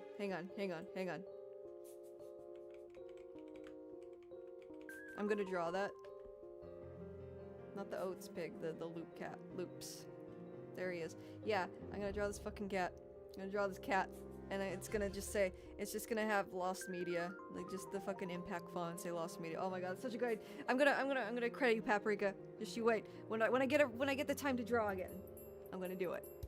Let me fix my clothes again. Thank you, Paprika. Thank you. Osaka Loops has made me hungry. Same, dude. Same. And I'm trying to cut out sugar, so that's, you know, that's difficult for me. I love sugar. That's like my vice. It soothes me. Oh yeah, no, thank you, Paprika. And the brain frog. I don't remember who suggested the brain frog. I did write down who did it. Let me say in my notes. The brain frog doodle suggestion. It might have been Paprika also. Let's see. I don't want to credit the wrong person.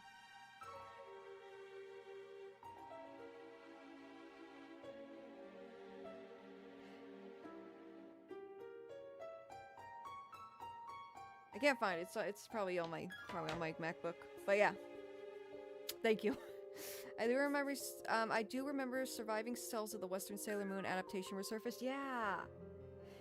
So I did know about that topic before Raymona's video because there was a blog post about those I remember seeing like well before it was found. Hang on. What am I doing? Saban. There we go. Had to get on my train of thought correct. No, brother, I mean in the lost media we already got right now. Sometimes we're eating good, sometimes we're not. It's just how it is, man. Alright. I really am not a fan of... I just want to make it readable for everyone. Okay. Anyways. Let me try and find that post with the cells. But yeah, to give you a revised, abridged explanation of what this is, basically before the Sailor Moon anime was localized by Deke Entertainment and dubbed into English, they did have plans, well, the idea, the pitch, of localizing it with American-style animation, live-action actors portraying the characters as well, and just kind of having it like a Power Rangers style show more so. And yeah, the cells were found. These cells surfaced a while back. That's how Luna looks. There's a character in a wheelchair, and Sailor Mercury. Yeah, they made Sailor Mercury. She had a disability in this version, and she had like a flying chair, if I recall. Pictured there. I believe that's the character in question. I'm trying to find this, because this was known for a bit in the community. Might have been this. Because I read about it a while. This looks maybe familiar.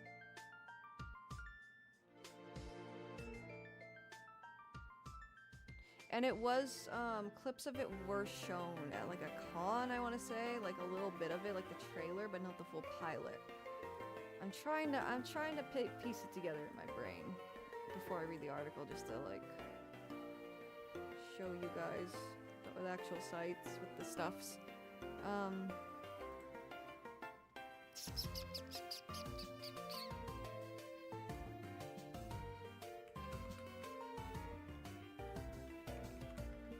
And people were heckling it. They were making fun of it as they were showing it. I remember that. This is it, yeah.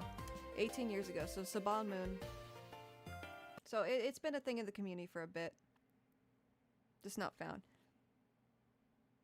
Yeah, they do look like grown-ass women. It's kind of like... It kind of reminds me of like She-Ra. Like the original 80s designs of She-Ra. Like the He-Man sister. They just look very mature. But yeah. Is this dubbed or? This 18 years ago, by the way. So this was uploaded to YouTube in 2007. This was shown at a con, I believe.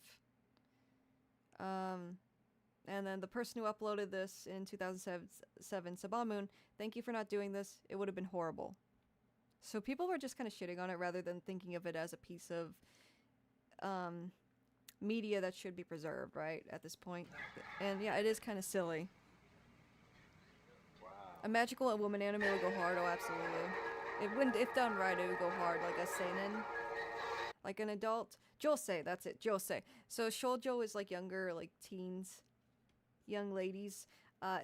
Josei would be like an adult woman genre. And if they did like a magical girl in that, with that age range, that'd be pretty banger. If it was done right, of course. But yeah. They showed this, it's just like a trailer, it's not like the whole thing, so... This was all we had for a while.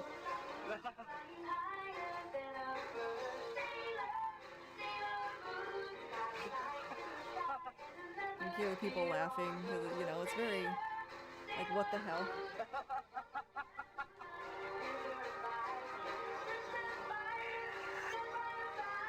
Very, very Americanized, right? Very westernized, rather.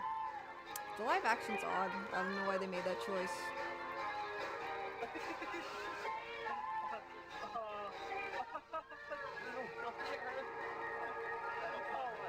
Sounds like a concept I could only see them doing as a parodies, yeah.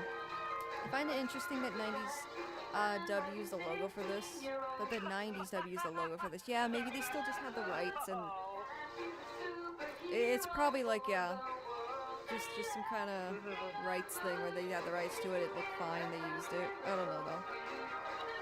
Very interesting. Very, very interesting stuff. The transformation. The vocals kind of sound like Bananarama or something like that, like a girl group.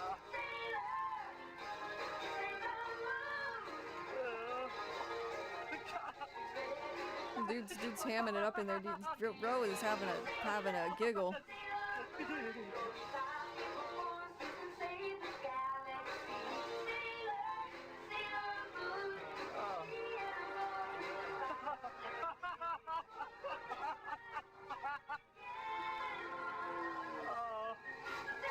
Bro is hooting and hollering.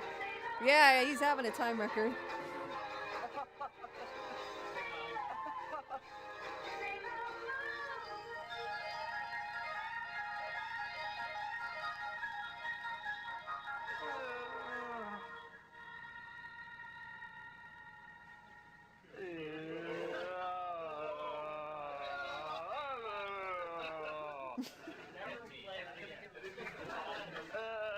Thank you for not doing that. I don't know who showed it to them, but that's kind of like, I remember the first time I saw this, I was like, that's kind of shitty if he like worked on it. To just like laugh and make fun of it. Like, yeah, sure, it's silly. But like, oh my gosh. Give me one moment.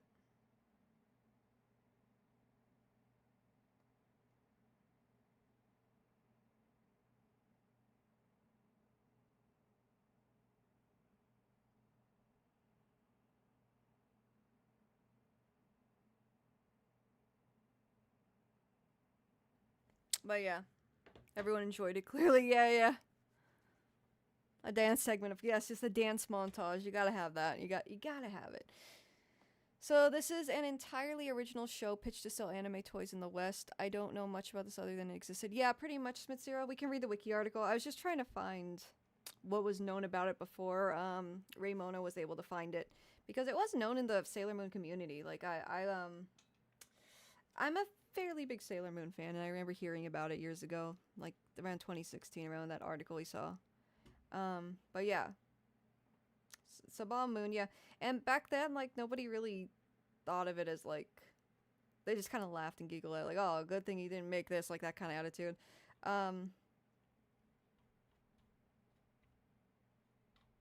Let's see, yeah, then there were cells that popped up, years ago, too, and I remember reading about that years ago. Is it this? It might have been this site. Someone mentioned the cells years ago, and I was like, oh, that's so cool. And then kind of proved it more so existed. They were like, they popped up on eBay, just out of nowhere, if I recall. Anyways, let's read the article real quick. I highly recommend Raymona's video again. Like, she goes through like all the details, how she obtained it. It's very interesting. Anyways, in 1993, let me put on music. Here we go. There are my tunes. April Fool's idea, Deke design Sakura. Oh my god! That would be amazing! I'm not crying, I'm happy. That'd be amazing, dude. Oh my god, yes. Yes, Americanized like Deke Sakura. I'll consider that, I don't know if I have time to make a whole new like VTuber model for that, but maybe I'll do like a PNG or something. Or I'll make my own, I don't know. That sounds amazing though. That sounds so good, dude. Thank you. Oh, Paprika, you got the best. You got the best, but you got the fucking banger ideas, dude. That is too perfect, man. I gotta write that down. Hang on.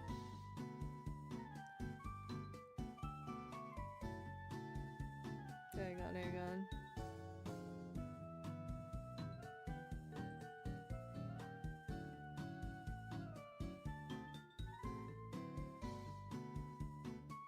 Yeah, just a Deke like Saban Sakura. Saban Kura. So good, dude, thank you. If it released, people would talk about it the same breath as Dragon Ball Evolution. Oh yeah.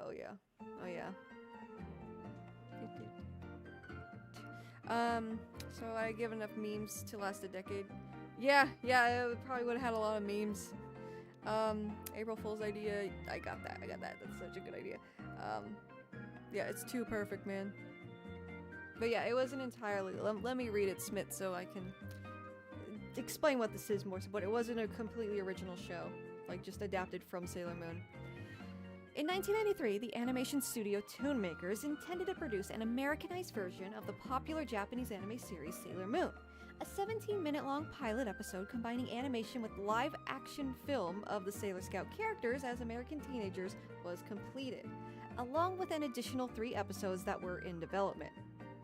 The main animation plot of the pilot involved Queen Beryl, who is a character in the anime, like the early anime, attacking Jupiter, and the girls had to return to space to fight back.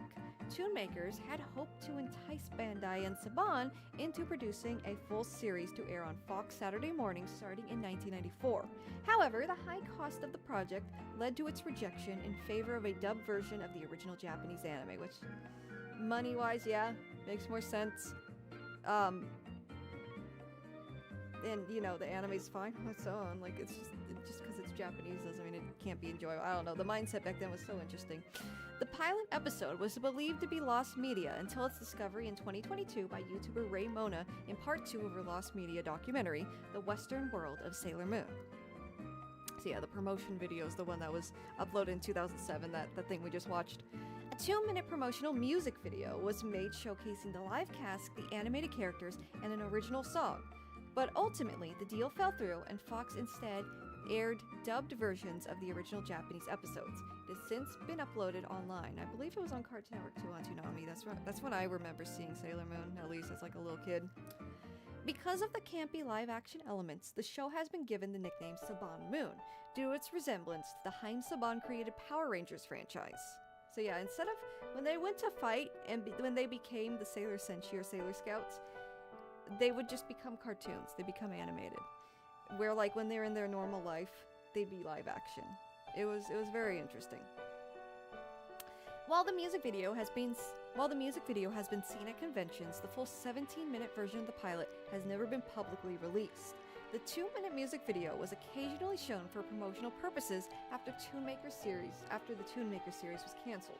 A notable presentation was made at Anime Expo 1998 by Alan Hastings, whose company NewTek made the graphics software in which Toon Makers had rendered some of the animations. Anime Expo 1998, that sounds amazing. Oh, I would have loved to go to like Anime Expo that early on. That would have been crazy. That would have been so good, dude. I bet there was a lot of lost media shown there. Stuff that's lost now, I mean. Alright. The Sailor Moon franchise is owned by many parties. Kodansha oversees the manga. Toei holds the power to revoke or grant any licenses to the anime and live-action series worldwide. Yep, they also own Dragon Ball. They also love to do their copyright claims. It's something. And Bandai holds the rights to merchandising and video games, with series creator Naoko Takeuchi essentially having the final say over any decision that is made by any of these companies. So, you know, Toei wants to make like Sailor Moon GT, she could be like, no, I don't want that. No, fuck that. So yeah.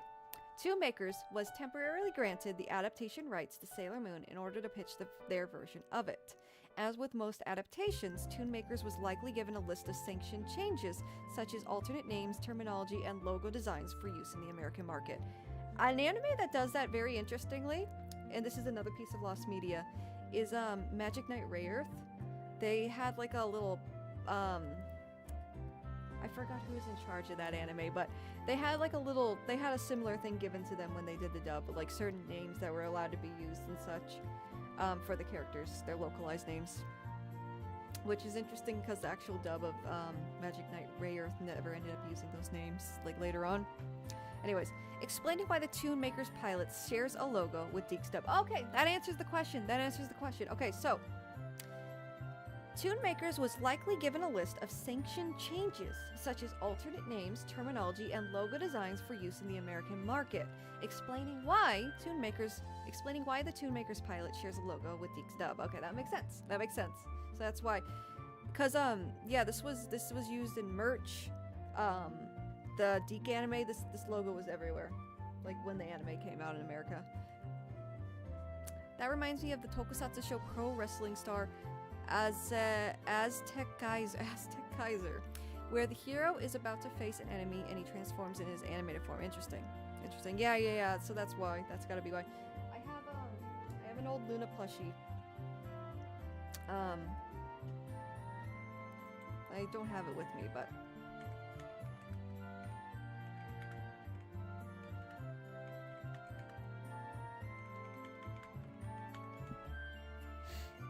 it's this, but in the box. It's still in the box. And yeah, the box has this logo for reference. This logo was used a lot. In short, this logo was used a lot back then. I love this. I love how derpy this photo looks also, just because she's kind of peeking over. But yeah, it was this plush, but it was like this box design. But yeah. Yeah, that logo was still used later on. Anyways. The status of Toon Maker's existence is unknown at this time. There is no record of them having produced anything for the past few years, and their website has not seen recent updates. This, combined with the production materials for the Sailor Moon pilot appearing on auction sites, seems to imply that Toon Makers has gone out of business. So yeah, production materials for the Sailor Moon pilot did appear on auction sites like 10 years ago. Oh jeez. Again with this. Yeah, it did appear on auction sites about 10 years ago, and it was kind of a hot topic in the Sailor Moon community around that time. So that might have been around the time they dissolved. I don't know though. I don't know. Toon Maker's president and founder Rocky Solotov said in a June 2001 interview that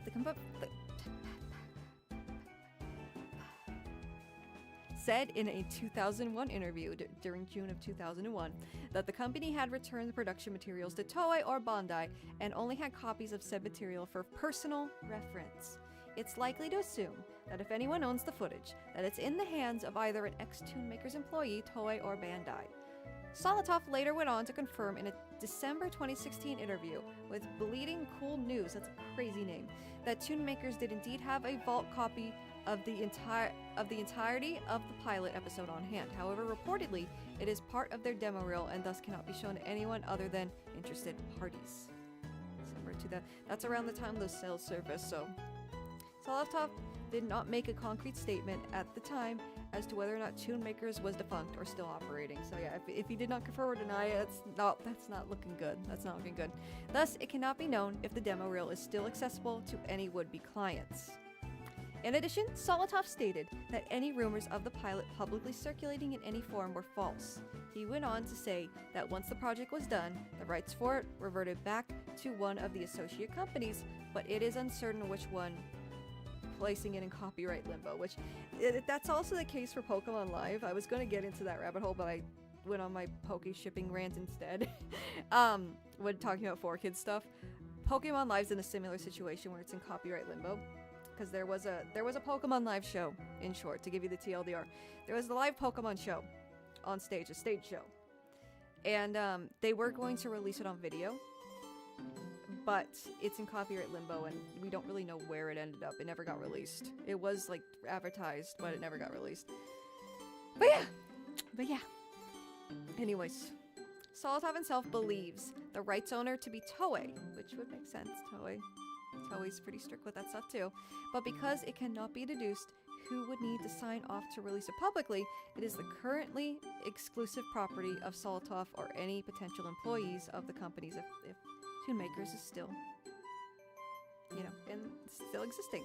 But see, the way Raymona found it, and I highly recommend watching her video again because it gets into it more, it was not through Solotov directly. Anyways, there is, however, a making of video that was also produced at the time of the pilot's production, which also likely belongs to a Toon Maker's employee. Recovered material. In late 2012, the contents of a California storage locker rented by Raymond Lacovasi of Toon Makers were sold after he was arrested on physical battery charges. The plot thickens, guys. The plot thickens. So, among the contents of the locker were concept art, original animation cells, and other artwork related to the American Sailor Moon project. Maybe that's where some of these cells came from too. that I saw online. There were obviously cells here, but in concept art, but you know. Also, a script, ostensibly the one used for the pilot's voice work, was sold and has since been put online, which was another development before it was found. That's crazy.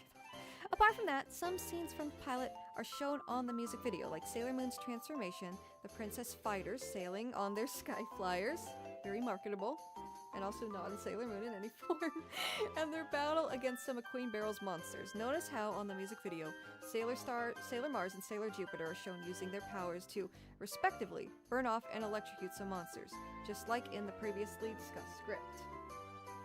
And yeah, so Mars has fire powers in the anime, Jupiter has electricity powers also in the anime, so that would make sense. Anyways, full discovery. Here's the conclusion. They're not in Sailor Moon right now, but they can be if Saban wants to sell toys. Yeah, they could do, as long as Naoko Takeuchi's cool with it, they could in theory do a crossover with the American Sailor Moon and the Japanese Sailor Moon. Or they could like just fucking reboot it if they wanted to. I mean, it's in their hands. The ball's in their court. I wish Mecha Mewtwo was canon. Oh, same. From Pokemon Live. Same.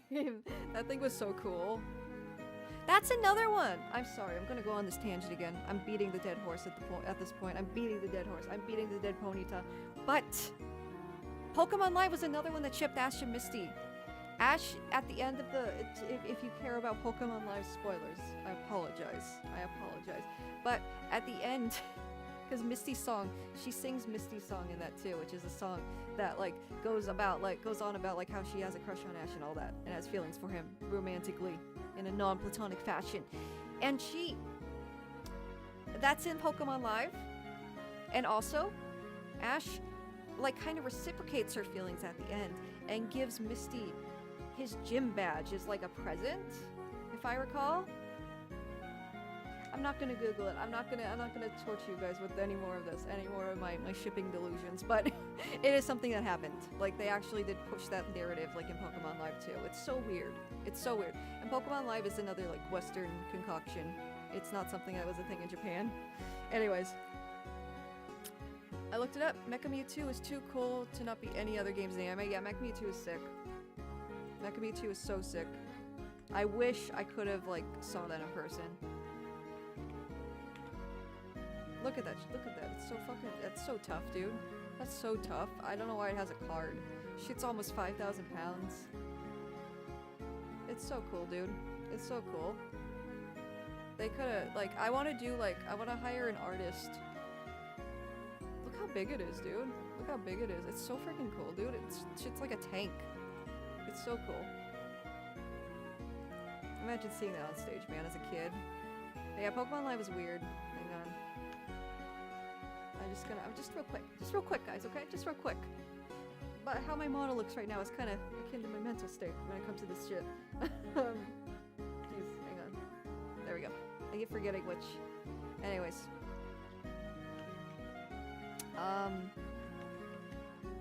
Yeah, in particular, Misty's feelings for Ash are outright stated and a large source of angst for her character. Like, they push this narrative in Pokemon Live, too. It's so weird. It's crazy work. It's crazy work. It's crazy work. It's crazy. It's crazy work. But, yeah. And then, let's see. At the end, yeah, there's a thing called a diamond badge. A diamond badge. Like a fucking wedding ring, dog. Like a fucking wedding ring. Later, again, apologies if you're worried about Pokemon Live spoilers, but you can't even watch the thing in any official form, so, you know. He says he isn't sure if he really deserves it. So taking it from Pikachu, taking a suggestion from Pikachu, he gives the diamond badge to Misty as a birthday gift. And then they sing together. One world, now and forever, best friends, loyal and true. So yeah, I don't know, they're really pushing that ship, even in Pokemon Live, man. Poor kids giving you false hope, giving the shippers false hope, man. False hope for the shippers. And it's all 4 kids' fault. That in the Shadow Realm. Imagine being responsible for the Shadow Realm in addition to this. It's horrible. Deplorable, man. Anyways. Back to whatever the fuck we were doing. That's right. That's the kind of thing they could have referenced in Pokemon Black and White 2. Oh, that's true. Yeah, that would have been cool. And like, it's a thing where we don't really know who has the rights to it because they were gonna release it, they never did. And then 4Kids didn't have the rights anymore, and they went to the Pokemon Company. But then there's other factors involved. Another great video I can recommend in regards to all this, if it's linked, let me see. Oh wait, we're not on the Lost Media Wiki, hang on. LMW Pokemon Live. Chad Tronic made a really, like, I think he's the only one who made like a really cohesive, cool video on it at this point, still. Whoops.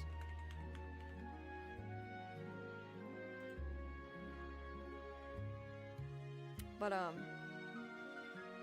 yeah. I won't get into it too much. This guy also did like he did a amateur recording of a lot of it. And that's the only way you can really watch anything of it, aside from commercials and stuff, and promotional footage. Where is it? Chad Tronic, did someone recreate? No. Oh yeah, and in Latin America, there's this version. This fucking nightmare fuel, dude. Want to talk about uncanny looking shit? Look at this. Look at this. Look at Ash, dude. I'm pretty sure it's the same plot, by the way. So they're still pushing that poke shipping narrative. That I just won't lay to rest here. But look at fucking Ash's face, dude. Oh, it's so bad. Like it's so good in the worst way possible. That's a better. I love the Lamau with the question mark. It's so funny. He's real? Yeah, no, bro. He's real, dude. He's real. There he is. There's John Pokemon. Not sure what's going on there, but yeah. Anyways. Yeah, and there's a card for Mecha Mewtwo. It's so cool, dude. It's so cool. And they had it in other parts of the world. And yeah, there's a really weird plot twist where they found a bunch of the props in the basement of a Canadian theater. And some theorize, because these are all Pokemon that were in the Latin America show. So some people theorize, because Horsey wasn't in, I guess, in Butterfree. Some people theorize that they just left these here before they went into like the show in Mexico. I don't know though. I don't know. I don't know. I don't know. But Chad Tronic has good videos on it. They're not super long. Oh, I guess Gamer from Mars did a video too. I didn't know that. I might check that out. 8 years ago. Damn, I didn't know that. I didn't know he did one too, but yeah, there's some good videos out there. Chad Tronic's videos are great. The update video is crazy how they just found these randomly. It's interesting. It's interesting. John Pikachu is real. Take my pin. John Pikachu. There he is. There's John Pikachu right there. But no, it's a very ambitious show. Very ambitious show. I wanted to see this so bad. I also wanted to see the Wiggles live as a kid. Unrelated, but yeah. Have you heard of the Detective Conan Pokemon live show crossover they had in the Middle East? I have not. I heard Detective Conan is actually very popular in the Middle East though, so that doesn't surprise me. I think they had like these CG segments on TV with Conan specifically. The main character, his name's Conan, right? So that makes sense. Edogawa Conan, isn't that his name? Because Edogawa Rampo, he's a famous mystery novel writer, if I recall. Like if I recall, that's his name. Anyways, Pat Mech did a video on it. Oh, interesting. Pat Mech did a video on Pokemon Live or the Detective Conan Pikachu thing. Pat Mech's video on that show is interesting. Oh. Pat Mech's an interesting channel because he will just resurface randomly. He'll resurface, make a very interesting video, and then dip again. He used to be super active too.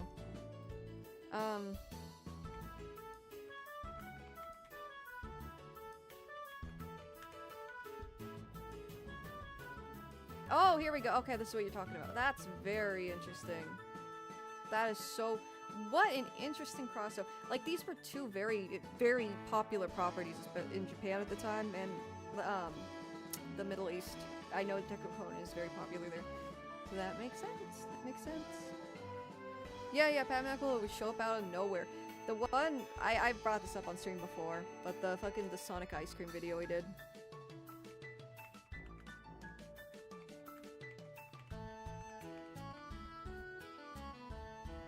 This is the one that got me, like, how I discovered his channel. And he does a lot of merch videos, and I love talking about merch, as you all probably know by this point. Hang on, I'm just stuck in my outfit again. That's why I turned off toggles. Yeah, he did one on Liminal Spaces 2 years ago and dipped, I guess. Yeah, he comes back every now and then, though.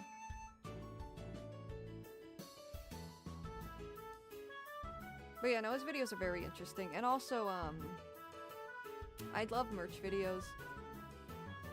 I keep thinking he's the one who made these videos, but it's not. It's another Sonic-related creator. And this is a whole saga.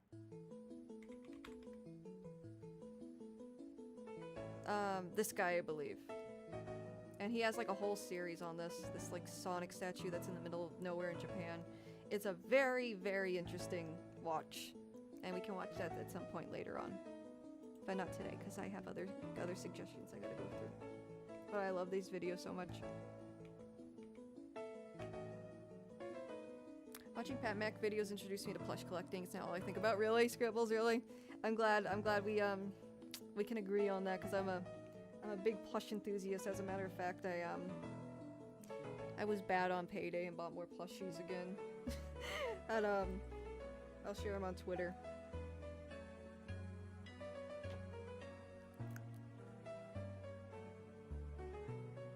But yeah, Detective Pikachu before Detective Pikachu. Yeah. Yeah, pretty much. What the heck? That's a crazy crossover.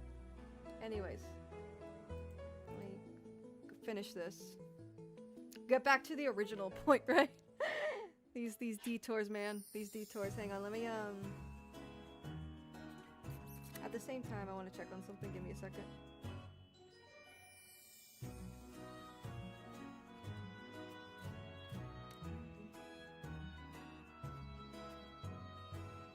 I have to go to the bathroom again soon because I drink a lot of water also. But I'll finish reading this at least.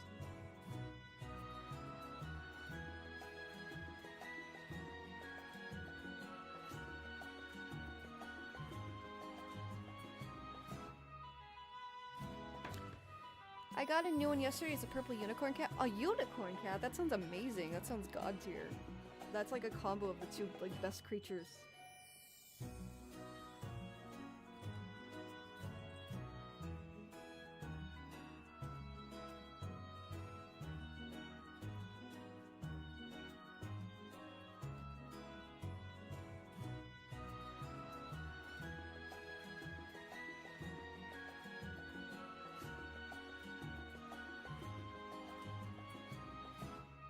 Sorry, just give me 1 second, guys.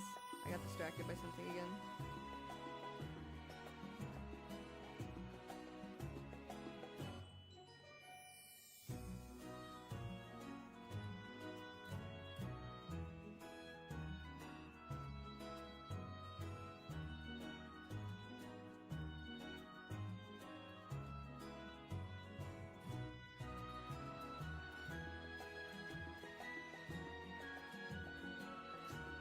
Sorry, I'm just taking care of adult stuff.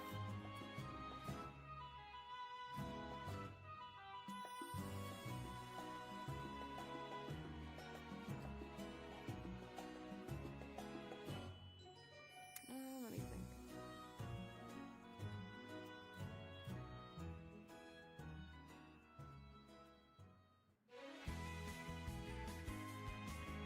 Alright, sorry for the delay, guys. I was just trying to calculate something.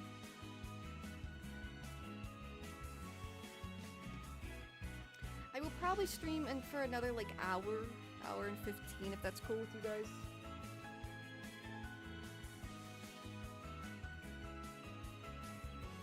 I was just trying to figure out how much time I had and trying to calculate when I should go to bed for the Pokemon Direct tomorrow.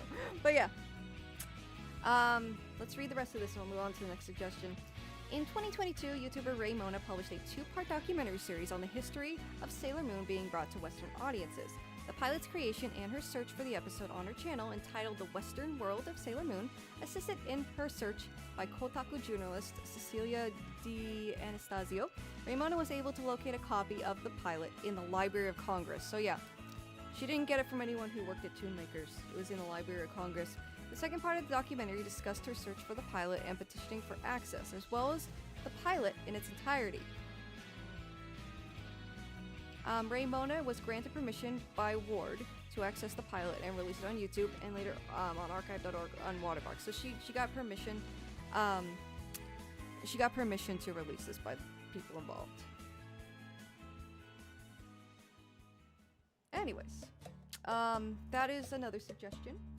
Thank you again to Lunar for suggesting that one, that banger. That's one of my favorite topics. I love reading about it. I love revisiting all the cool developments and all the crazy stuff that happened.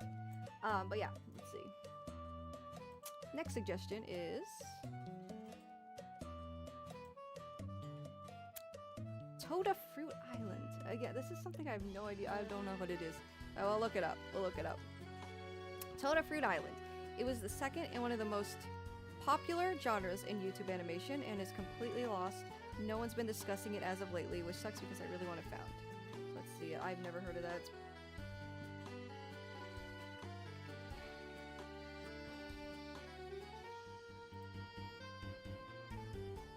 2010 Object Show series.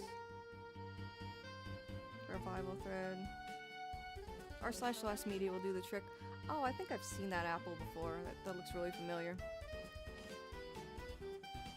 Alright, we'll read this in a moment.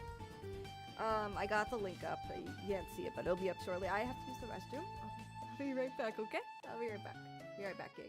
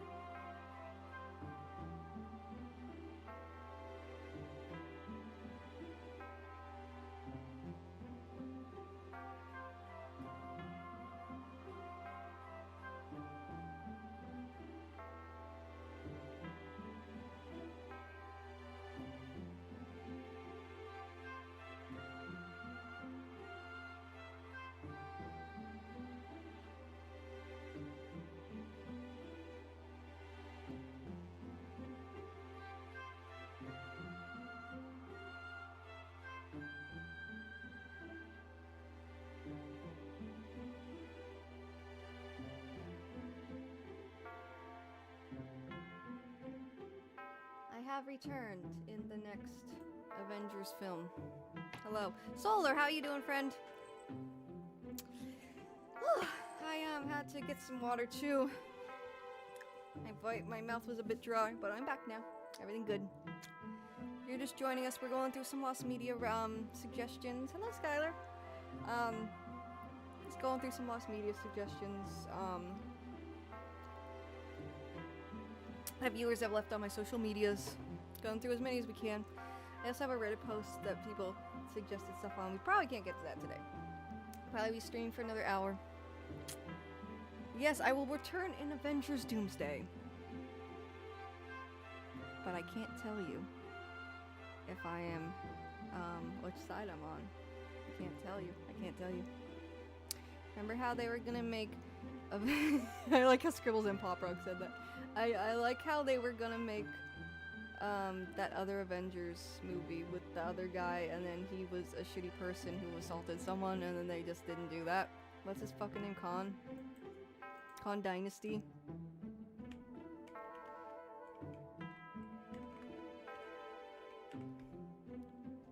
Jonathan Majors, that's right.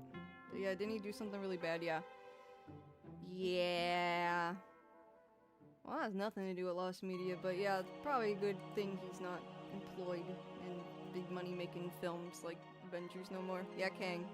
Nolan, how you doing, friend? Welcome, welcome. Thank you for joining us. You made it in time for the final hour of my Lost Media suggestion time.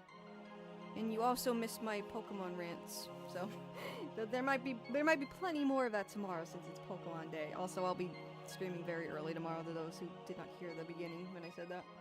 Beginning of the stream.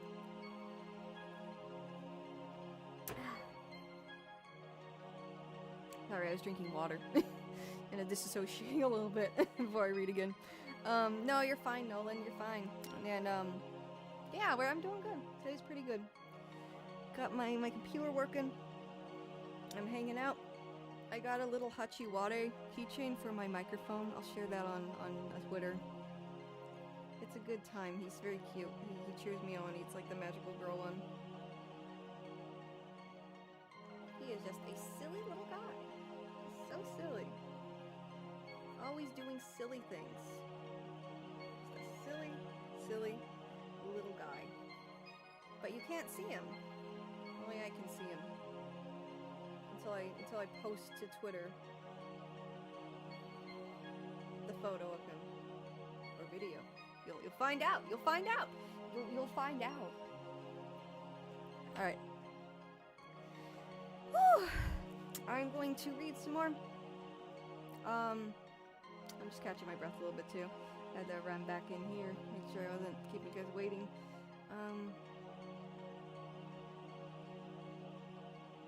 I just lost my train of thought again. The brain frog is on my head once more. But yeah, we're just reading Lost Media suggestions. I've gone through social media. We went through early builds of Persona 5. There was one that was leaked. Not really leaked, it was just acquired through an online auction. And had a bunch of Persona assets from Persona 5 that weren't used. We also talked about the Beanie Babies 2.0 site, which is lost now. It's an old Flash site from the early 2000s, early 2010s, late 2000s. We talked about a few things.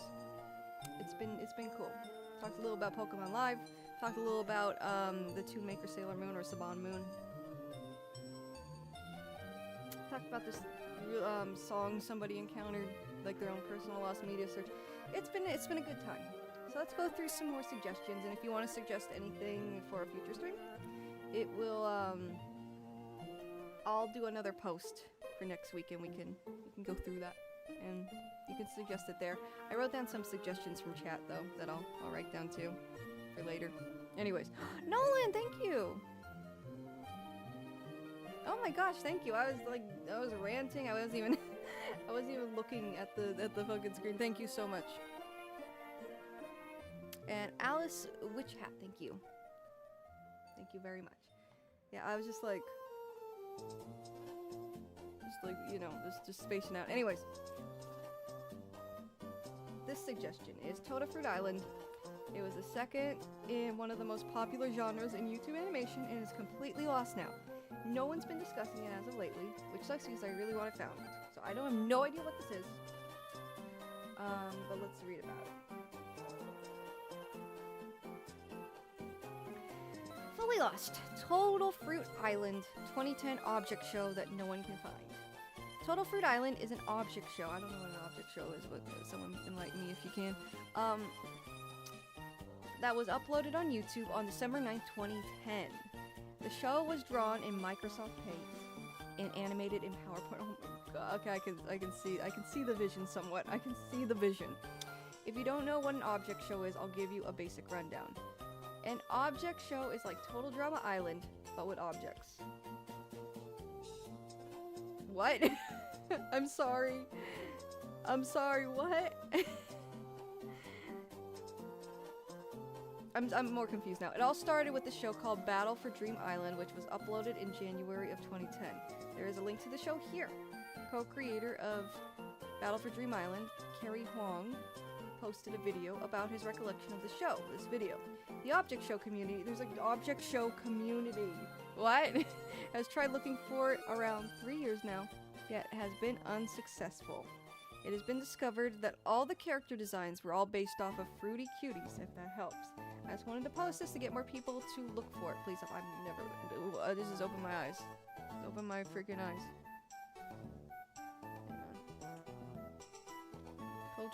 The total drama influence in 2009 was so real. Total drama influence in 2009 was so real online, really. That's another thing. I just never watched Total Drama Island.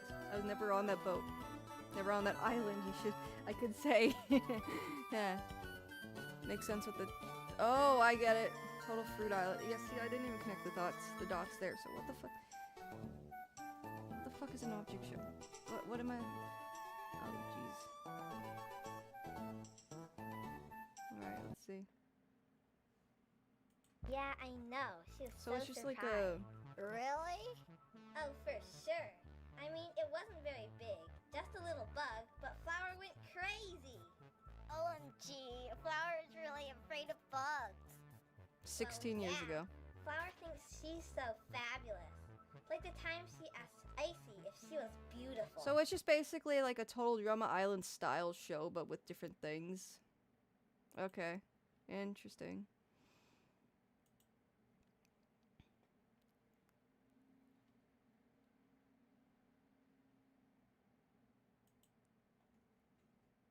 That's so interesting.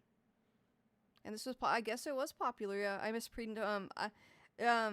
Shui VT, welcome. I miss pre-2014 internet. Me too, man. Me too, friend.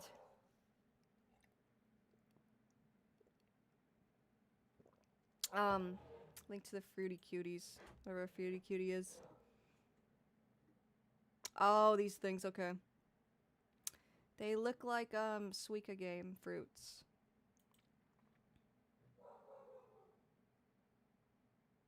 I swear, if we don't find this MS Paint plus PowerPoint object show, I'm gonna cry.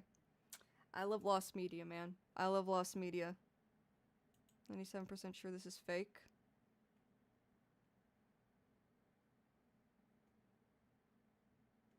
I can't believe someone would fake this lost media. I can't believe somebody would fake Total Fruit Island, man. Well, that has been eye-opening. That's quite the rabbit hole. The rabbit hole. I feel like Izzy should make a video on object shows. The rabbit hole, the object show rabbit hole. Like that sounds crazy. It was just another time, man. It was another time. Oh yeah, thank you so much, Pumpkins in December, for the suggestion. I learned a lot. I learned things today, as I always do on my streams. I didn't expect to learn about a subculture of the Total Drama Island internet community. That's something I did not expect. PowerPoint presentations are lost media now. Oh no, it was animated in PowerPoint. It was like drawings in Microsoft Paint that were animated in PowerPoint. So you can imagine how that worked. But yeah. Alright, but what's next? I'm trying to find the window with the photos. There it is. What's next? Pokemon Lost Media, rare stuff from the franchise throughout the years. It's the 30th anniversary. Geoheart. I kind of went over that earlier. We talked about Pokemon Live. We talked about that Pokemon trailer that kind of shows Adult Misty, maybe, possibly, potentially. There's a lot of Pokemon Lost Media I could get into. This one's kind of open. There's not any specific Lost Media that's suggested here, but we can look at some topics.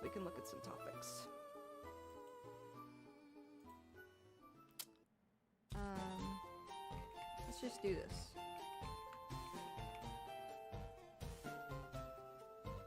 There's quite a bit of Pokemon Lost Media. Hang on. I keep doing this. Whoops.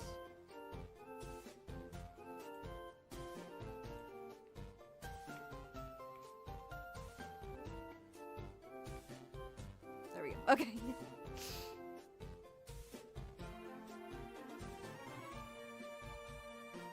The lost clone sheep Pokemon? There's a lost clone sheep, like a Dolly? Like Dolly the sheep?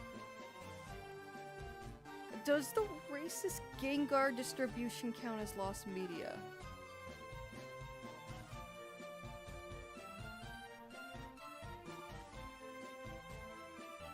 What? What? What?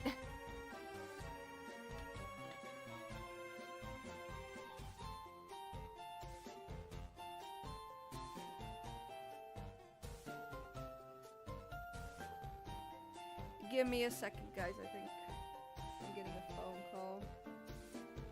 Sorry, guys. I have to do something real quick.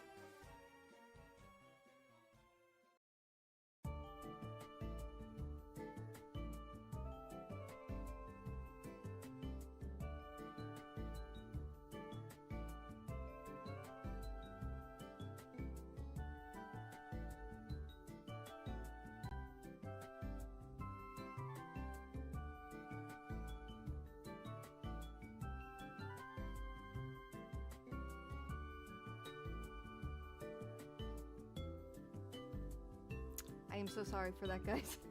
I'm back now. I just had to do something real quick. I forgot. One moment.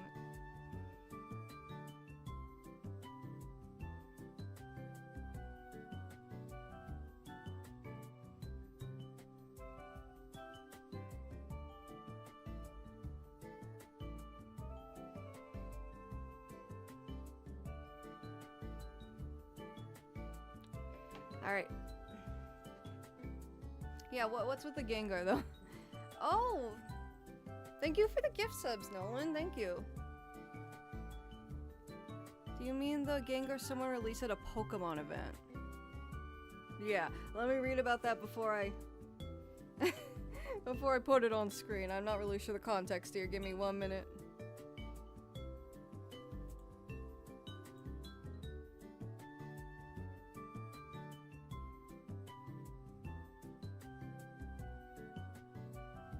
Oh, this is the sheep thing?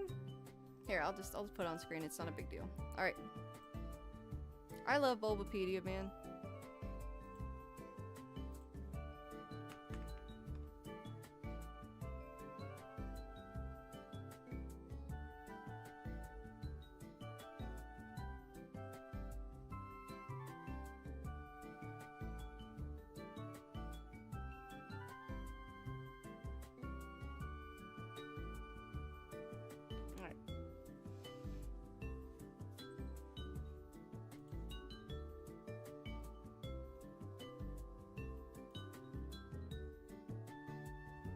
I think LSSQ's video was safe from actually saying the word. Okay, that's what I'm worried about. I don't want to promote any kind of like gross hate speech. That's my only thing.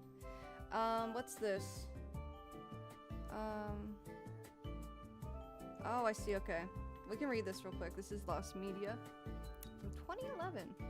A recent interview with, well, not recent, you know, a 2011 interview with Gamer Magazine with Junichi Masuda and Ken Sugimori, directors of development and art respectively at Game Freak, has revealed some information on the development of the Pokemon series. One major point in this interview is that a rejected Pokemon design based off of the first clone sheep, which Dolly, the first clone sheep, but it's deemed too controversial. Another speck of information revealed in the interview is that Ditto was based off the iconic yellow smiley face. Which, you know, this. Despite its natural purple appearance. The two consider the Blob the weirdest Pokemon. Yeah, Ditto's pretty silly. The Game Freak heads also revealed Pokemon Black and White were geared to look different from other Pokemon games while retaining prominent connectivity feature, spread interest. Okay, that is unrelated. However, yeah, the Dolly Pokemon, that sounds so interesting. I believe Dolly Dolly was the first clone sheep, and this was a huge deal back in the day. But I believe the sheep lived a pretty normal life and actually reproduced and like did not have any like issues. Like the sheep lived a pretty normal life as far as sheeps go, if I recall. But LSSQ, do you know the name of the video, Paprika? I'll try and look it up.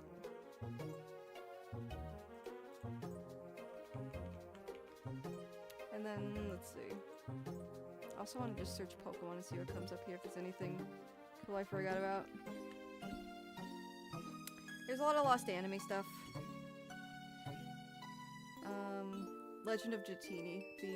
There's supposed to be a dub of this, but it's such an odd episode, and I don't think it could be localized and censored easily.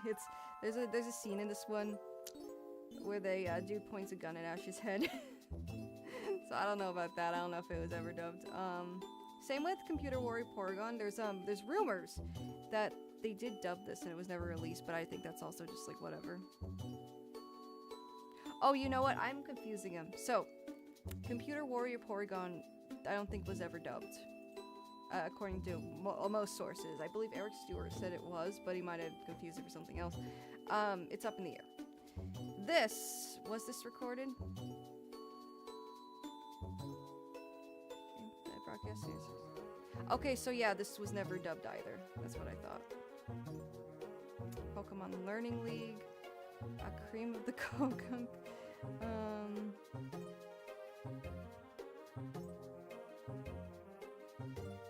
Yeah, a lot of anime stuff. Pokemon Picross, unfinished Game Boy game.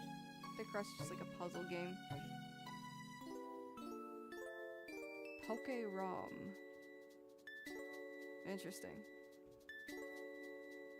Oh yeah, the beach episode. Yeah, that did air in America, but it was cut down significantly. Significantly cut down. I remember first learning about that scene with James's like inflatable boobs, and I was like, what? What the heck? The New Year's episode, I think. Yeah. There's the New Year's special that was lost media because the Porygon episode happened. I think there was actually 2 New Year's specials that went lost.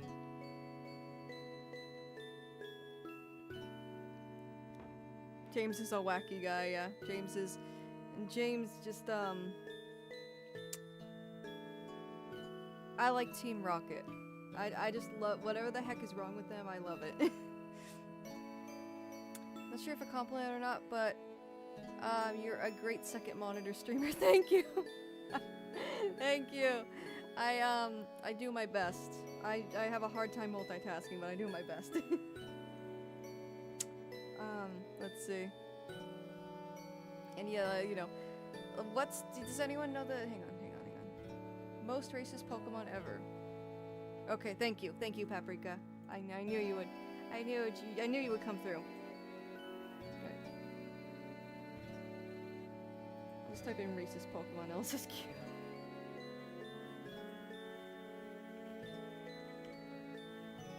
Yeah, I don't think El Supersonic here would say anything offensive.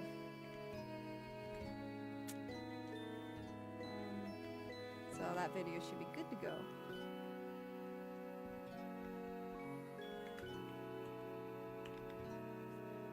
Yep, here. Oh my god, okay. And this is Lost Media, what the heck? Alright.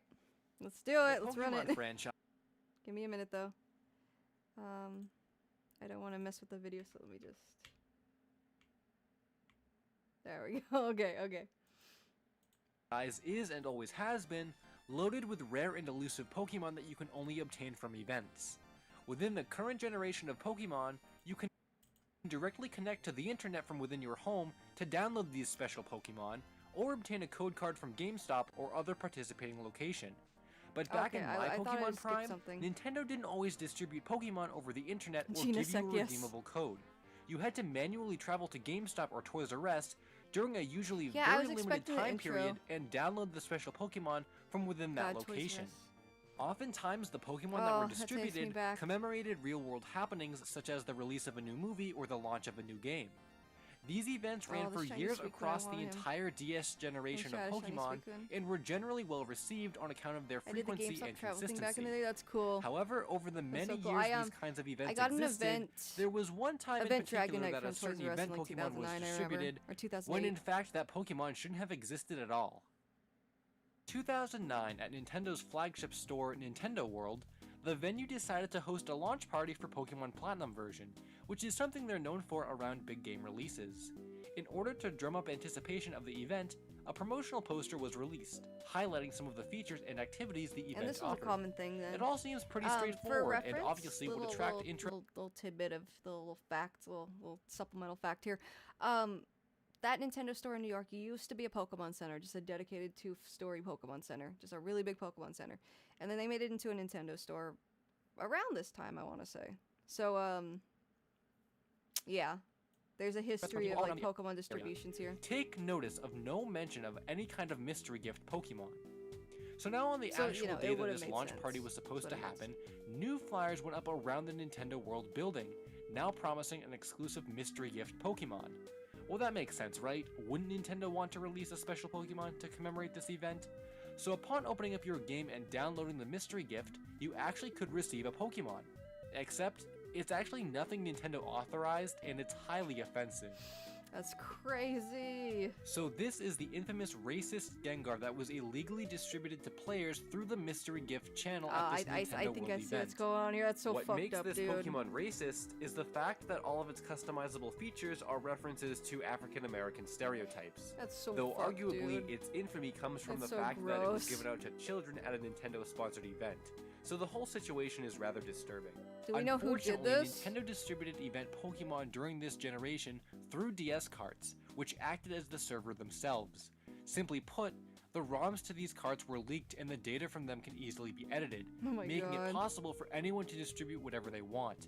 Apparently, there were at least 2 reported mystery gift Wi-Fi signals going around, and that was enough to prompt Nintendo to investigate. However, only one of these signals was actually distributing Gengar. According to some online research, turns out the other signal was distributing an Eevee for a short period of time, in conjunction with a completely unrelated fan event.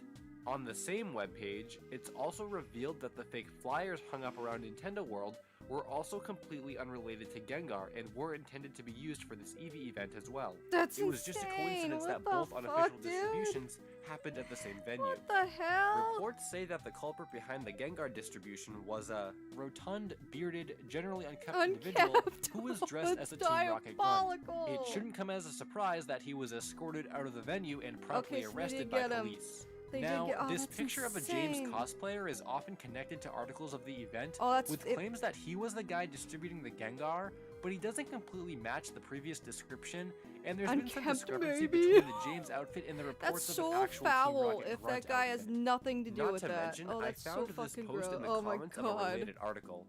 Apparently this guy is the James cosplayer named James Craven, who states that he was not the one distributing the Gengar, but that it was another individual. Considering this person doesn't have a beard at all, and no one else would probably make a case defending a random cosplayer, his story seems to check out. You.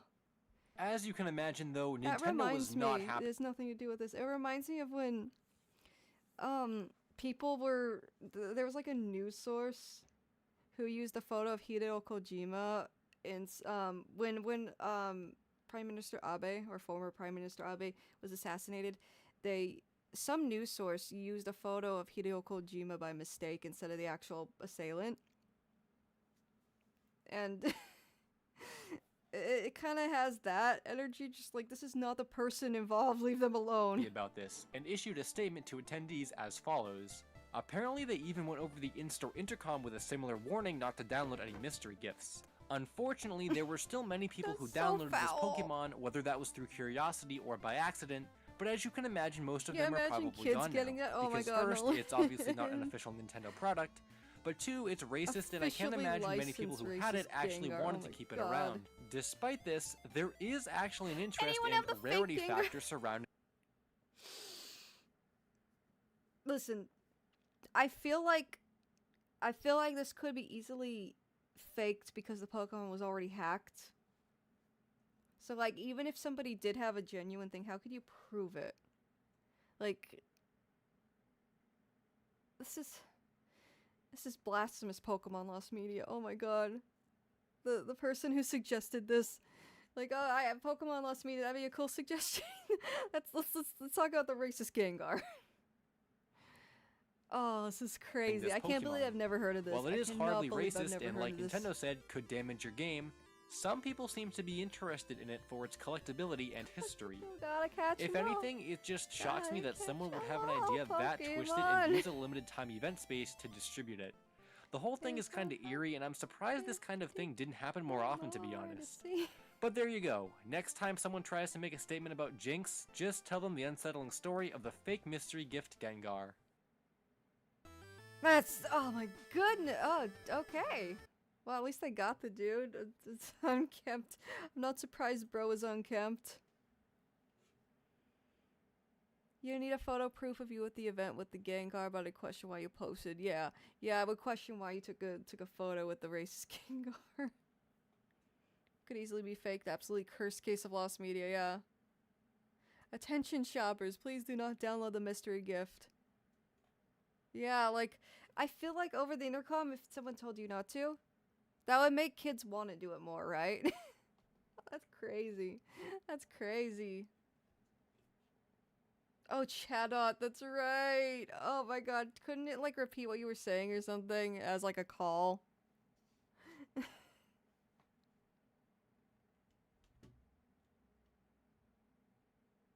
Let me see, though, there's another, speaking of this is not offensive in any way, but there's another really weird piece of lost Pokemon media that I don't know why it fascinates me, but it does.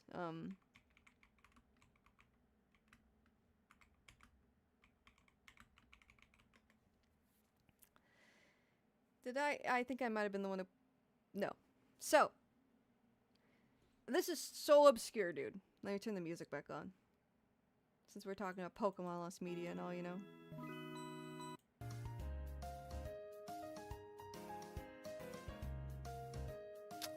talked about that. So, for context. It repeats what you say is a battle cry. That's so diabolical.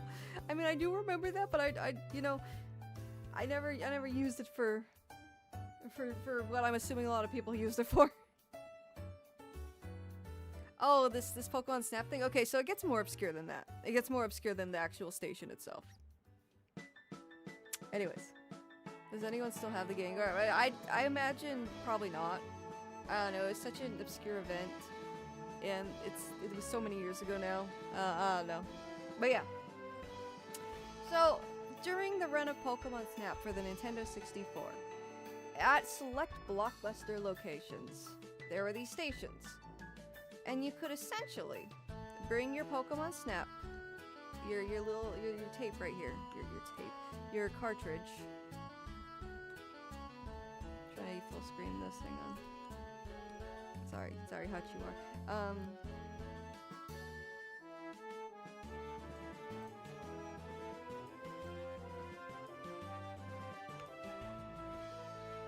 my god, yeah, that's exactly what I want, Bigger. Thanks. Oh my god, okay. that sucked. Okay. Basically, you put your little Pokemon Snap cartridge in here, and because Pokemon Snap, it's basically like an FPS style game, but instead of shooting, you take photos of Pokemon, and you put your Pokemon Snap card in there, and you could print out your Pokemon photos you took as little stickers, if I recall. Like either stickers or like little photos, but you could print out your photos basically. Now none of this is lost media. As you can see, this collector has one, like complete. I'm sure they're not cheap these days.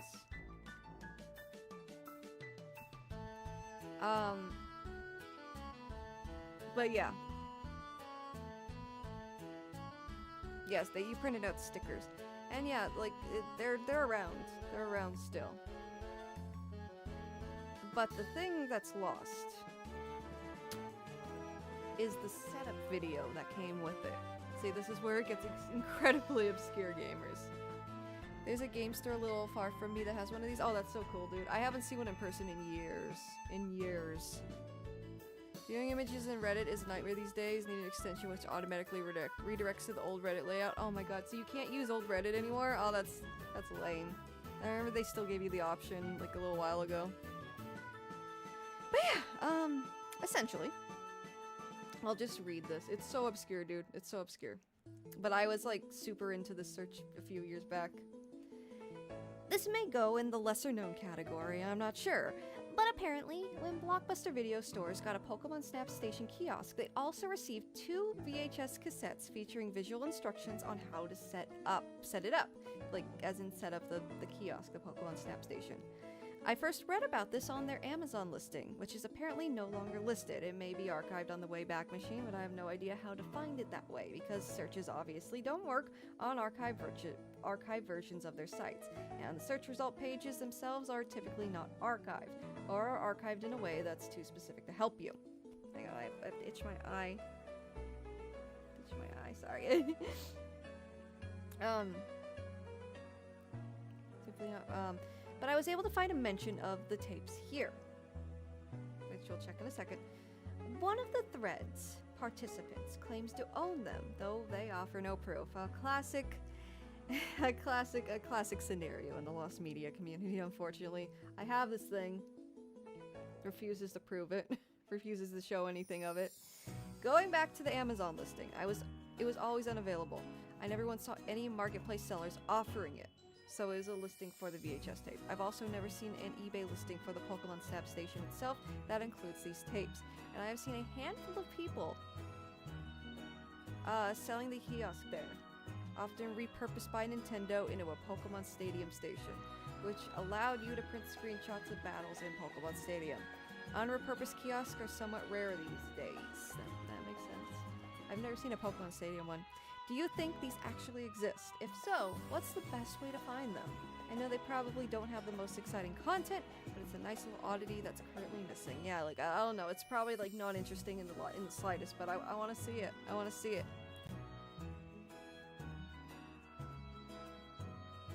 You can, but you have to change the URL. Oh, thank you, Smith. Thank you, Smith. This is very valuable information to,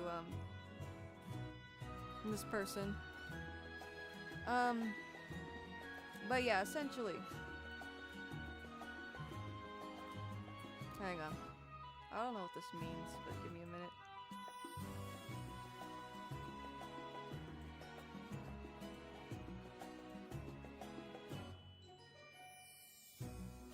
Trying to proceed with the site, but it's not letting me.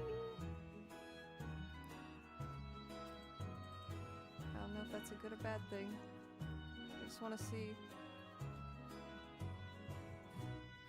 I just want to see the link. Database error. Oh my god, it's like. God, this looks like ass. Okay, I don't think the site's up anymore. Let me try the Wayback Machine.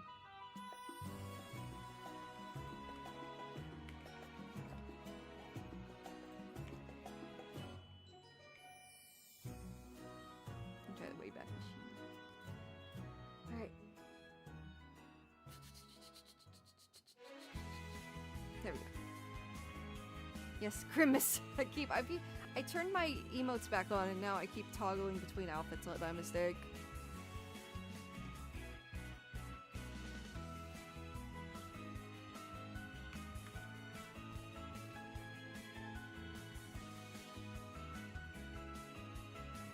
I was wondering if that was an anime opening and if I get claimed. Sorry. Okay, anyways. Looks like it was archived in 2023.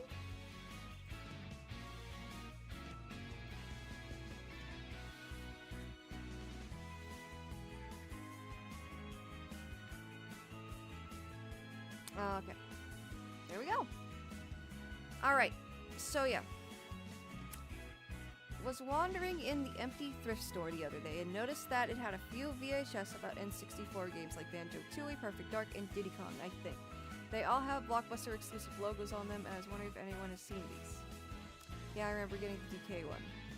Yeah, I worked there at the time. Still there. What year is this? Wait, 2003! Oh, this is a relic.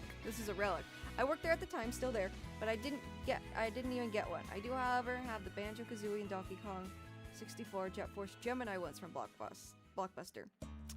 That, and I seem to have the Final Fantasy VII and Legend of Dragoon tapes as well, not sure where I got them. I also have 2 instructional tech support tapes for Blockbuster's Pokemon Snap Station. Again, if you have anything related to the Snap Station, my buddy PayPal and I will make it worth your while. So that guy's a collector, clearly. But yeah. So this guy mentions it.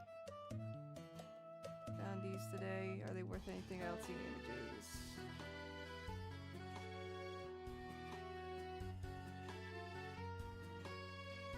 This is such a dated comment. I may still have one of those. They'd be cool to watch again. Probably wouldn't be too hard to copy to a PC since lots of people make DVDs out of VHS tapes. Yes. Yeah, so this is basically confirming it exists. As far as the listings never having them, I have checked every now and then, and that is true. Whenever a listing pops up, it doesn't usually have the VHS tape with it, but I feel like Blockbuster would like if you obtain the Snap Station, I don't feel like they would keep it with that. Like, I feel like they would keep it in like the back with other VHS tapes back then, right? Yeah, someone reach out to this guy. Yeah, I'm sure it's been attempted at this point because I've seen a few articles every now and then for this.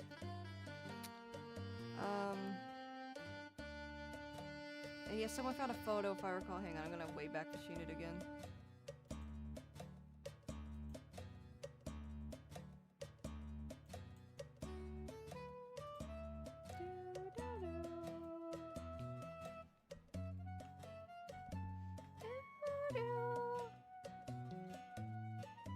Was an archive. Yeah, there were photos at some point. They were like genuinely photos. They were really low quality. I know this because I made a video on it, so I guess the link doesn't work anymore.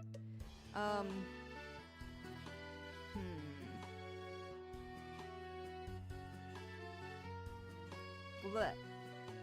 I don't know. I'm at an impasse here. Let's see. But there were photos of it.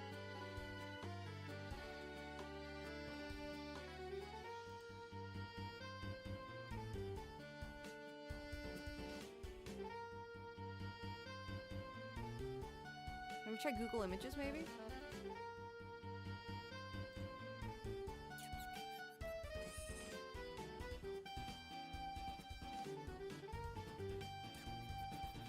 I don't see. Let me see.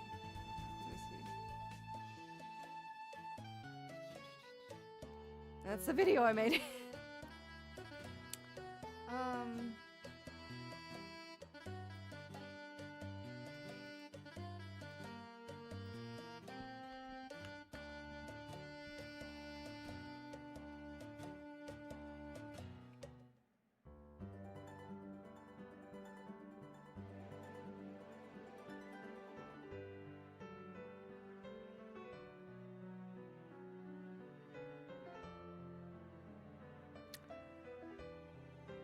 Huh.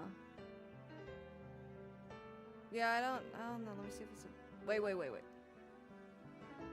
No. Okay, I'm just trying to find an image of it. But I don't see an image of it. Damn, yeah, there was an image of it before. It was like a really old photo, if I could describe it. It was a really old photo. It's probably in my video. Let's try and find it that way. shameless plug.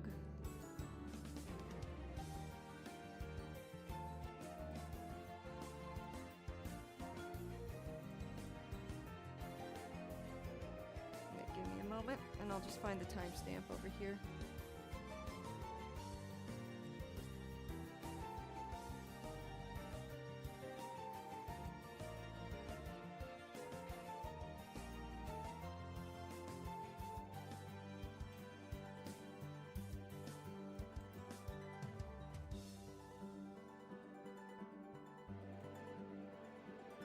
Alright.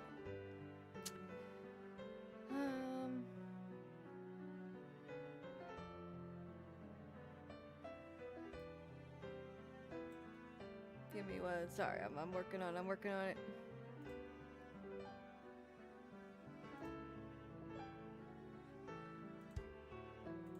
Right.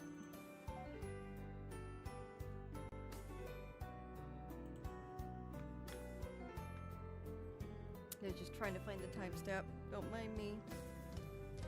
Just got home from class. What are we doing? Snapping Pokemon. Oh, hi, Bork. How you doing, friend? Yeah, no, we're actually, like, going through Lost Media requests, and one of the requests I got, we went through a few already, a number of some very interesting ones, but the request we're going through right now is from GeoHeart, this user, and they said, they suggested I look at Pokemon Lost Media, so we looked at the racist Gengar distribution, and now we're looking at this really obscure Pokemon Snap VHS tape that's Lost Media, and I've never, nobody can find, basically. And that's what we're looking at now. Because it's my... And we did talk about some Pokemon Lost Media earlier. Because Pokemon Day is tomorrow. I'm gonna get up really early and watch the direct with y'all. And, I'm sorry, I'm just so distracted by this. What the heck? That's terrifying. Of course they're pricey. But yeah. We talked about some other Pokemon Lost Media earlier, basically.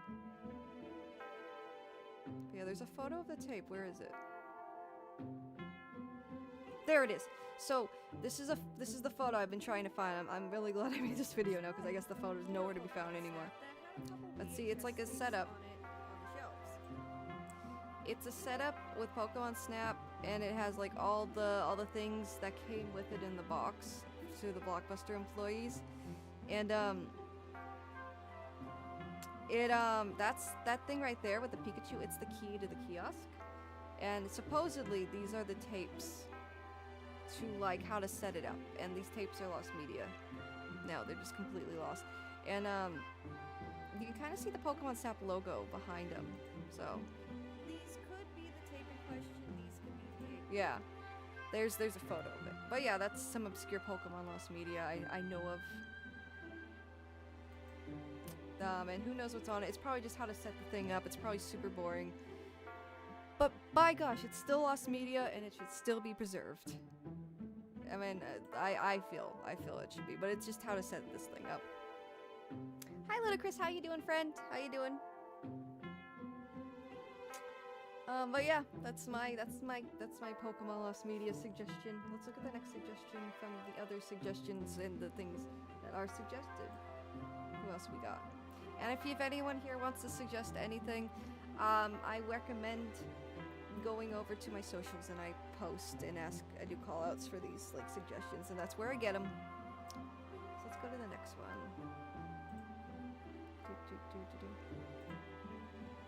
The Spawn, hang on, that's super big. And this is from AdFlam. Thank you, AdFlam. Let me make it smaller so everyone can see AdFlam. The Spawn animated series from the 90s. I really want to watch it, but can't find it anywhere. So this one, I'm not sure if it is actually like Lost Media, or maybe they can't find anywhere to watch it. Hang on. But we're gonna find out. Thank you for the suggestion, AdFlam. Spawn animated series.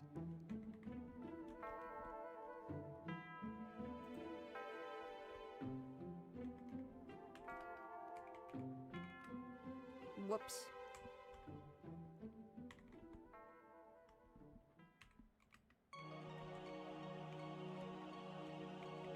Let me know if audio is still good, by the way. Sounds good on my end, but just to be safe. Todd McFarlane's Spawn. Oh, this! Okay, okay.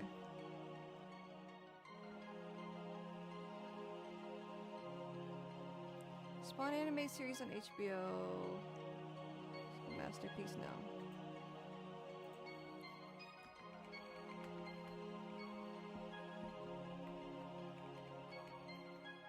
Anyone ever watches? I've never heard of this. I guess it's on Max? Hang on. It's on HBO Max in Canada and the US. So I don't think it's lost.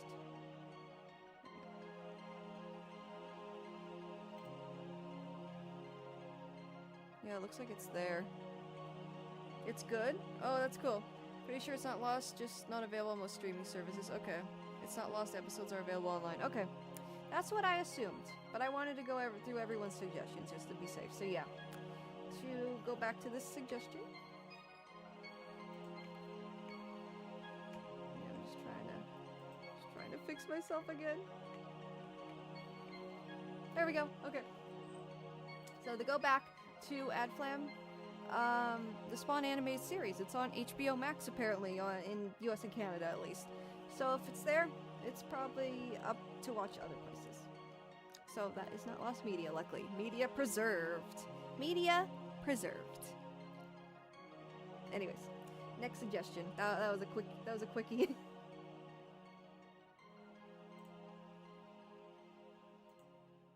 All right.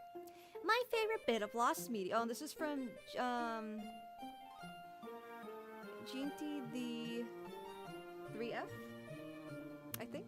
My favorite bit of lost media was the original Thomas and Friends pilot episode for the story Down the Mine. But the release date again in 2025 for Thomas and Friends' 80th year anniversary. So now I've got to say the original retelling of the sad story of Henry that the BBC did not that one time.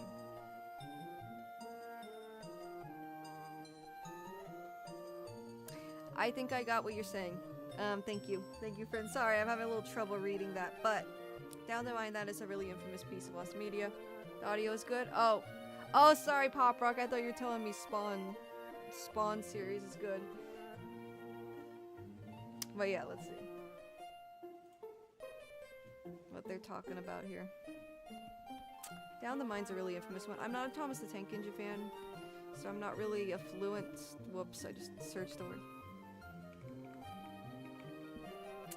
So I'm not like super affluent in this type of stuff, but this was found and it was big news recently. Found Down the Mine, the pilot for the Thomas the Tank Engine and Friends TV show. Whoops.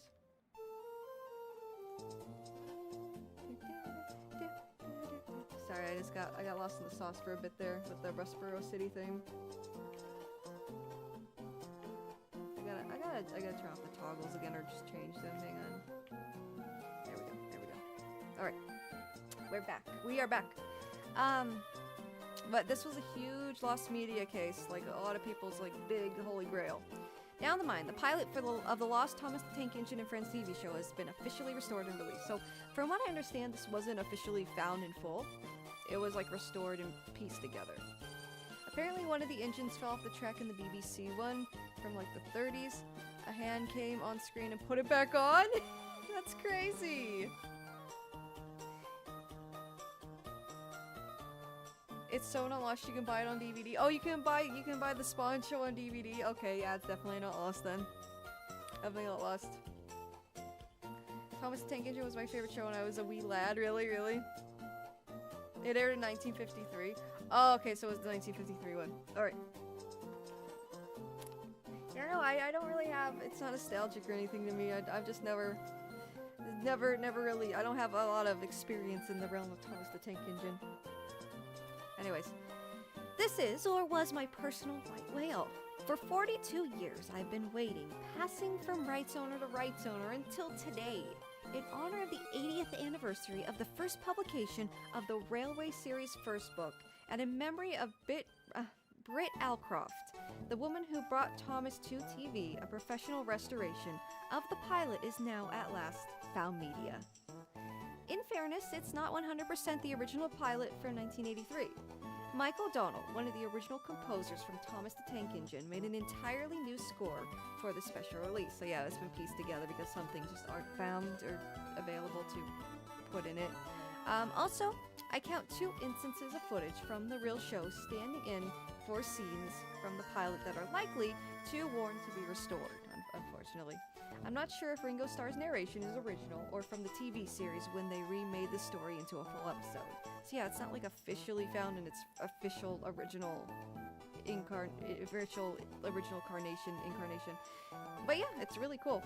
Anyways, this is, in my opinion, a monumental day in the history of television and children's lost media. Yeah, this is absolutely something that should be restored and preserved. Let's see. And the other suggestion was... And yeah, it is considered, because I'm checking the wiki real quick. Hi DJ Scribbles, welcome! You are a bit late. We'll probably have to head out in about like 15 minutes. I'm just going through some lost media suggestions though. Hang on, I gotta fix myself again. There we go. Alright. Constantly fixing myself! Anyways, yeah. So it's still considered partially lost because a lot of the original assets are still lost, but it's still a huge, really cool, really awesome, amazing find. So yeah, that's a good one. That's a good one. Here's the script. Still from the pitch pilot. And yeah, they restored it, put it together. Look at this dude. Look at this dude. Look at this dude. That's a happy dude. He's just a happy guy. Expired. I was just on there. Anyways, yeah. What was the other suggestion? The original retelling of the sad story of Henry that the BBC did that one time. I'm not sure what that means, but I'll do my best. I'll do my best. Thank you again, Jinty, for the recommendation. I just forgot what it's called. Give me a minute. The Sad Story of Henry, Lost Media. I'll just type in the Sad Story of Henry, Lost Media.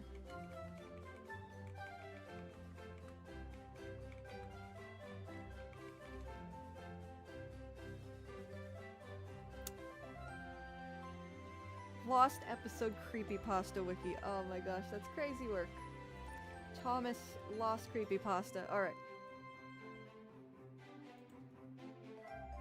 Let's read this real fast. That one is lost forever. Oh damn, that sucks.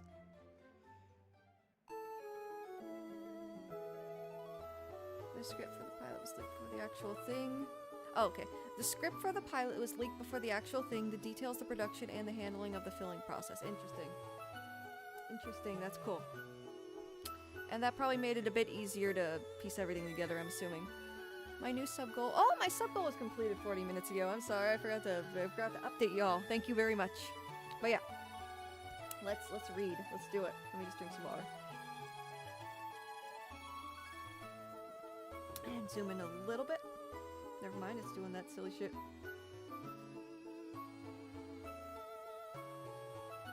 Alright. The Three Railway Engines, lost live BBC broadcast adaptation of the Railway series, books, 1953. I'm assuming this is like the first incarnation of Thomas, right? I don't know anything about this, but that's my assumption. Kind of like how Kermit the Frog's first incarnation was in a coffee commercial. Is it kind of like that deal? We'll find out. We'll find out. We'll find out. I don't know why I'm asking. I can just read the article. We'll find out. Unless my lipstick fell off. Okay, anyways.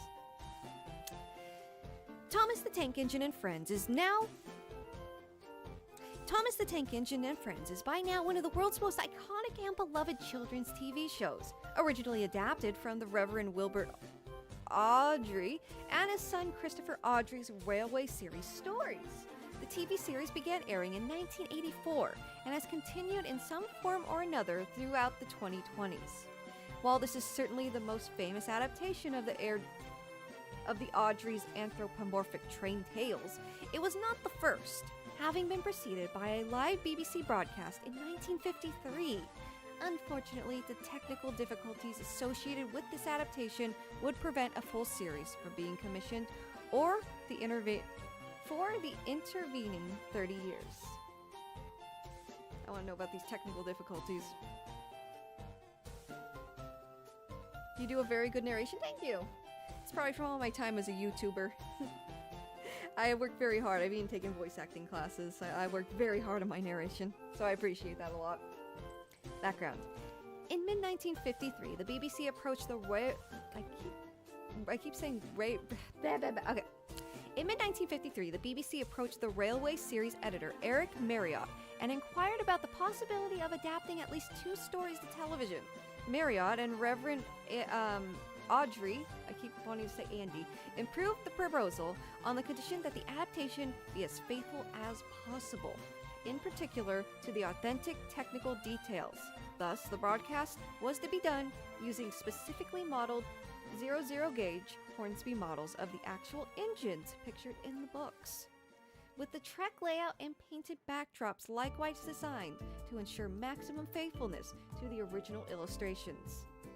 The script, however, was freely adapted in order to fit the allotted 10-minute time slot, so it's not that long, huh? It was to be broadcast live from live broadcast. Oh my goodness, that sounds like a recipe for a disaster. Live from Lime Grove Studios on Sunday, June 14th, 1953. For this initial attempt, the BBC had chosen to adapt The Sad Story of Henry, a suitably dramatic tale of the titular engine being bricked up. I'm sorry, my immature fucking mind. Engine being bricked up in a tunnel. That's diabolical, my dude. Diabolical. My boy Henry was bricked up in a tunnel. That is truly a sad story indeed. All right, I'll get serious again. I'm sorry. I had to do it to you. I'm sorry. The most controversial episode, yeah. Henry bricked up. My boy Henry's bricked up. He is bricked up. Anyways. I hate being, yeah, me when I'm bricked up in a tunnel. Can't say I relate actually, but you know. Freaky ass train. The fat controller had some Anyway, there exists another attempt to adapt Thomas' books in 1977, I believe. Interesting. Kermit's first appearance was in Sam and Friends. What you're thinking of is Wilkins. Oh, okay. Yeah, you're right. I'm thinking of Wilkins Coffee. You're absolutely right. Anyways. Ah, man. Don't you just hate when you're bricked up in a tunnel? Anyways, let's get serious. Let's get back on track here. Okay. Alright, okay. For this initial attempt, the BBC had chosen to adapt The Sad Story of Henry, a suitably dramatic tale of the titular engine being bricked up in a tunnel after he refuses to leave it for fear of rain spoiling his new paint. Among other things. The live adaptation, now renamed The Three Railway Engines, presumably for viewers unfamiliar with the books, had to be put together within a month, with the custom model train setup not arriving in the studio until the final rehearsals. That's crazy. Not ideal for what was already a notably complex production for the time. Yeah, that sounds like nothing was coming up spring, gamers. Nothing. Me when nothing. Not a damn thing is coming up spring.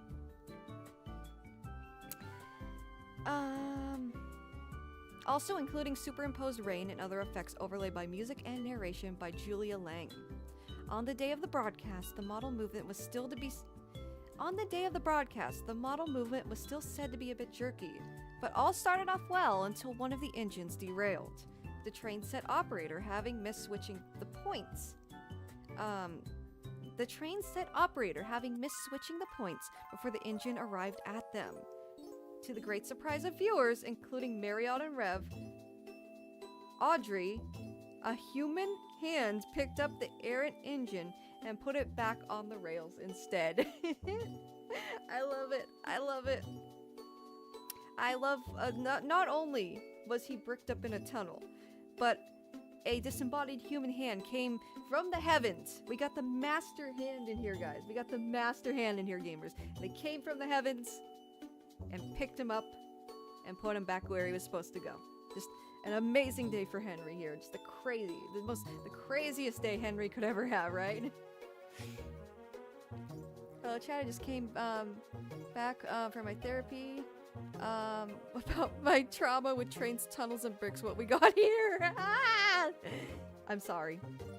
I'm sorry. I hate that I have to tell you this, but this is not the time to come back. This is not the time to come back, my brother. Anyways. It was noted that narrator Lang struggled to improvise around the incident, but unfortunately, her actual words are not recorded. That's unfortunate. I would have loved to hear more about this little ordeal. Sounds like they did the best with what they could do with the, you know, the technical issues and the limitations of that era, the 50s, you know? The 50s, right? Yeah. Anyways. Aftermath. It sounds like it was this horrific incident. Aftermath. Like, here is the aftermath. It's definitely a sad day for Henry. A sad story for Henry if he was fucking... all this happened. Anyways. The broadcast went on without further incident, but the derailment and its unexpected resolution attracted notice from several national newspapers. Why did this get national attention? Why did this get national attention? That's so funny, dude. Reverend Audrey is recorded therein as being disappointed with many aspects of the adaptation. Well, they did their best, dude. They did their best. They did their best, especially if one of the models came like the day, like right before production was about to, it was a live broadcast. Why was it live? Why was it live? Anyways. Including this, is being disappointed with many aspects of the adaptation, including the script changes, which added characters that were not in the original story, the jerky model movement, and above all, the elementary mistake of the incorrectly set points. Man, BBC controller head of programs Cecil McGivern evidently agreed with the criticisms, issuing a furious memo in which he called the whole effort pathetic. That's insane! Pathetic? Pathetic? It's Thomas the fucking Tank Engine! What the fuck? They did their goddamn best, dude! They did their best!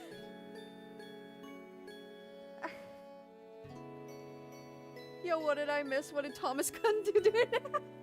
Bro! Hang on, let me reread that for you, Jeremiah. So, okay, basically, they tried to do a Thomas the Tank Engine adaptation, essentially, in the 50s. It went wrong. It was a live broadcast. A lot of things went wrong. The original author was really mad. And also this dude, who was like a head of programming for BBC, said the whole thing was pathetic. It's Thomas the Tank Engine!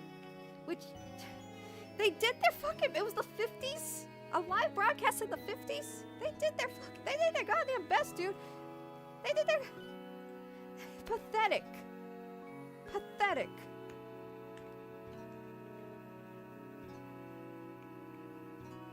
There it is. There it is. There it is. There's the shit. There it is. There it is. There it is. That's crazy. That's crazy. I feel bad for the people who struggled to make this work, man. What a shit show. Cocker, crash out. Yes, I'm crashing out. I'm crashing out over Thomas the Tank Engine. Highlights include baffled letters from the Reverend W. Audrey, author of the Thomas books, just in case we forgot about that element. And a irate memo from the controller of programs calling the whole effort pathetic. Sadly, no recording of the program exists. But at last, we have this hilarious file. Yeah, this fucking pathetic. He described it as pathetic. That's insane. I think he's taking it a little too seriously, bro.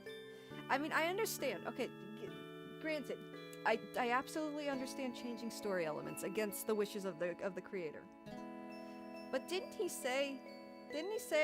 author say their only request was to make sure the trains were like articulated correctly?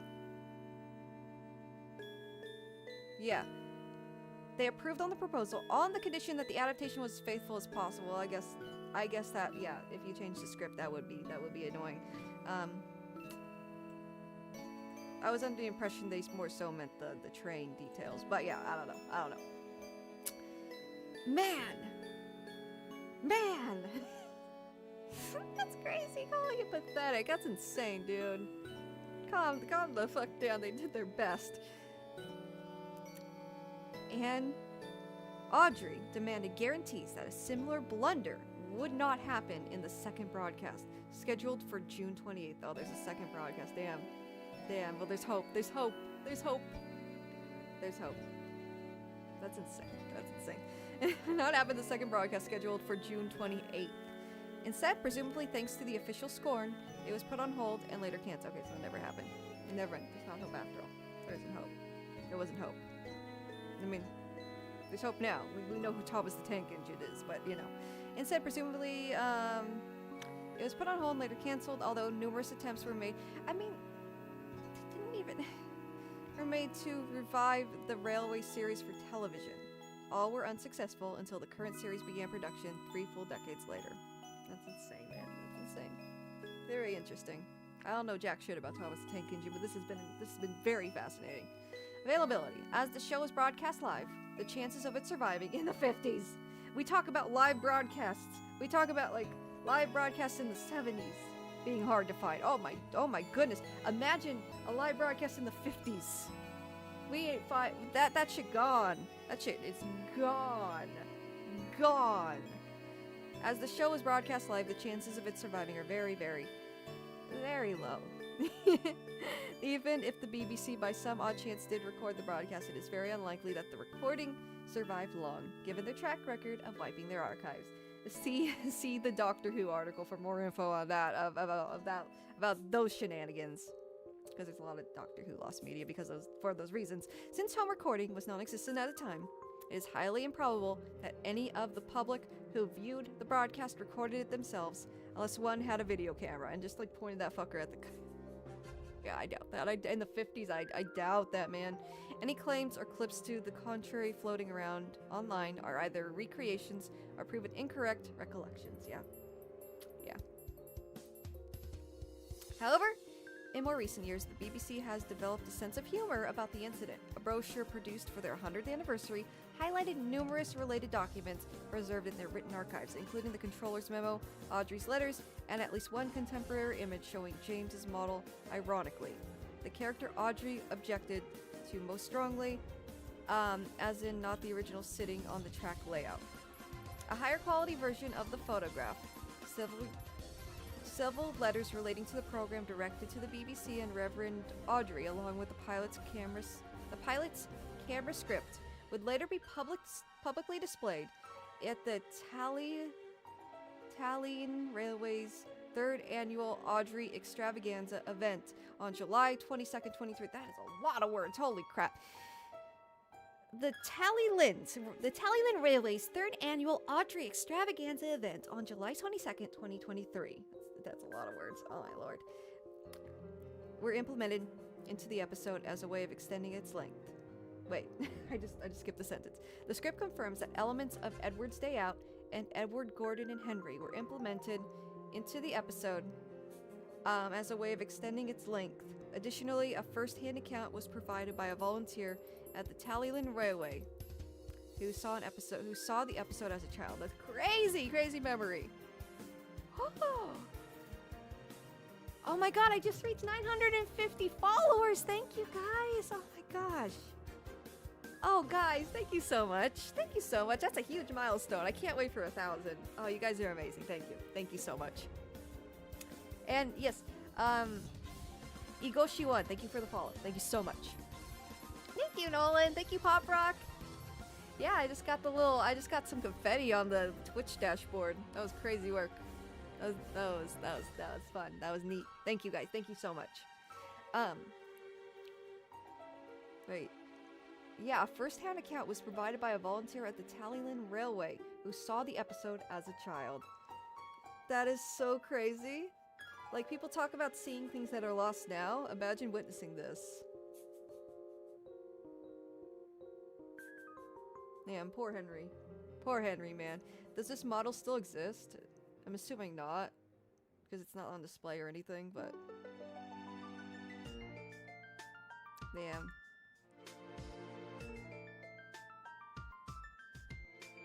That's so interesting. Very interesting. Very interesting stuff. Thank you, DIA. Or not DIA, excuse me. That's James, not Henry. Oh, I'm sorry, Melon. I'm sorry. Again, I don't know anything about these guys. But James. That's cool though. Damn, a live broadcast in 1953. That's so cool. Who's the author? Audrey? I just want to see what the dude looks like. The dude who got upset about the...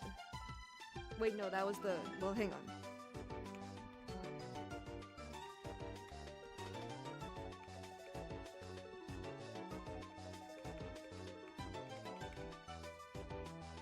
Wilbert Audrey.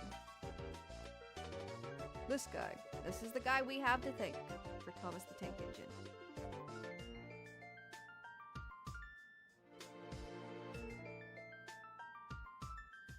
That's cool. That's cool. I'm learning a lot today. Very educational.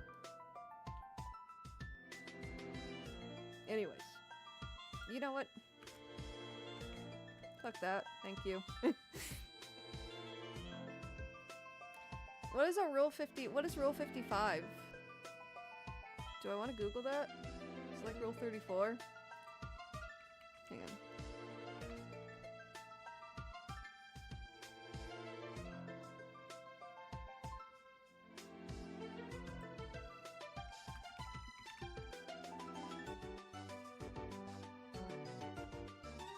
It's bringing up employment-related things. Never mind. Okay. He wrote 26 Thomas books. That's cool. That's cool. And they continue to make Thomas media from them. Anyways. Alright. Let me see what the next suggestion. I might not have time for it. We'll see. Again, through as many as I can. Rule 55. Someone will see a fandom reference in any post. Yeah.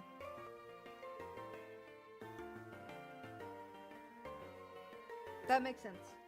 Especially if you're like super honed in on a specific fandom. I've had moments where I was like super hyper fixated on on certain fandoms, like Attack on Titan, when I was super big on like 2013, 2014. Yeah, I can see that, bro. I can see that. James is train number 5, unless there was a new 5 after the newer seasons kicked him out, unless it was ever who got cut out. I can't remember. Oh, okay, interesting. Yeah, again, I don't know a dang thing about Thomas-kun. Anyways, next suggestion. I can probably do one more. Let me see what time it is. I just got stuff to do. I gotta go to bed early, man.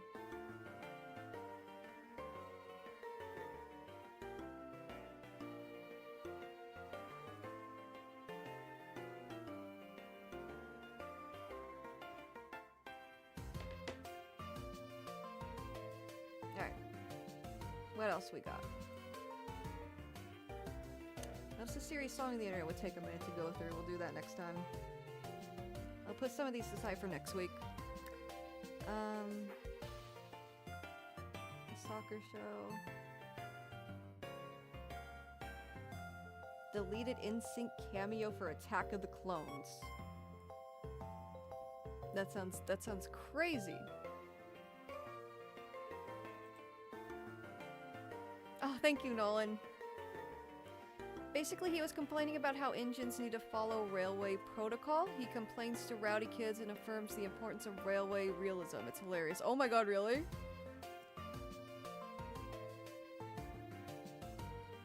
That's crazy. What the heck? I don't think... What the heck? Okay. Pokemon Pinball. Sorry, I'll go through all these eventually. I'm just trying to find one that would be a good one to leave us off, to you know, end the stream on. Astro Boy is the star of the Giants crossover. Trying to find it. I know as a wiki article. Lost Media, but recently one of my Lost Media Holy Grails was found. The script for Top of the Line, one of the canceled Invader Sim Season 2 episodes. That's kind of cool. That's kind of cool. We can talk about Invader Zim.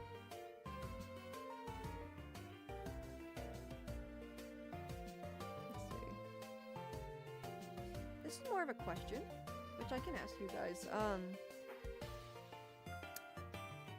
Let's move out of the way so you can see it. Okay, so, chat. Which piece of... Hang on, let me move over a little more. Make this a little... So I just got an idea. I just got an idea.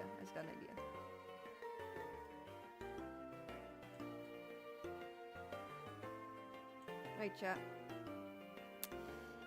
Which piece of lost media do you think could be considered the most obscure piece of lost media? And also...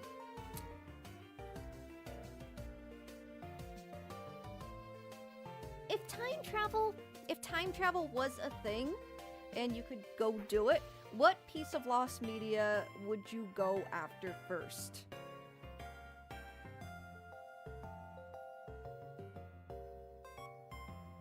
Yeah, it's see, this is this was in one of my posts, and I thought it was a cool. These are some cool questions, so I did want to ask them. The burned libraries of the past. It's a good one. I'll read it one more time though, because I kind of segment it weirdly. Which piece of lost media could be considered the most obscure, as in even the fact that it existed can be considered lost media in itself? Or, if time travel was a thing, which piece are you going for first? So yeah, think about that for a minute, and I'll try to figure out a piece I can talk about. Probably the Invader Sim thing. And Crazy UFO Kid hangs out in the stream sometimes. They pop in every now and then, so hopefully they pop in and see this. If not, there's the VOD. So anyways, thank you to Crazy UFO Kid. This will be our last topic we discuss this stream.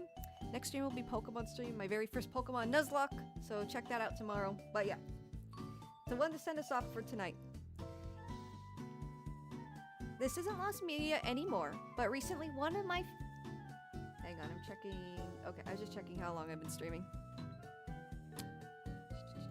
And I had to switch back to the creator dashboard. Okay. This isn't lost media anymore, but recently one of my lost media holy grails was found. The script to Top of the Line, one of the cancelled Invader Zim Season 2 episodes. And I'm still kind of chasing that high. That's cool. That's cool. Fun fact, time travel is banned in China. Does that suggest they... Does that mean they got it figured out? Did they figure out time travel? Because banning something suggests it's something you can do, right? I'm so confused now. What? How? How can you ban? Alright, that was fascinating. Most obscure is probably some movie reel that got burnt in a studio fire in the 20s. Yeah, something nobody even knows about. So obscure that I only speak of a hypothetical movie that there's no photos or advertising. Yeah, that makes sense. Kind of like Devil the Story, which is a Japanese film, which isn't even from the 20s or anything. It's from like the 80s. And its existence is only known because they found the film reel for it. There was barely any like documentation of the film itself. Even time travel movies are banned in China. I know they banned Back to the Future, something about disrespecting the past. What? Okay. China also banned reincarnation without permission from the state too. How do you...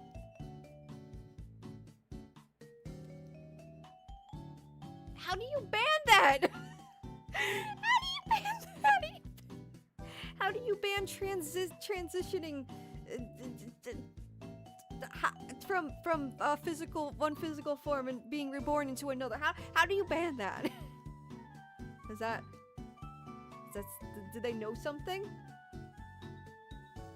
Do they know things about time travel and reincarnation that we don't know about? What the heck? As many insane laws are just made as a middle finger to Tibet. Oh, that's okay. That's odd.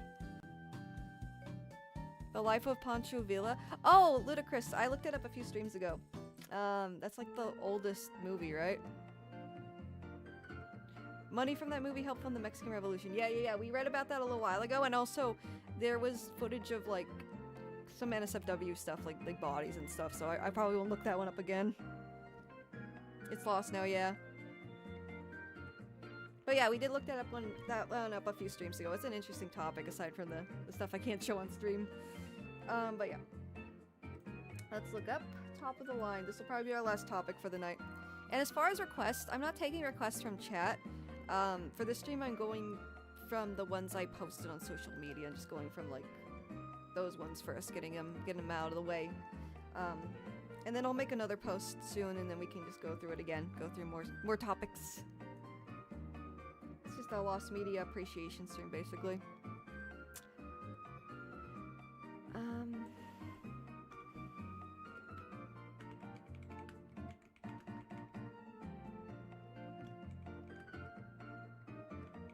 Let's see if it just comes up.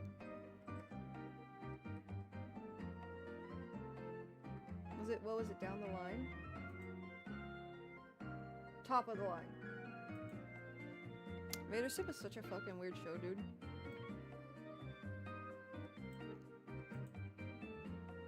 It just sits in a really weird spot in my brain where it didn't like traumatize me or anything, but I'm just like, huh. That happened. Kinda like Courage the Cowardly Dog.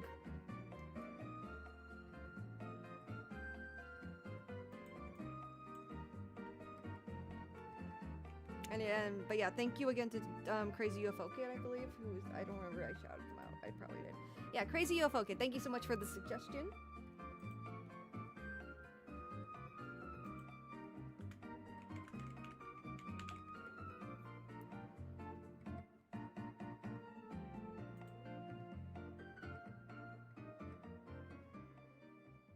Okay, so it's a lost episode, it's a script for the lost episode. We might have to do one of these wikis. Let's see.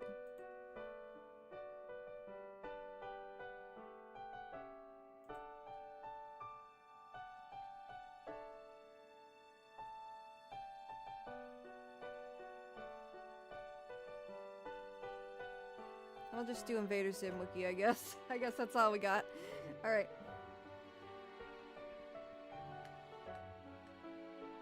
Make it as big as I can for y'all. Alright. My ear itches. Alright.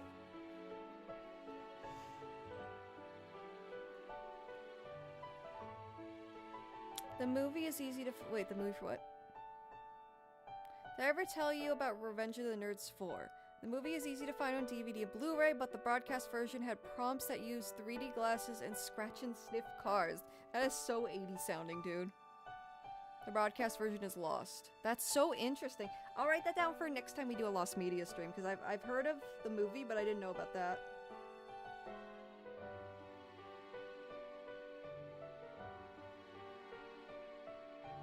I'm writing it down, hang on.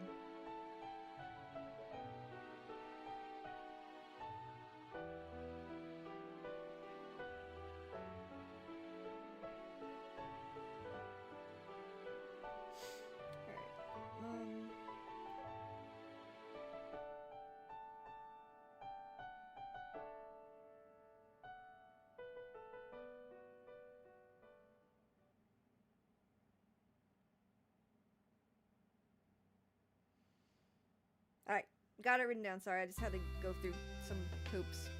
Unless someone recorded it on a VCR, that's possible. That's a lot more possible than a 1953 live broadcast, you know? That's so interesting, though. I didn't even know, like... Well, I did know, but I didn't really put in perspective that they made a 4th Revenge of the Nerds movie. That's crazy. Anyways. Alright, top of the line. Thank you again to Crazy UFO Kid. Top of the Line is one of the many cancelled episodes of Invader Zim. It has a script that has been finally recovered and leaked after years of speculation and theories. Yeah, how did they get the script? That's a bit of... I guess, I don't know the details of that. Anyways, official audio was never recorded.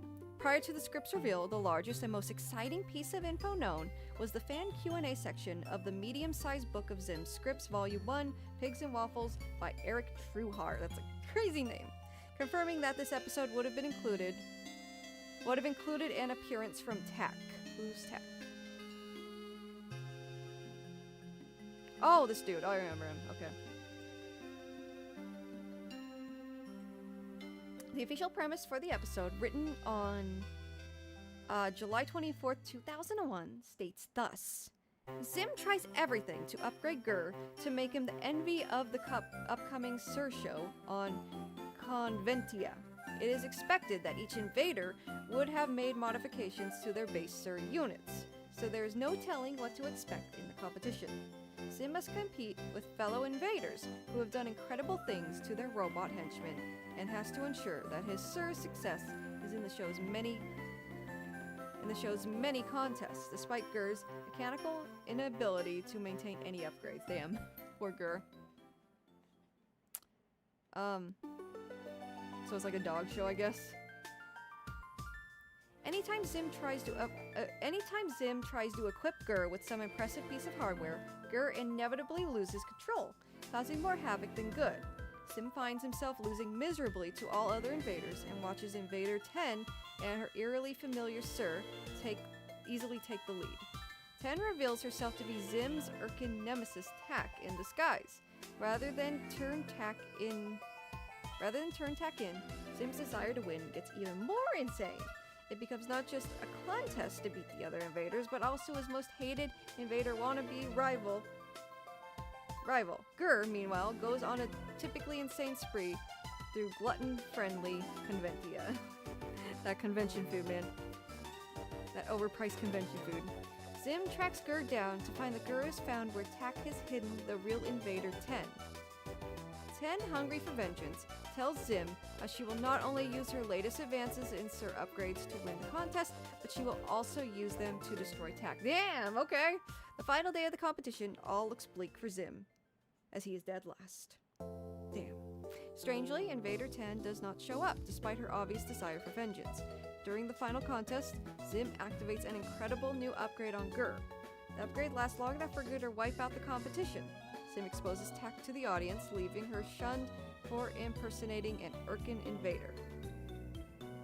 Tak flees, Zim wins. Invader 10, who Zim has left trapped where he found her after stealing the secret upgrade, is angry. Damn! That's pretty fucked up. The purpose of the competition is presumably to prove which invader was superior to the others. Okay. I made a YouTube community post on this channel about a lost game prototype the other day, and I just noticed it got removed. Guess it makes it lost media. What the heck? I'm sorry. Oh, I'm sorry, Bork. I wonder why it was removed. That's so odd. Gosh, I don't know. Yeah, I mean, if you can tell me which game, we can check it out next time I do a lost media stream. That's so interesting. But yeah, I did not know about. How long did Invader Zim last? It feels very short-lived. I remember seeing it. Skull is spelled S-K-O-O-L. Oh my god. This was such an odd show. It like scratched a very odd itch in my brain.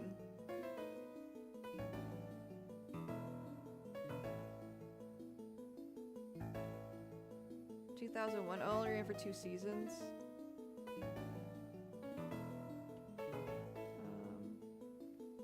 40 episodes. A shame I yapped quite a bit. I'm sorry, Bork. I mean, I'll check again and see if maybe it was like reserved for review or something later on. The Sega Genesis Puyo Puyo. Oh, I love Puyo Puyo. I'll look into that. I'll try and keep an eye out. If I see it like held for review or something, I'll copy it and I'll talk about it. I'll try and what's the word? Revive it. The comics he made are really good. Made by the same artist as Johnny the Homicidal Maniac. Oh. The show is very cool for Nickelodeon. Yeah, it feels kind of like their Courage the Cowardly Dog. Like their weird, creepy show. That show with the organs, where I think Sim tries to make his own human out of organs or some bullshit. That is traumatizing.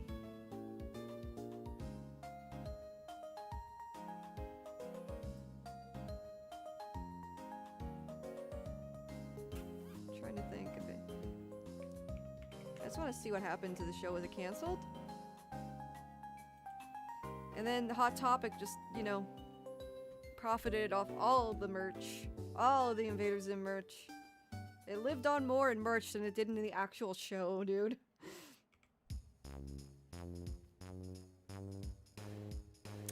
Invader Sim and Invader Sim and Nightmare Before Christmas just lived on in the most crazy ways with like Hot Topic merch. I'm going to sing the Doom song. Yeah, the merch probably did make a lot more than the show.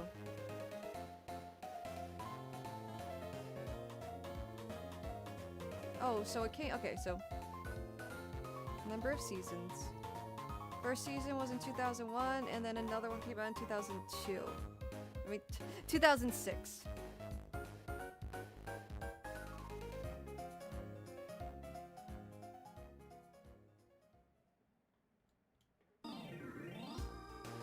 Challenges and censorship. I see that. I can see that. I can absolutely see that. Cancellation. Okay. Nickelodeon issued a statement announcing the show's cancellation after completing 27 episodes. Kids who love SpongeBob were not fans of Zim. Yeah, I can see that. But there's a whole other demographic that will love it.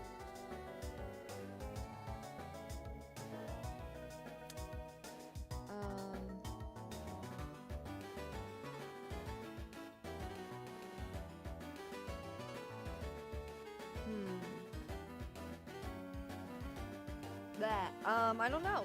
It was just, I guess it was just canceled. It wasn't as popular as SpongeBob, right? Those kids grow up with big wallets, yeah, just like Nintendo fans. The gamers in general. The kids that love video games grew up to be adults who love video games, so you can drop a lot more money on them. Yeah, no, I don't know. The show was very short-lived. Like, in my mind. I think Sim was just really expensive, a lot of stylized CGI. Oh, that's true, Bark. You're absolutely right. Hi, honey love. I'm going through our last topic for the night, actually. So I'm gonna be heading out soon. But yeah, that was very interesting. So we went through quite a few things to recap before I go. But thank you again to UFO, Crazy UFO Kid. I didn't know, I wonder how many canceled episodes there are.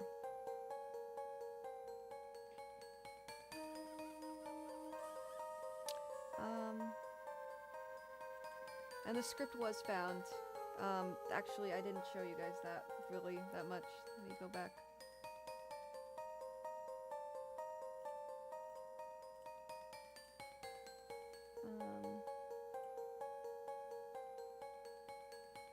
Yeah, so the script was found. And like 8 episode premises that weren't known about too, so that's really cool. Holy crap! What the fuck?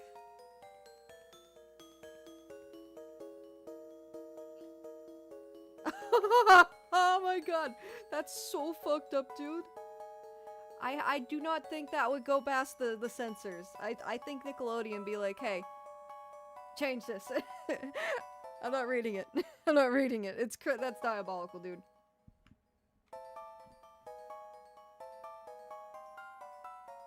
That's diabolical. That's diabolical. Yeah, Zim's humor was so odd. It was such an interesting show. That blew up even faster than all that blew up. It hurts. It hurts real bad.